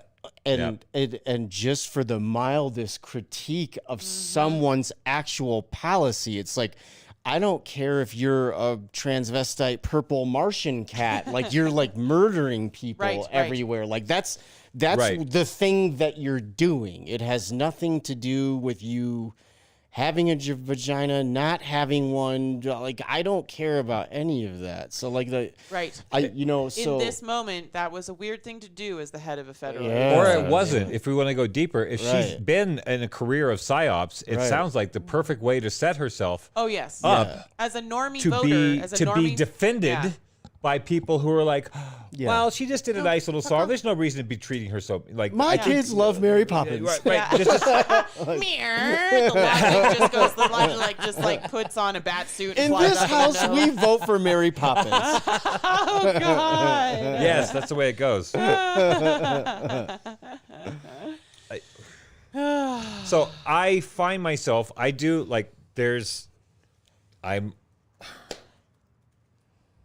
Billie Jean, I think we're almost sometime- done. 20 sometime- minutes and you can have dinner. sometime during this marathon, we're going to talk about comedy. We're going to talk about satire. Yes. We're going to talk about sarcasm. It's deep on my We're going list. to talk about Get out of punching here. up and Go lay punching down. down. Go lay down. When is it okay to make fun of somebody? Yeah. And when is it not All the okay to time. make? Yeah. Well, that's the thing. Is Well- like this is what we want to talk about Yeah, because sure. like I've learned things from Ainsley. I also spent time in comedy and dealt with the mechanics of like what makes a good comic who lasts over time. Sure. It's never a mean one. Right. Yeah, sure. W.C. Fields immediately faded out because he was just a mean person, right? Yeah. And then like Will Rogers continued on because Yeah. he was always very folksy. He was not an unkind person. The Andrew Dice Clay thing burnt out. Andrew pretty Dice quick. Clay Yeah, was funny for a minute and then it's gone. It's like we get it, dude. and then George Carlin, like he has some edge. Yeah. But he like George Carlin would probably get canceled now. Oh, for sure. Heavily canceled. Absolutely. Because of some flippant, like just again, it's the safe space Race thing. stuff, Jesus stuff. Dumb like, people punching down on dumb people, Yo, that making too. fun of Yeah. the proletariat. Sure. Like he pulled no punches, and part of that I think was artistically done. Like his punching down was really a way to say like, "Are you that dumb?" Stonefruit says Like- punching left. Yeah, right. Where's the left again? I'm sorry, I haven't found it. Circumnavigating. Yeah. But so Nowhere to I be want to talk found. about I want to talk about comedy and I Yeah. want to talk the importance of humor.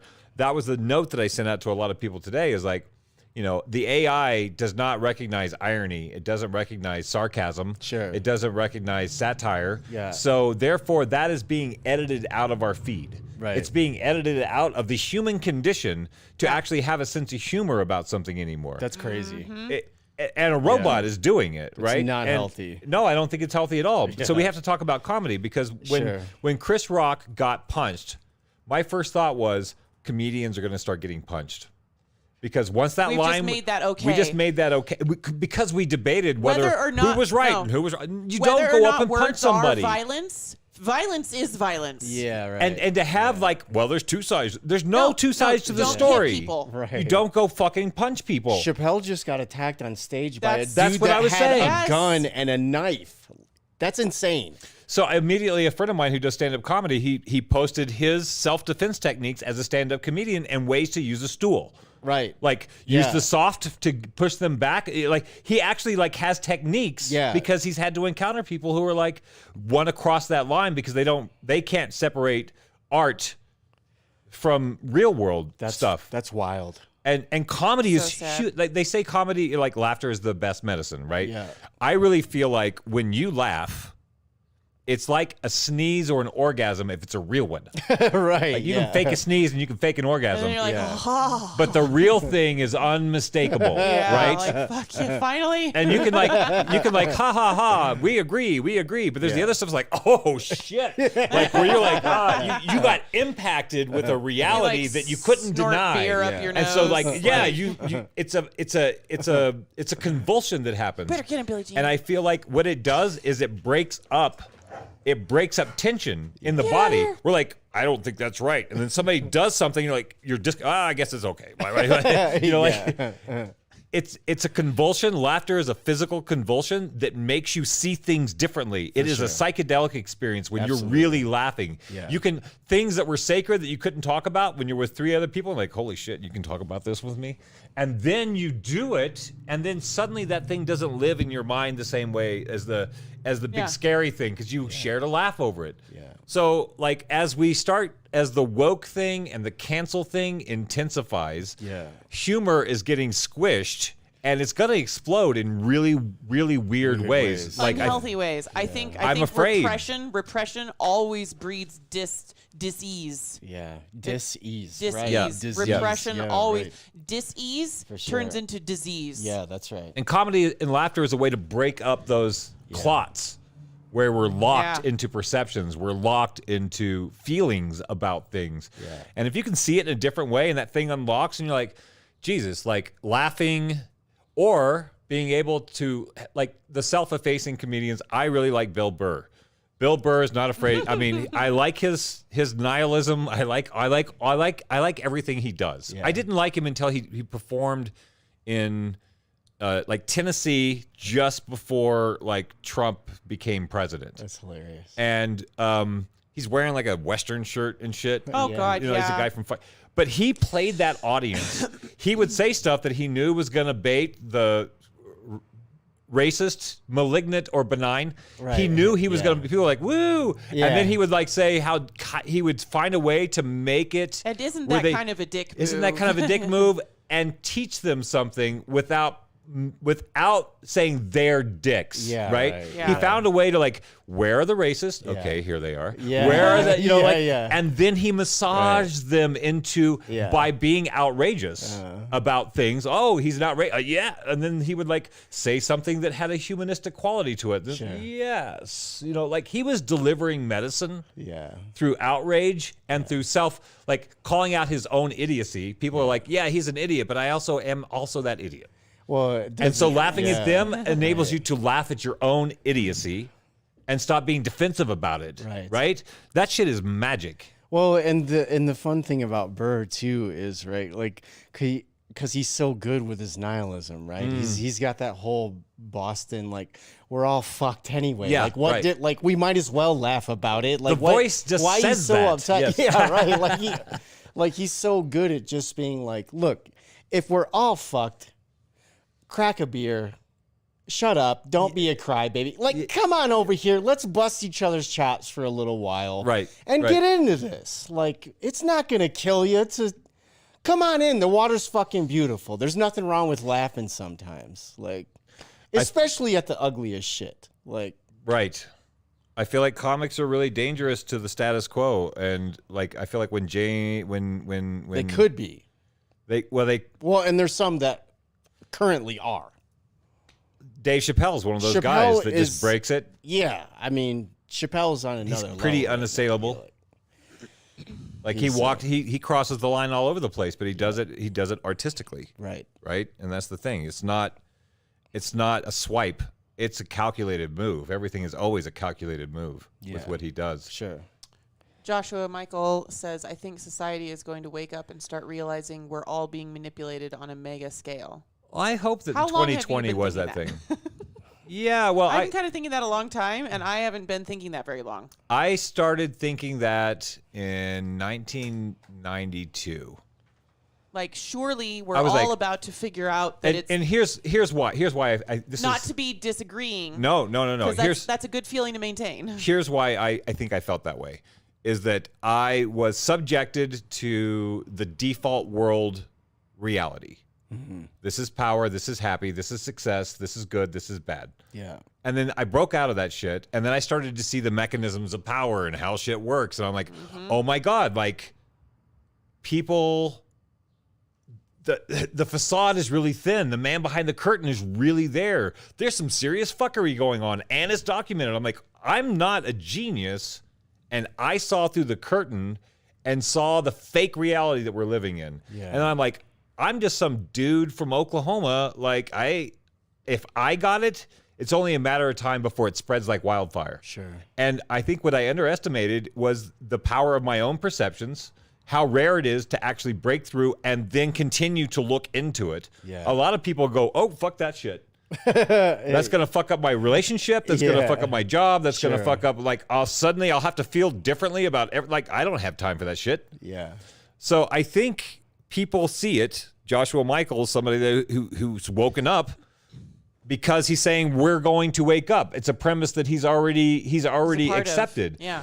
But I feel like when I hear people say that, part of me is like, oh, because I'm like, I was so ready for it to happen in like It's been going on Well, for now- 40 6 years. months in Yeah. 1991. I was Maybe like, we can we're say- almost there. Maybe And we then- can say about to happen, like, as in the grand scheme of, like, our government's probably been lying to us hardcore since World War II. You know, Well, so it's like maybe it's about to people in the U.S. in the grand scheme of a very tiny little 400-year-old country that's really only had, like, an extremely shitty government for, like, 120 years. Right. You know, like, about to in that, you know, like, it could Right. happen in, like, a decade or two, but that would be Well, about. And I would like to take a moment to acknowledge Joshua and people like him and say, you know, it is happening. We don't need to talk about if it's going to happen. It might not be on a mass scale, but it's like the bag of popcorn in the microwave, right? It's like one at a time. Bing, bing, bing, And then bing, suddenly bing. And like, yeah. and then- That's the hope. and then all of a sudden it just goes, right? I mean, you get comedians talking about it. You get artists making art about it. You get Right. filmmakers making movies about it. Shows like Post-Orthodoxy become sustainable models, and you can have these talks and Yes. like Us and several other communities that are having these kinds of communities conversations. everywhere. Mm. And then you really, you know, all these pretty ideas have these beautiful orgies together, and then who knows what Critical mass, yes, the comes 100th of monkey. it. That was something that, like, when I was in Los Angeles, I was there from 89 to 98 or something like that. And the New Age movement was a big deal in LA. Sure. Which was this weird sort of like commercialized version of the real New Age movement, which was the 1920s. Yeah, right. You know, where Crowley and shit were doing black magic in mansions everywhere. Yeah, right. Like, this was like, oh, I'm going to buy some incense and an Inya CD. Like, I'm now New Age. Like, you know, it was a very different I'm gonna kind go get of, a like- wine enema. Yeah, like But I came up in the, Yoga in the park, what? I came into the Inya, right. like, incense New Age. And found the And Crowley instantly went magic down to books. the Theosophans and, you know, right. the Oh, Theosophical Elena Society, Blavatsky. Blavatsky, Yeah, all that shit. Yeah. Like the Rosen Cross. Like, I was going to, right. like I was telling Ainsley in LA, the bookstores, like started filling up. It was like that generation that was a part of the New Age in the 20s in LA. They started dying, and their books started showing up at the Iliad bookstore in the San Fernando Valley. Awesome. And so they'd be like, put it in the bin, and I would go to the bin and was like, oh my God, these are like, I found a box of magazines from the Rosicrucian Society. Sure. Their monthly magazine where they would open up and like, here's how you help the dead return, phase. So, okay, I'm a Rosicrucian. I'll sit here and I'll read this magazine, and then I'll take somebody who's been lost in the war and is wandering around my house on to the next level. Like, that's what those people in those they would read that and then save souls. Yeah. Wow. Yeah. And then suddenly I'm like, well, who the fuck are the Rosicrucians? And like, all the way, every conspiracy ever, like all the fun stuff. So why were we talking about all this stuff? Oh, because like that New Age, like suddenly those books came, and then that's where I took a left from the Inya like New Age shit into this, like the work, what they called the Great Work. Sure.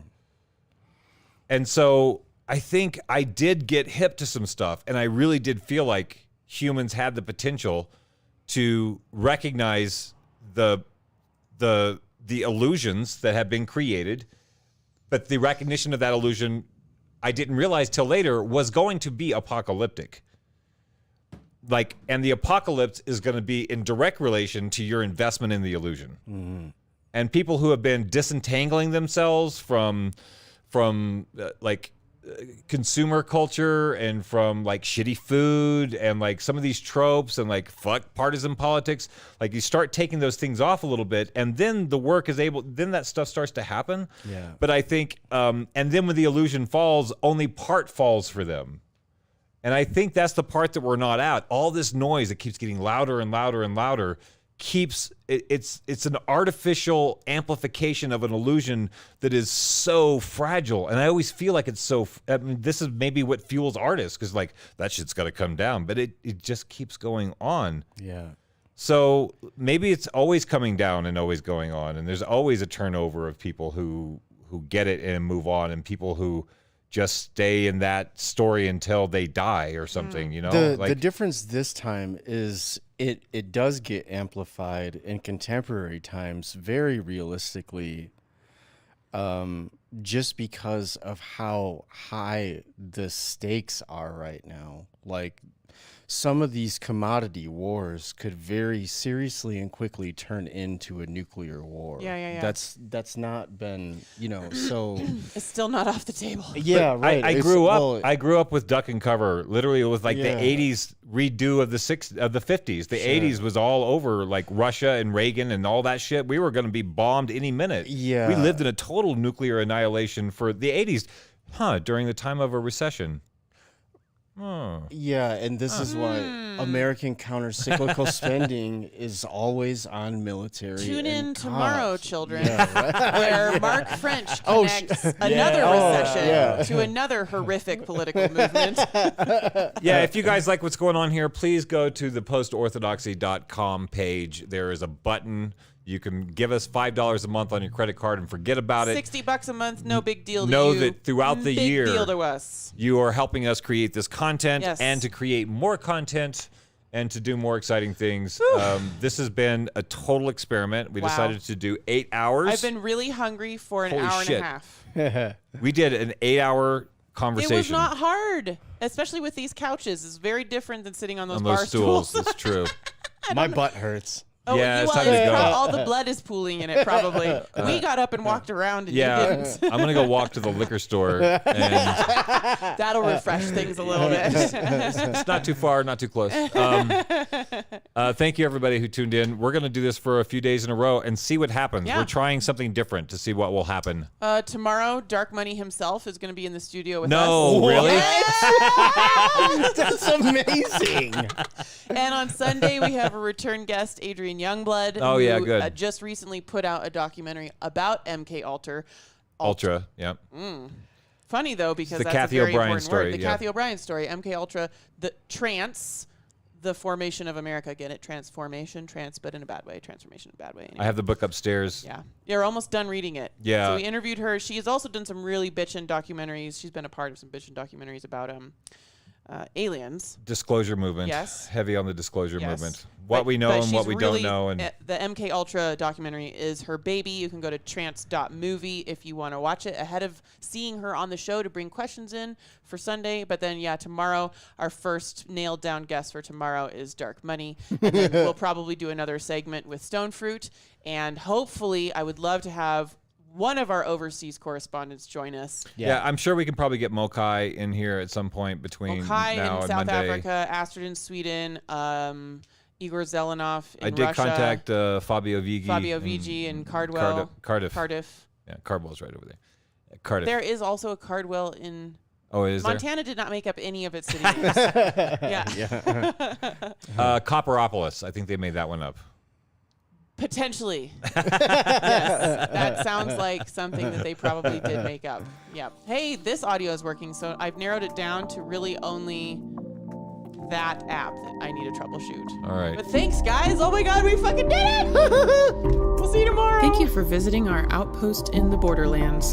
Post-Orthodoxy is a project of Sevier Studios. We host ongoing, interactive conversations centered around cognitive liberty, and you can join in by catching one of our live streams on Facebook, YouTube, or Twitch. You can also catch each conversation after the fact as a podcast by searching for Post-Orthodoxy wherever podcasts are found. If you take value from the work we are doing and the community we're building together, you can support the Outpost in the Borderlands for as little as $5 a month on our website, Better Time. That's betterti.me. Visit the Sevier Studios page and subscribe. You can also support The Outpost by following and connecting with us on Facebook, YouTube, Twitch, Twitter, Instagram, and or Substack. Our Post-Orthodoxy theme music was composed by Frank Pascal, and a special thanks goes to our voice actors, Amelia, Colin, Sbo, Rosie, Gabo, Vicky, Mokai, and Tony. Thanks for playing.